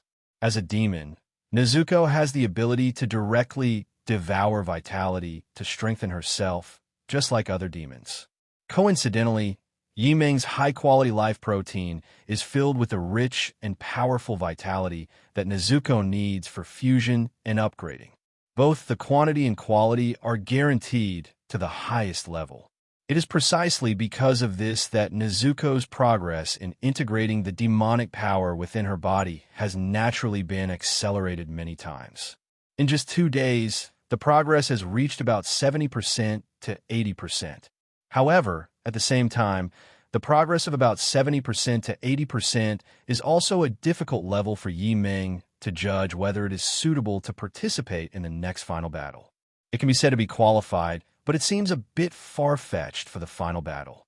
It can be said to be unqualified, but it is just at the passing line. Asterisk, asterisk, asterisk, asterisk, asterisk. At this moment, Meng Meng also saw Yi Meng's entanglement and directly suggested, "Brother Yi Meng, why don't you just feed Nezuko's 3 mouths and see if you can complete the final transformation 10 times? Even if it doesn't work, raising the fusion progress to 80 or 90 will be enough to participate in this final battle." Besides, in order to help her brother defeat the enemy and avenge her family, I think Nezuko would be willing to do this. Besides, since you've already said that, it would seem hypocritical to refuse. Brother Yi Meng, the night before yesterday, after discovering that Nezuko could actually accelerate the fusion process by absorbing Yi Meng's high-quality life protein energy, Meng Meng suggested that Yi Meng simply feed 3 mouths, allowing Nezuko to directly absorb more energy and complete the fusion evolution in one go. But unfortunately, Yi Meng also has a certain bottom line when it comes to eating women. That means the woman must be willing. So when faced with Nezuko, whose intelligence has become childish due to turning into a ghost, Yi Meng really can't make the decision to eat her actively. Although in the end, Nezuko still ate a lot of high-quality life protein. In Meng Meng's opinion, this is somewhat hypocritical. Things have come to this point. Is there any point in being reserved at this time? After hearing what Meng Meng said, Yi Meng couldn't help but blush. Others who were forced to become emperors at least declined 3 times. Is it okay for me to be a little reserved 12 times? Besides, I can't be intimate with another woman while I'm intimate with you, right? Meng Meng smiled upon hearing this and said, "I follow the natural way, so I'm also very happy. But if you want this child to fully recover and still remember your kindness and leave with you, then you have a reason to do this. Whether it's to give her the power to help her brother defeat his enemies or to avenge her own family, she needs to become stronger. And right now, this is the only way to help Nezuko improve her strength in the shortest and fastest time." Although Meng Meng felt it was very strange to do such a thing before the final battle, as far as Nezuko was concerned, it seemed that this was the best preparation before the war. What's more, Nezuko was the one that Yi Meng had his eyes on, and their relationship had already developed to a level of intimacy beyond that of lovers. Doing this now can be regarded as directly settling the relationship between the two in one step, and there is no need to worry that Nezuko will run away. After Meng Meng finished speaking, Nezuko pulled the corner of Yimeng's clothes. Although Yimeng was confused, he still turned around to look. However, Nezuko just said 033 as if she understood what Meng Meng said, and her face flushed a little, as if to say that she agreed with Meng Meng's proposal. This action also made Yimeng stunned. He asked in disbelief, "You can already understand what we say?" Nezuko blushed and nodded, indicating that she could indeed understand what Yimeng said. Yimeng, let me ask you, when did you regain your sanity? However, Nezuko suddenly became embarrassed and angry and kicked Yimeng on the calf. Well, apparently, Chungzi must have woken up at a rather awkward time. Then, Yimeng noticed something and said, "Still can't speak?" Nezuko shook her head and said in a halting tone, "I can barely say a few words." Obviously, although her spiritual intelligence has recovered, her language system has not yet fully recovered because it is still merging with the ghost blood in her body. Although it feels a bit stuttering, it is much better than the original. You know, when Nezuko turned into a ghost in the original work, she never spoke. Of course, it is also possible that the progress is too fast, resulting in the recovery speed in some places not keeping up. 144. As she spoke, Nezuko's expression became somewhat embarrassed and angry, and she kicked Yimeng's calf. Yimeng, okay, my bad. Meng Meng, who also understood what Nezuko meant, smiled beside her. Seeing this, Yimeng pinched the soft flesh behind Meng Meng in annoyance, causing the girl to gasp. Afterwards, Yimeng turned his gaze back to Nezuko and asked, "Have you made up your mind?" After drinking some water and moistening her throat, Nezuko felt the blockage in her throat disappear. Her face flushed slightly, but she nodded seriously and said, "Well, not only do I want to help my brother, I also want to avenge my family. Besides, I can't think of any other way to repay you. There's no way. Yimeng's kindness is too great. If it weren't for Yimeng, she might have lost all her family members."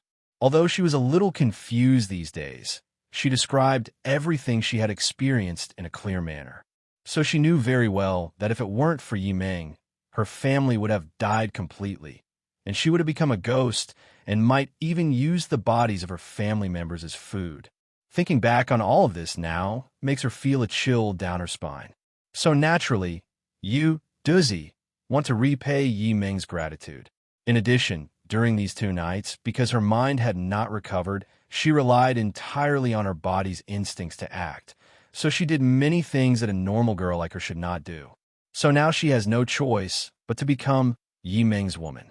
In that case, it would be better to just go straight to the point and become Yimeng's woman. This way, not only can she repay the favor, but she can also gain greater power and avenge her family. Thinking that no matter when he accepted the mission, he would directly arrive at the time of the final battle. So Yimeng was naturally not in a hurry. It is obviously more important now to help Nezuko complete the final fusion progress as soon as possible. Nezuko, Race Ghost. Powerful kick. Possesses a powerful kick comparable to Tanjiro's headbutt. Smell perception. Nezuko in her demonic state has a sharper sense of smell than Tanjiro. Ghost power increases all attributes by 500%. Shrinkage. You can freely control the size and age of your body, transforming it into the shape and size of an infant, child, young girl, or adult. As your body ages, your strength and recovery rate increase significantly, reaching a maximum age of 30 or as young as 3 or 4. Super fast regeneration. Instantly recover all injuries by consuming physical strength. The more serious the injury, the more physical strength is consumed. Marking A. At approximately 16 years old, you can activate marking, which appears as willow-shaped lines on your body. While activated, all attributes are increased by 500%, but stamina is consumed while this state persists. Ghost Transformation A. Similar to Dragon Transformation, this skill changes the player's appearance to that of a ghost. At 5.1, the player's body age automatically grows to that of an adult woman. Ghost horns appear on their forehead, and their fingernails become sharper. All attributes are increased by 500% while in Ghost Transformation. Sleep B allows you to accelerate the recovery of your stamina and injuries by falling asleep. Using this skill instantly restores all stamina and injuries, but it's difficult to wake up quickly, requiring you to awaken naturally. The higher the skill level, the faster the recovery time. Blood Demon Art, Exploding Blood Flame. Using one's own blood as a medium, one generates a special high-temperature flame that burns only what one desires to burn. This flame can be released directly from the palm of one's hand. Although this ability is acquired as a demon, due to the special constitution inherited from one's family, this ability has a strong restraining effect on those who are affected by darkness. Blood Coagulation. Even if the body is torn into pieces, it can be forcibly connected and restored by coagulating blood. Perfect Life Form, a perfect creature that possesses immortality and almost no weaknesses. S-Class is truly immortal, while A-Class can be killed by simply destroying all tissue cells in the body. Nezuko, who had completed the final fusion transformation, also snuggled in Yi Meng's arms with a blushing face. Unlike the previous 2 days when she was confused and could only rely on instinct to act, she was now completely awake and proactive, doing all kinds of things. Especially when she recalled herself when her body age had grown to the same age as her aunt at 30, Nezuko felt that she was really bold at that age, so much so that she even felt a little perverted. Thinking about it now, Dizzy just felt hot all over. Looking at Nezuko's shy face in his arms, Yi Meng also showed a proud smile. 23 days after everything was prepared, Yi Meng once again took Meng Meng and Nezuko to the Demon Slayer world, Infinite Castle, Final Battle. After Yi Meng and the other two successfully arrived at the Demon Slayer world, they directly entered the Infinite Castle, where Muzan Kibutsuji would have his final battle. At the same time, in order to prevent Mingnu from being thrown out of the Infinite City, Yi Meng used the Taishu grip directly to forcibly control the space in the Infinite City. Although it is possible to kill Mingnu directly, in that case, all the cannibals in the Infinite City will fall outside. After finally gathering them in one space, how can we let them run around? At the same time, Yi Meng also felt his own gains. This is also one of the test contents. If I travel directly from the past to the future, can I reap what I have done during this period of time? Before leaving, Yi Meng wanted to recruit the members of the Demon Slayer Corps as his registered disciples by teaching them, so that he could get the upgrade experience of the breathing technique for free, as well as the rewards dropped by the Butterfly Sisters and Mitsuri Kanroji from killing monsters in a team. Yi Meng's original idea was to go directly to the future to collect the results accumulated over the past few years. But it is obvious that although Yi Meng's idea is good, this kind of cheating behavior is obviously not allowed. Of course, if Yi Meng mastered the laws of time or the power of time, perhaps he could do this. Is it really not possible? Hearing Yi Meng's words, Nezuko couldn't help but get nervous. Did it fail? Before coming here, Yi Meng had already told them the details of the final battle. So this is why Yi Meng directly blocked the space of Infinite City after coming here. This is not only to prevent Naruto from throwing them out of the Infinite Castle after noticing their sudden appearance, but also to prevent a large number of lower-ranked demons created by Muzan Kibutsuji in the Infinite Castle in order to annihilate all members of the Demon Slayer Corps in one fell swoop from running into the human world. You know, any lower-ranked demon has the power to easily massacre a village or even a town. Even with the support of the military's armed firepower, it can only barely delay the ghosts until the sun rises. And this is just a lower-ranked ghost.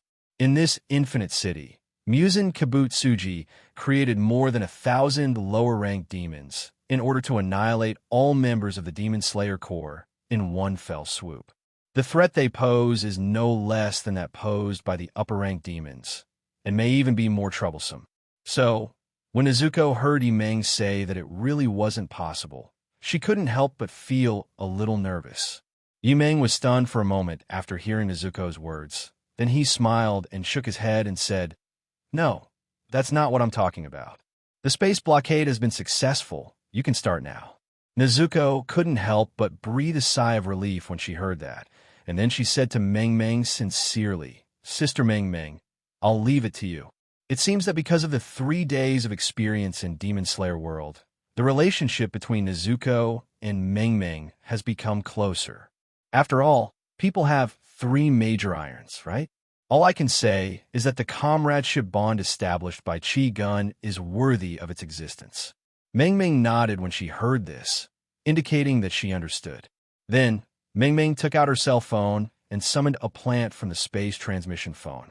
She also took out a picture of a mature older sister with a gentle and intellectual image that seemed to be condensed from plants. Spread it. As Meng Meng finished her words, the plant summoned by Meng Meng seemed to be stimulated by something and began to grow wildly and spread everywhere. 163. The unusual movement here naturally attracted the attention of other people in Infinite City, especially those members of the Demon Slayer Corps who were fighting against the artificial lower-ranked demons were almost scared to death. After all, they were fighting against these weakest lower-ranked demons, and suddenly saw a large number of plant vines emerging from behind them. Naturally, they thought that some demon was using blood demon magic to attack them from behind. However, after being frightened, they discovered that these plants had no intention of attacking them at all, and even took the initiative to entangle the ghosts. In the command room headquarters of the Demon Slayer Corps, the young head of the Demon Slayer Corps, Yoshiki Tariya, who was commanding the Demon Slayer Corps on behalf of his father, who used himself as bait to lure out Musen Kabutsuji, was also using the Crow's Eye, a messenger crow with the Yashiro blood demon art spell attached to it, to draw a map of the city. At the same time, they also witnessed the strange situation in Infinite City. What's going on? Why are there so many plants? Where did this come from? Is this an attack from a blood demon art by an upper-ranked demon? There was no way around it. These plants had almost completely covered the entire Infinite City in a short period of time. With such a growth rate, it was no wonder he suspected that one of the upper-ranked demons had taken action. Although now, because of the source of power provided by Yimeng, they have successfully killed upper string 6, Daki, Jitaru, upper string 5, Gyokutsu, and upper string 4, Hantengu. In addition to the 3 upper ranks killed above, the upper ranks that have been confirmed include upper rank 2, Doma, who killed Kocho Kane once, and upper rank 3, Akaza. In addition, the ghost that brought them to this infinite city is most likely one of the sign ghosts. Counting like this, there are exactly 6 upper-ranked demons.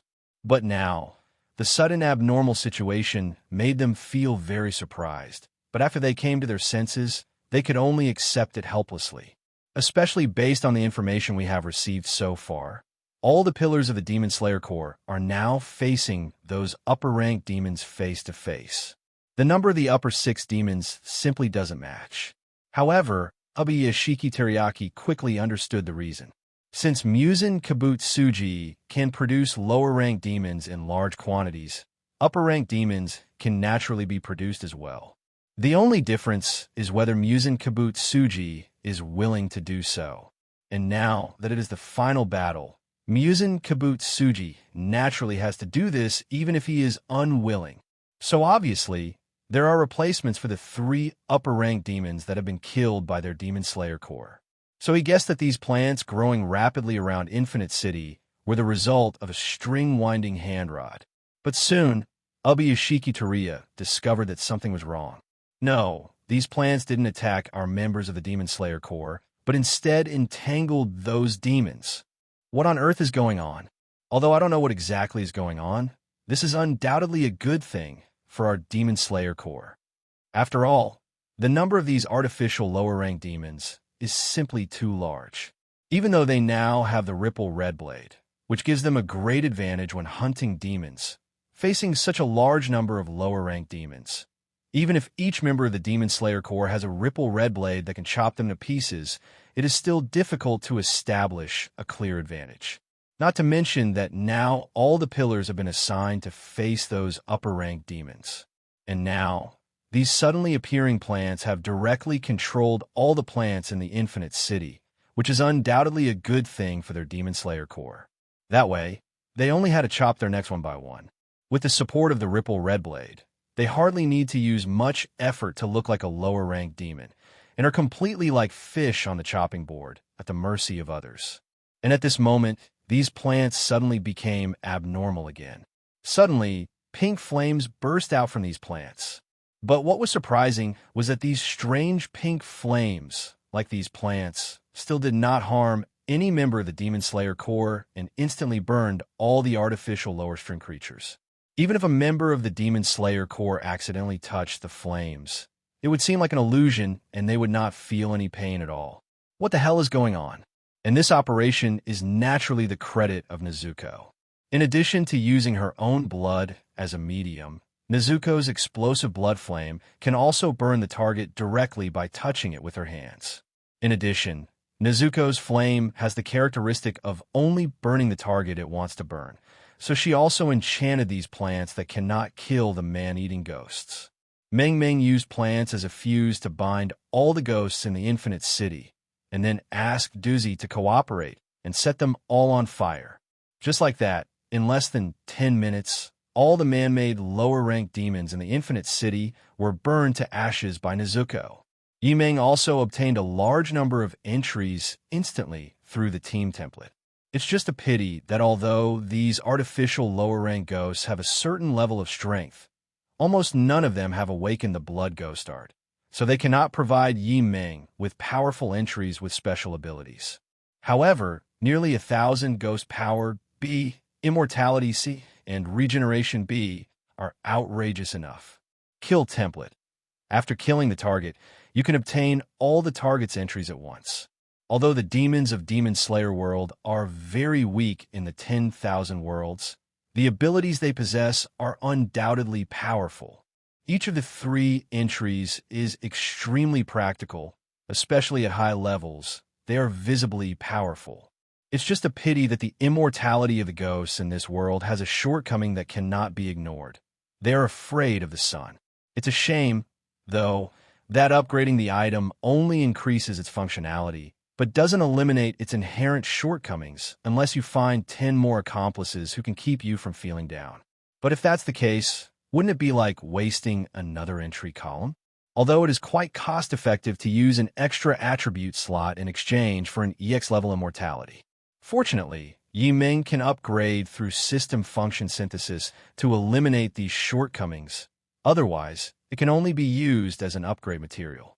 However, just when Yimeng thought he could instantly gain hundreds or even thousands of immortality abilities, the system suddenly popped up a bug fix. Ding!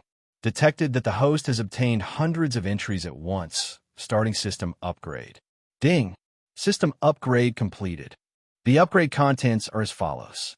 1. Item quality. Each item level will have an additional plus sign as a mark to differentiate the 369 quality levels. For every additional plus sign, an additional item of the same level will be required as an upgrade material when upgrading. Conversely, for every additional plus sign, the item's function will increase by 1. 2. Item optimization.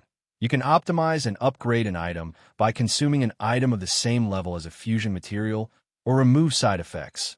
Upgrade material plus specified energy item. Seeing this sudden change, Yimeng couldn't help but be stunned for a moment.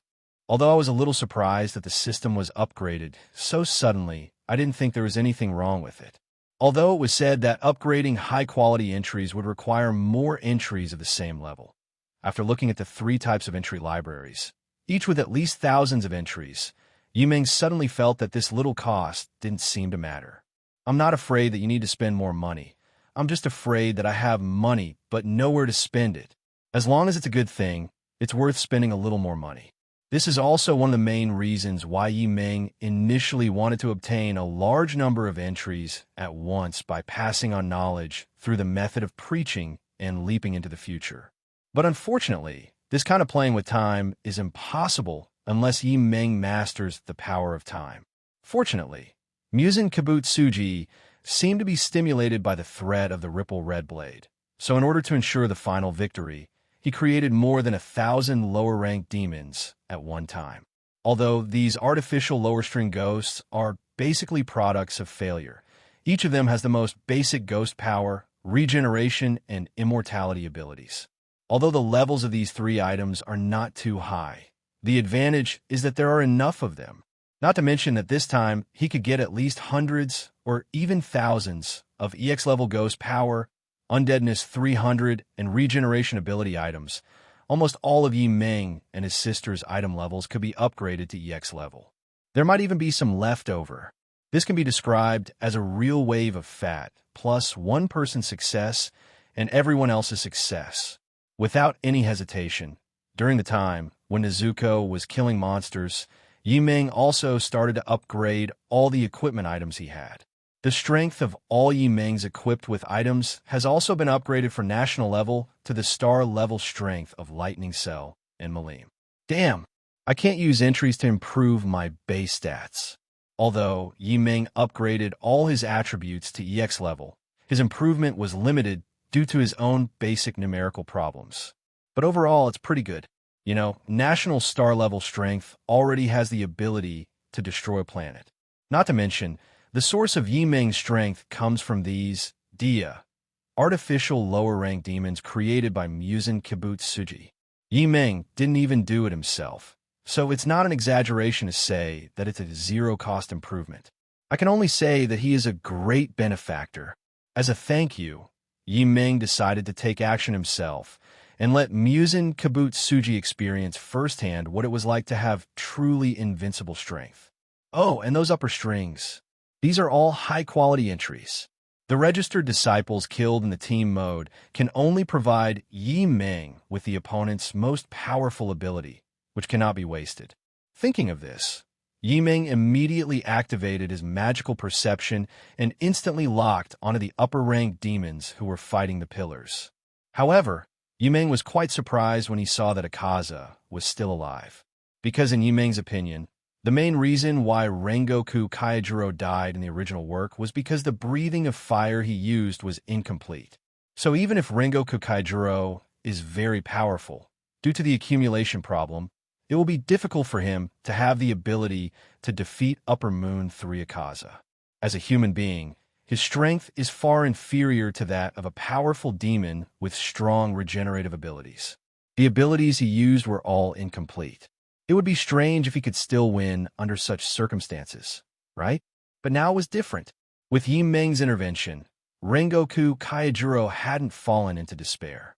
Therefore, he didn't need to learn the fragments of the Breath of Flame on his own to become a master. In addition, with the Ripple Blade provided by Yi Ming, it stands to reason that Rengoku Kaijuro should have possessed the ability to kill Akaza. Could it be that they didn't meet like in the original novel? But in fact, they met. However, although Akaza still met Rengoku Kaijuro and Tanjiro Trio as in the original work, they still failed to kill Akaza in advance. Because Akaza was fully awakened in the face of life or death crisis, he would not die even if his neck was cut off. As for the threat of He Dao's suppression recovery, that's easy too. Akaza simply cuts off the irreparable part himself, and then regenerates it again. Although Akaza likes to fight with strong opponents, this does not mean that it will continue to fight the enemy head-on at close range when it knows that it cannot touch the Ripple Red Blade. Even though Akaza didn't dare to directly come into contact with the Ripple Blade in Rengoku Kaijuro's hand due to the Red Blade combined with the Ripple breathing technique, it could still directly attack the enemy by generating shock waves with its fists. And because this is pure physical power, not blood magic, it will not be restrained by the Ripple Red Blade. In addition, he would not die even if his neck was cut, which shows how difficult the situation was at that time. Therefore, in order to completely keep Akaza, Rengoku Kaijuro was determined to die and join forces with Tanjiro and the other three to successfully drag Akaza until the sun rose. However, whether he knew about the threat in advance or for some other reason, Upper Moon 1 Kokushibo, who was not originally here, actually appeared here. The huge difference in strength almost instantly killed Rengoku Kaijuro and the other three with just one move. If it weren't for the healing effect of the wave breathing technique, and the fact that every member of the Demon Slayer Corps now carries special plants that could be used for emergency treatment, and the fact that the sun had already risen, leaving Kokushibo no chance to finish off the enemy, these 4 people would have probably died right there. However, even though the 4 of them managed to survive in the end, Rengoku Kaijiro, who was standing in the front, blocked most of the attacks for Tanjiro and the other 2, and because of the life and death battle with Akaza before, he lost a hand and a foot and blinded Shursong's eyes.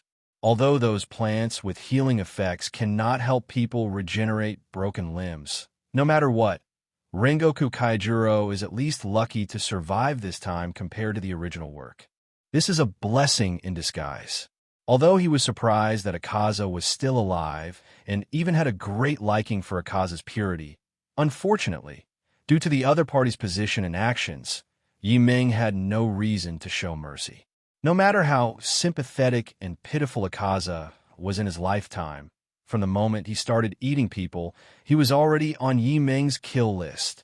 Scumbags are still considered human beings, but beasts are not even human beings. Therefore, since Akaza started eating people as a demon, Yi Ming would no longer treat him as a fellow human being. Taishu Sword God EX. Activate. 4 Taishu swords, constructed from magical energy, were aimed directly at Kokushibo, Akaza, and Naruto. Holy shit, who is this yellow-hair guy? He killed the upper rank instantly? He even stole their heads? Why is this upper rank so weak? Could it be that the artificial fish was forcibly raised to the string? Forget it, anyway. Even if this artificial ghost is an upper rank one, it won't drop any good items if you kill it. Why did Blood Demon Art, Breath of Thunder, also drop? P.S. Units killed by registered disciples will only drop the strongest ability possessed by that target. Well, it's a winding one after all, so it's normal to have some good things. However, the Blood Demon Art version of the breathing sword technique is quite unique. Is this considered a skill for dual cultivation with monsters? But why doesn't this guy's thunder breathing have the first form of thunder flash? Isn't this a required basic skill for thunder breathing? What a strange guy. Although this upper rank ghost, who was obviously very weak, but could drop good things, made Yi Ming feel familiar and confused, Yi Ming finally gave up thinking and directly shot 3 of the Taishu sword energies towards the 3 selected targets. As for why there is no Doma, the reason is very simple, because Doma has been targeted by Butterfly Girl. So in order to allow them to take revenge personally, Yi Ming did not interfere in their fight. What's more, in team mode, the targets killed by teammates can also provide Yi Ming with all the entries of the target. In this case, Yi Ming naturally has no reason to grab the kill. However, what surprised Yi Ming was that although his attack did successfully hit Kokushibo and Akaza due to its unexpectedness, the 2 of them dodged their fatal weaknesses in time. Yi Ming, who noticed this scene, also raised his eyebrows, a little surprised. Oh, did you manage to avoid the fatal spot in time? Yi Ming was not surprised that the 2 men were able to avoid the fatal blows in time. After all, one of these 2 guys has mastered the transparent world, and the other can sense the existence of fighting spirit. Although Yi Ming's Taishu sword energy is not fighting energy, it is also a powerful aura and is still within the perception range of these 2 people. It's impressive that you were able to dodge this attack, but unfortunately it's not enough. After saying that, Yi Ming controlled the flying sword that had killed Mingnu and the extra flying sword, and went directly to support and kill Akaza. After dealing with Akaza, he controlled the 3 flying swords to support and kill Kokushibo. Neither ghost could last long in the flying sword controlled by Yi Ming.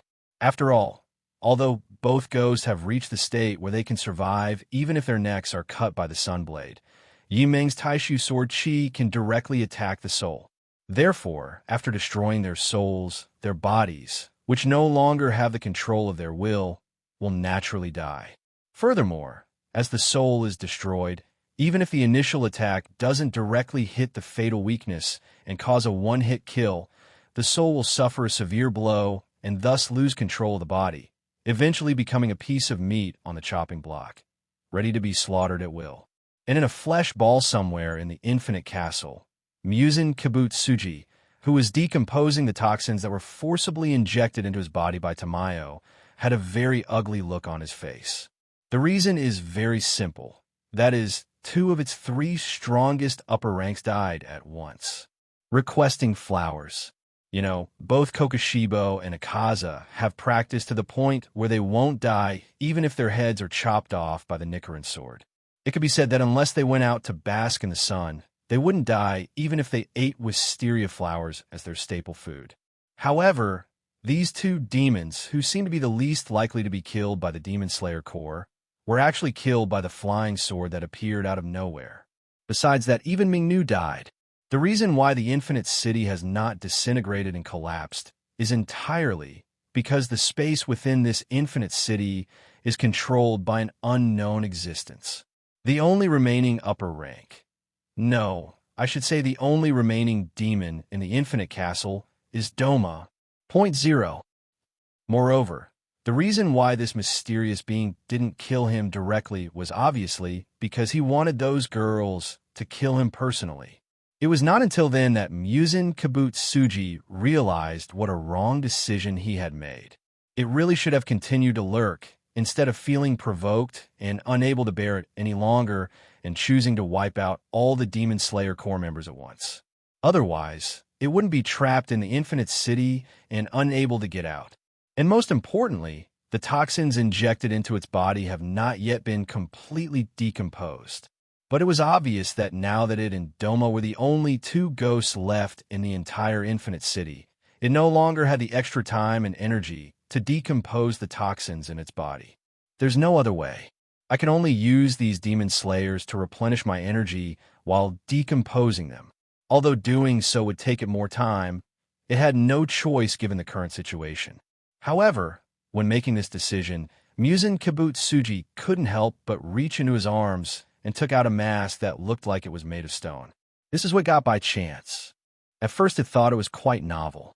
After all, a mask made of stone was strange, but it was understandable. After all, you could tell at a glance that this thing was from a long time ago.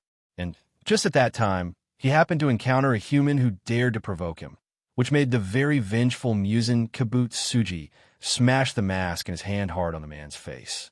Originally, it was going to use this mask to directly hit the human to death. However, for some unknown reason, several sharp spikes suddenly emerged from the stone mask and pierced the back of the human's head. To be honest, even Muzan Kibutsuji was stunned when he saw this scene. Is this thing really meant for people? Isn't it really some kind of torture device used to punish enemies? Then, Muzan Kibutsuji was shocked to find that the human had turned into a demon, and his strength is actually almost the same as the lower one. This is also what makes Muzan Kibutsuji feel incredible. Even if it wants to create a lower rank ghost, it needs to inject a lot of blood. And it may not succeed. But now, this demon created by the stone mask actually possesses the strength of a lower rank demon. This also made Muzan Kibutsuji feel very incredible. However, although it's hard to believe, a mere lower-ranked demon is nothing in the eyes of Muzan Kibutsu. So Muzan Kibutsuji killed him instantly. Of course, Muzan Kibutsuji didn't kill him directly, because it suddenly wondered, is this ghost made of a strange mask not afraid of the sun? If it is really not afraid of the sun, then it no longer needs to look for the blue-red spider lily. It can just swallow the ghost directly. But unfortunately, it overthought it. The ghost created by the stone ghost mask also had the weakness of being afraid of the sun. Afterwards, Wei Wukai and Wukan also continued to experiment with this stone mask. I hope to find a way to overcome the sun from here. This stone ghost mask needs to come into contact with blood to activate, thereby stimulating the stone thorns. Relying on his immortal body, Guei Wu Qinwu touched these needles out of curiosity, and the result was so unbelievable. The skin on its fingers was easily pierced by the stone thorns that were who knows how many years old. And the most outrageous thing was that it could even clearly feel that the mask, made of some unknown stone, had pierced its finger, and it actually felt something invading its body. Although Muzan Kibutsuji didn't know what it was, facing this unstable factor, he naturally chose to reject it without hesitation. Directly expel that strange, invading substance from the body. Although this period of time was very fast, and he even suspected that it was an illusion. Muzin Kibutsuji did feel this thing, and it seemed that he had increased its strength before, or in other words, the feeling of potential power being stimulated. However, it is not known whether the energy injected into the body is too little, or Muzin Kibutsuji's strength may have reached its upper limit, so the improvement is not much, and it can even be said to be undetectable. Therefore, because he thinks he is perfect except for being afraid of the sun, Muzin Kibutsuji completely despises this kind of thing. However, this strange change also aroused the curiosity of Muzin Kibutsuji. So thinking that this might give it the ability to no longer be afraid of the sun, Muzin Kibutsuji began to experiment with the demons he created in humans. The result was quite disappointing and somewhat unexpected. This mask, made of an unknown stone, not only has the ability to turn people into ghosts, but also actually has the function of further enhancing their strength. The mask material seems to have a special substance. After injecting it into the body, the ordinary ghost who originally couldn't even use blood ghost magic actually saw a leap in strength. He instantly gained the strength comparable to that of a lower rank being. But what it couldn't accept was that the ghost it had captured as experimental material, after being transformed a second time by this stone mask, had actually lost control of Song Kang's life. So, in the end, the ghost that thought it had escaped its control and wanted to kill him, or even the ghost that escaped, was dealt with on the spot by it. It didn't know whether its strength had reached its upper limit or the energy injected at that time was too little, so the improvement it could get at that time was not much. But in this situation, it seems that it has no choice. At the same time, Muzin Kibutsuji couldn't help but recall the conversation between him and Ubuyashiki Koya. Ubuyashiki Koya said that the reason no one in his clan ever lived to be 30, and some even died before the age of 20, was because a monster like Muzin Kibutsuji was born into the world and harmed the world. This was a curse bestowed upon his clan by the heavens. But Muzin Kibutsuji scoffed at this. He thought the so-called curse was ridiculous. Apart from anything else, in these thousands of years, it has never suffered any divine punishment. 1.5 has never seen any gods or Buddhas come to punish it. But it wasn't until a few years ago that it started to shake up. These unreasonable special plants and the special breathing method that was more restraining to their ghosts than the breathing of the sun that it had seen all proved that these were definitely not something that ordinary people could create. And most importantly, it had seen with its own eyes through the ghosts that had been killed how easily the one who had wiped out all the ghosts in the infinite city was doing so. At this moment, it really shook. Damn it, that stinky woman Tamayo. I don't know what kind of poison she added to prevent my body from splitting apart. That's right, Muzin Kibutsuji was prepared to split in advance.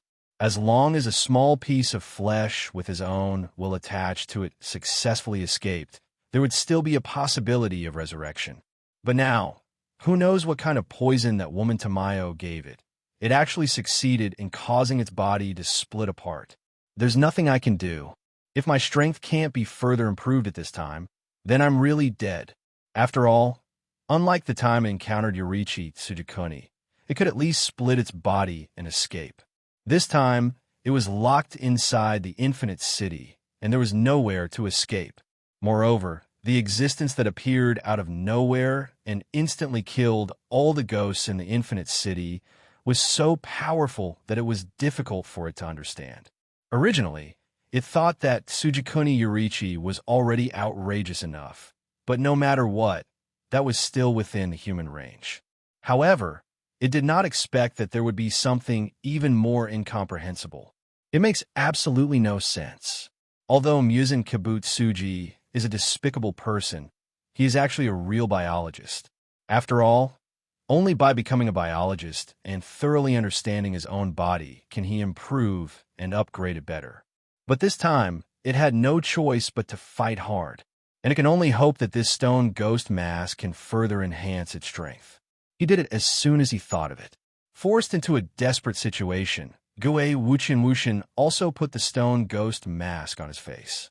Although it can also survive even if the Nichiren sword cuts off the neck, but that guy's method is that if it hits that part, it will die immediately.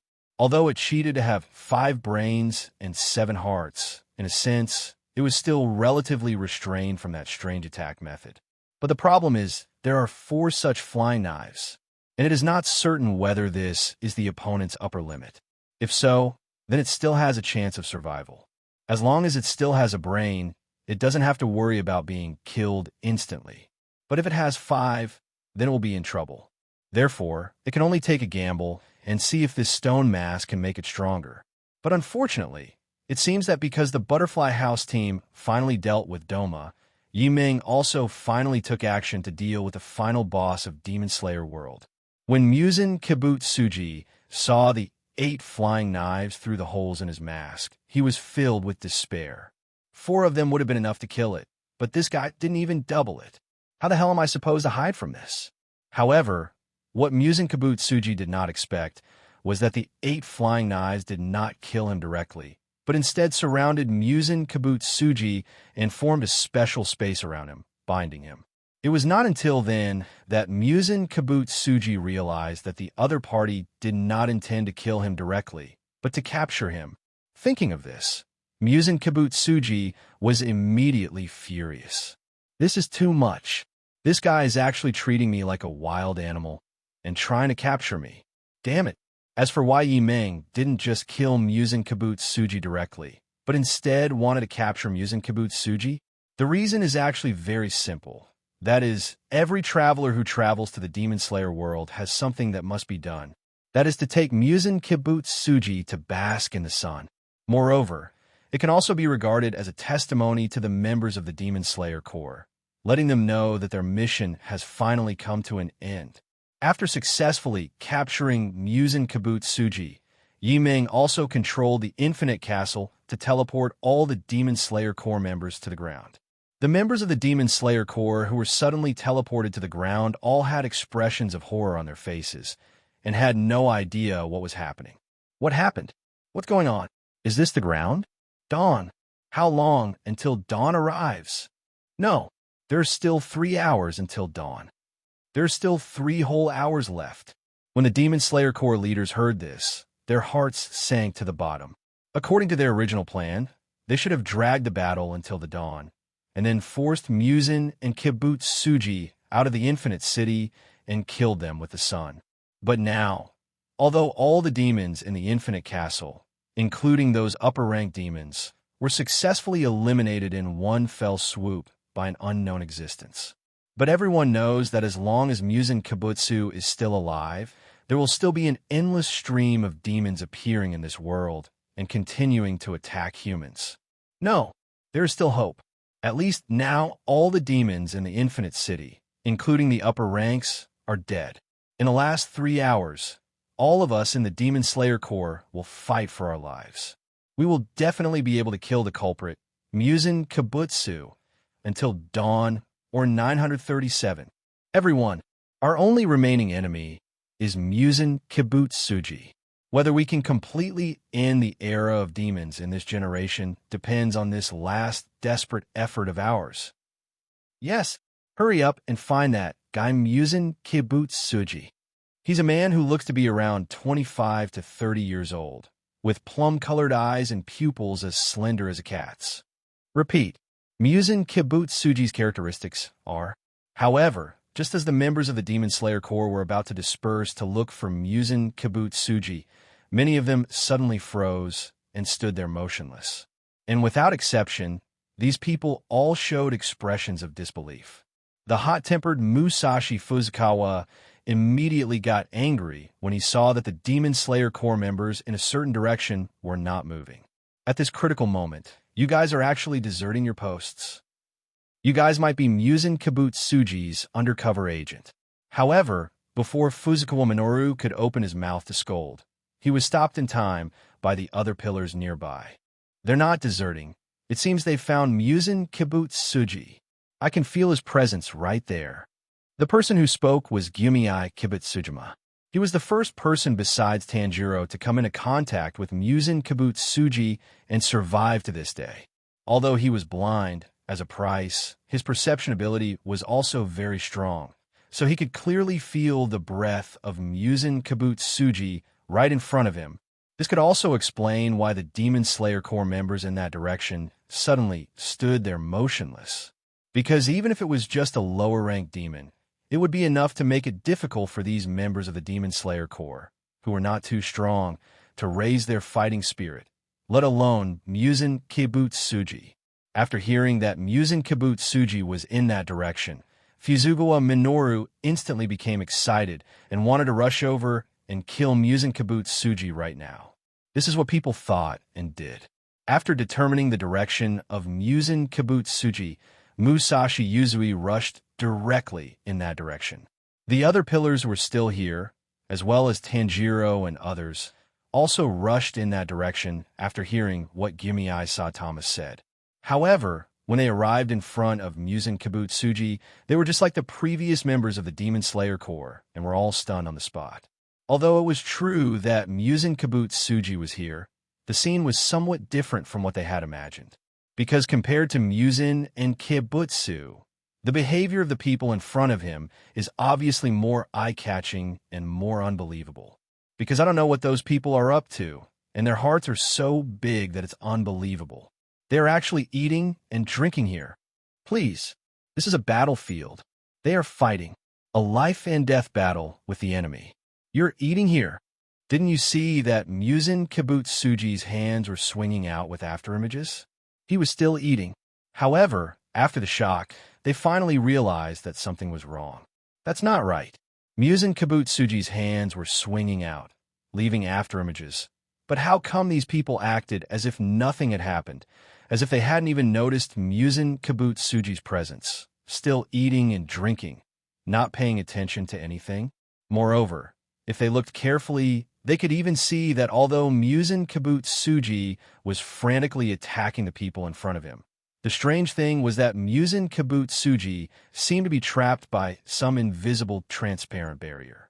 He could neither attack the people in front of him nor leave that place, and could only move on the spot. This strange scene made even someone as hot-tempered as Fuzukawa Minoru feel his brain freeze for a moment. However, soon, several people in the Demon Slayer Corps recognized those people who were eating and drinking in front of Muzan Kibutsuji, and even watching Muzan Kibutsuji's crazy attacks as entertainment. Yimeng, Dream, Nezuko. After seeing Yimeng and the other two appear, several people who knew Yimeng and the other two ran out of the crowd, their faces full of disbelief and surprise. Yimeng. Seeing Yimeng appear, Mitsuri Ganlu Temple was the first to pounce on Yimeng without caring about her image. She had already waited for Yimeng for 2 years, but because she couldn't abandon her responsibilities and leave, she had to choose to wait for 2 more years. Yimeng also understood her sense of responsibility, so he gave her another chance. This time, Yimeng appeared again and captured Muzan. This meant that the things on their side could finally be completely over, and she could finally leave with Yimeng with peace of mind. This time, she had to go with Yimeng no matter what. Otherwise, she had a premonition that if she refused again, there would probably never be a next time. The Butterfly Sisters and Kaneo Kirihana also came to Yimeng. After arriving at Yimeng's side, Butterfly Kane greeted him with her usual gentle and warm smile like the spring breeze. Long time no see, Yimeng. Shinobu Kocho also came over, with a tsundere look on her face and her arms folded across her chest, saying, "I didn't see you until the final battle started. I thought you weren't coming." Kaneo Kurikururi's inner emotions have been relieved because of the return of Kane Kocho, so she is now able to actively respond to people. In fact, after Kane Kocho died, Kaneo Ahamaki began to behave independently. For example, breathing of flowers was learned by her by imitating her memory of Kane, the butterfly, practicing with swords, and no one knew about the whole process. Even before Kaneo Kurikara participated in the final selection and passed it, Shinobu Kocho didn't even know that during this period of time, Kaneo Kurikara had been training in flower breathing on her own. Moreover, even the final selection had to be decided by Kaneo herself, It can be said that Kaneo Ahimuro's mental illness had already shown signs of self-healing from the moment Kane Kocho died. The return of Kane Kocho further stimulated this progress. Of course, the most important thing is that Yi Ming took her coins before leaving. She can only choose between the coin and the butterfly chain. From a moment she chose Butterfly Kane on her own initiative, Hanako Kane's mental illness has been redeemed. Now, thanks to the efforts of Kane Kocho and everyone in the Butterfly House, Kaneo Amaki's mental illness has been completely cured. However, I don't know if it's a habit developed over the years, so it's difficult for outsiders to tell that Kaneo Kirihana is any different from before. But those who are familiar with her can see the changes in her temperament. However, I don't know if it's because she has been with Kane Kocho for too long, but Kane Samaire feels like she is moving closer to the image of Kane Kocho. Add to that the same butterfly hair accessories and a name that is similar to Kane's, so that people who don't know the inside story now really think that Kaneo Karika is one of the butterfly sisters. Tanjiro also came to Yi Ming and others, looking at his sister whom he hadn't seen for 2 years with an expression of disbelief and excitement. Nezuko, you really, huh? Nezuko, you? When Tanjiro first saw that Nezuko looked like a completely normal person, he was naturally very excited. However, when Tanjiro walked over, he suddenly realized that something was wrong. His sense of smell told him that although you, Bean, looked like a human in appearance, your essence was still evil. The only thing that made him feel fortunate was that even after 2 years, Nezuko still did not have the bloody and rotten smell produced by the ghosts he had seen in the past 2 years after eating humans. Well, overall, the smell of Nezuko was similar to the one he remembered. This also means that in the more than 2 years since we last met, you, Bean, still haven't eaten any human beings. However, it seemed a little different because Nezuko now gave him the feeling that she had grown up and matured. However, looking at Nezuko's current physical age, she is at least 16 years old. It is normal that she looks much more mature than he thought. After all, his last memory of Nezuko was not when she was 12 years old, but when she was 3 or 4 years old and her body had shrunk. That's why he felt the shock of seeing her suddenly grow so big after not seeing her for a few years. Besides being a bit older, the only difference was the aura. Although still a ghost, it had a different feel. It felt like a child born from a mixture of 10 kinds of fruit and human. Besides, didn't Yimeng say he would help you turn back into a human? Why is it still? As if she could see Tanjiro's confusion, Nezuko smiled and said, Brother Yimeng gave me 2 choices. One is that there will be no real humans at all, but in return, I will also completely lose all my experience. The second is to accept this power. However, Brother Yimeng will also help me integrate perfectly, so that I can possess the power of a ghost without having to worry about turning into a complete ghost, afraid of sunlight, and needing to eat people. I learned from Brother Yimeng that you are about to have a final battle with the guy who destroyed our family, so I decided to accept this power. This way, I'll also have the power to avenge the fight. Hearing Nezuko's acceptance, Tanjiro couldn't help but open his mouth, and for a moment he didn't know what to say. Although he joined the Demon Slayer Corps because he knew his mission, but in the end, wasn't one of the reasons why he joined the Demon Slayer Corps also to avenge his family? Since I chose to join the Demon Slayer Corps in order to do this, why can't Nezuko make the same choice? At least Nezuko also said that although she is still a ghost, she does not need to eat people and is not afraid of the sun. If we remove these 2 points, Nezuko is just a human who has mastered special and powerful powers. Thinking of this, Tanjiro felt relieved. Anyway, as long as Nezuko is fine and she doesn't need to eat people like a demon, then everything will be fine. However, even though Tanjiro thinks it's okay, it doesn't mean that others think it's okay. However, those who felt there was a problem, before they could even open their mouths to say anything about killing all ghosts, were met with Yimeng's vertical pupils, which had suddenly changed at some point. In an instant, those who subconsciously thought that Nezuko, Tanjiro's sister, must be killed since she was a demon, felt a threat of death from the life level in their hearts. You know, as ghost hunters, all of them have encountered attacks by cannibals when they were extremely weak. Among those who become ghost hunters, they have long overcome the fear they felt when they first faced ghosts. But now, a pressure far more terrifying than the first time they encountered a ghost directly enveloped all of them. This wasn't the fear of death that came from a threat to one's life, but rather the absolute crushing of lower-level life forms by higher-level life forms. At this moment, they felt as if their souls were about to be swallowed by the vertical pupils staring at them. If they could imagine the price they would have to pay to kill Muzan Kibutsuji, the man-eating demon king. When facing him, they couldn't even think about it when facing Yi Meng, because it is unimaginable. The gap is really too big. Yi Meng also wanted to kill them. After all, Yi Meng was just a bit lustful and fickle. Apart from that, Yi Meng's values were still very normal. After all, the education Yi Meng received allowed him to retain these bottom lines as a human being. It is also on the premise of having dragon blood that he has always believed and determined that he is the bottom line of human principles. The red and yellow will has long been deeply rooted in Yi Meng's mind. Therefore, as long as these people don't deliberately seek death to provoke him, Yi Meng doesn't bother to pay attention to them. However, Yi Meng was very clear that there was someone in the Demon Slayer Corps who would definitely conflict with him.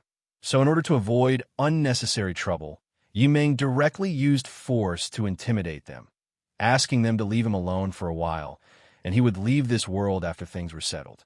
Anyway, the people to be captured are already here, and the boss here has been dealt with, so there is no need for Yi Meng to come back here again. Oh, by the way, I might need to bring Mitsuri Kanroji back to visit my family. I just don't know if I'll have the chance to come back here again. As for the Kamadu family, they naturally left with Yi Meng. Hello, everyone. As we wrap up this video, I want to share a quick note. I have a Patreon account. If you'd like to support me and enjoy on-demand audiobooks, you can become a Patreon member. Alternatively, you can check out my Google Drive link, which has 500-plus novel audiobooks available through my Ko-fi or Patreon shop. I appreciate your support.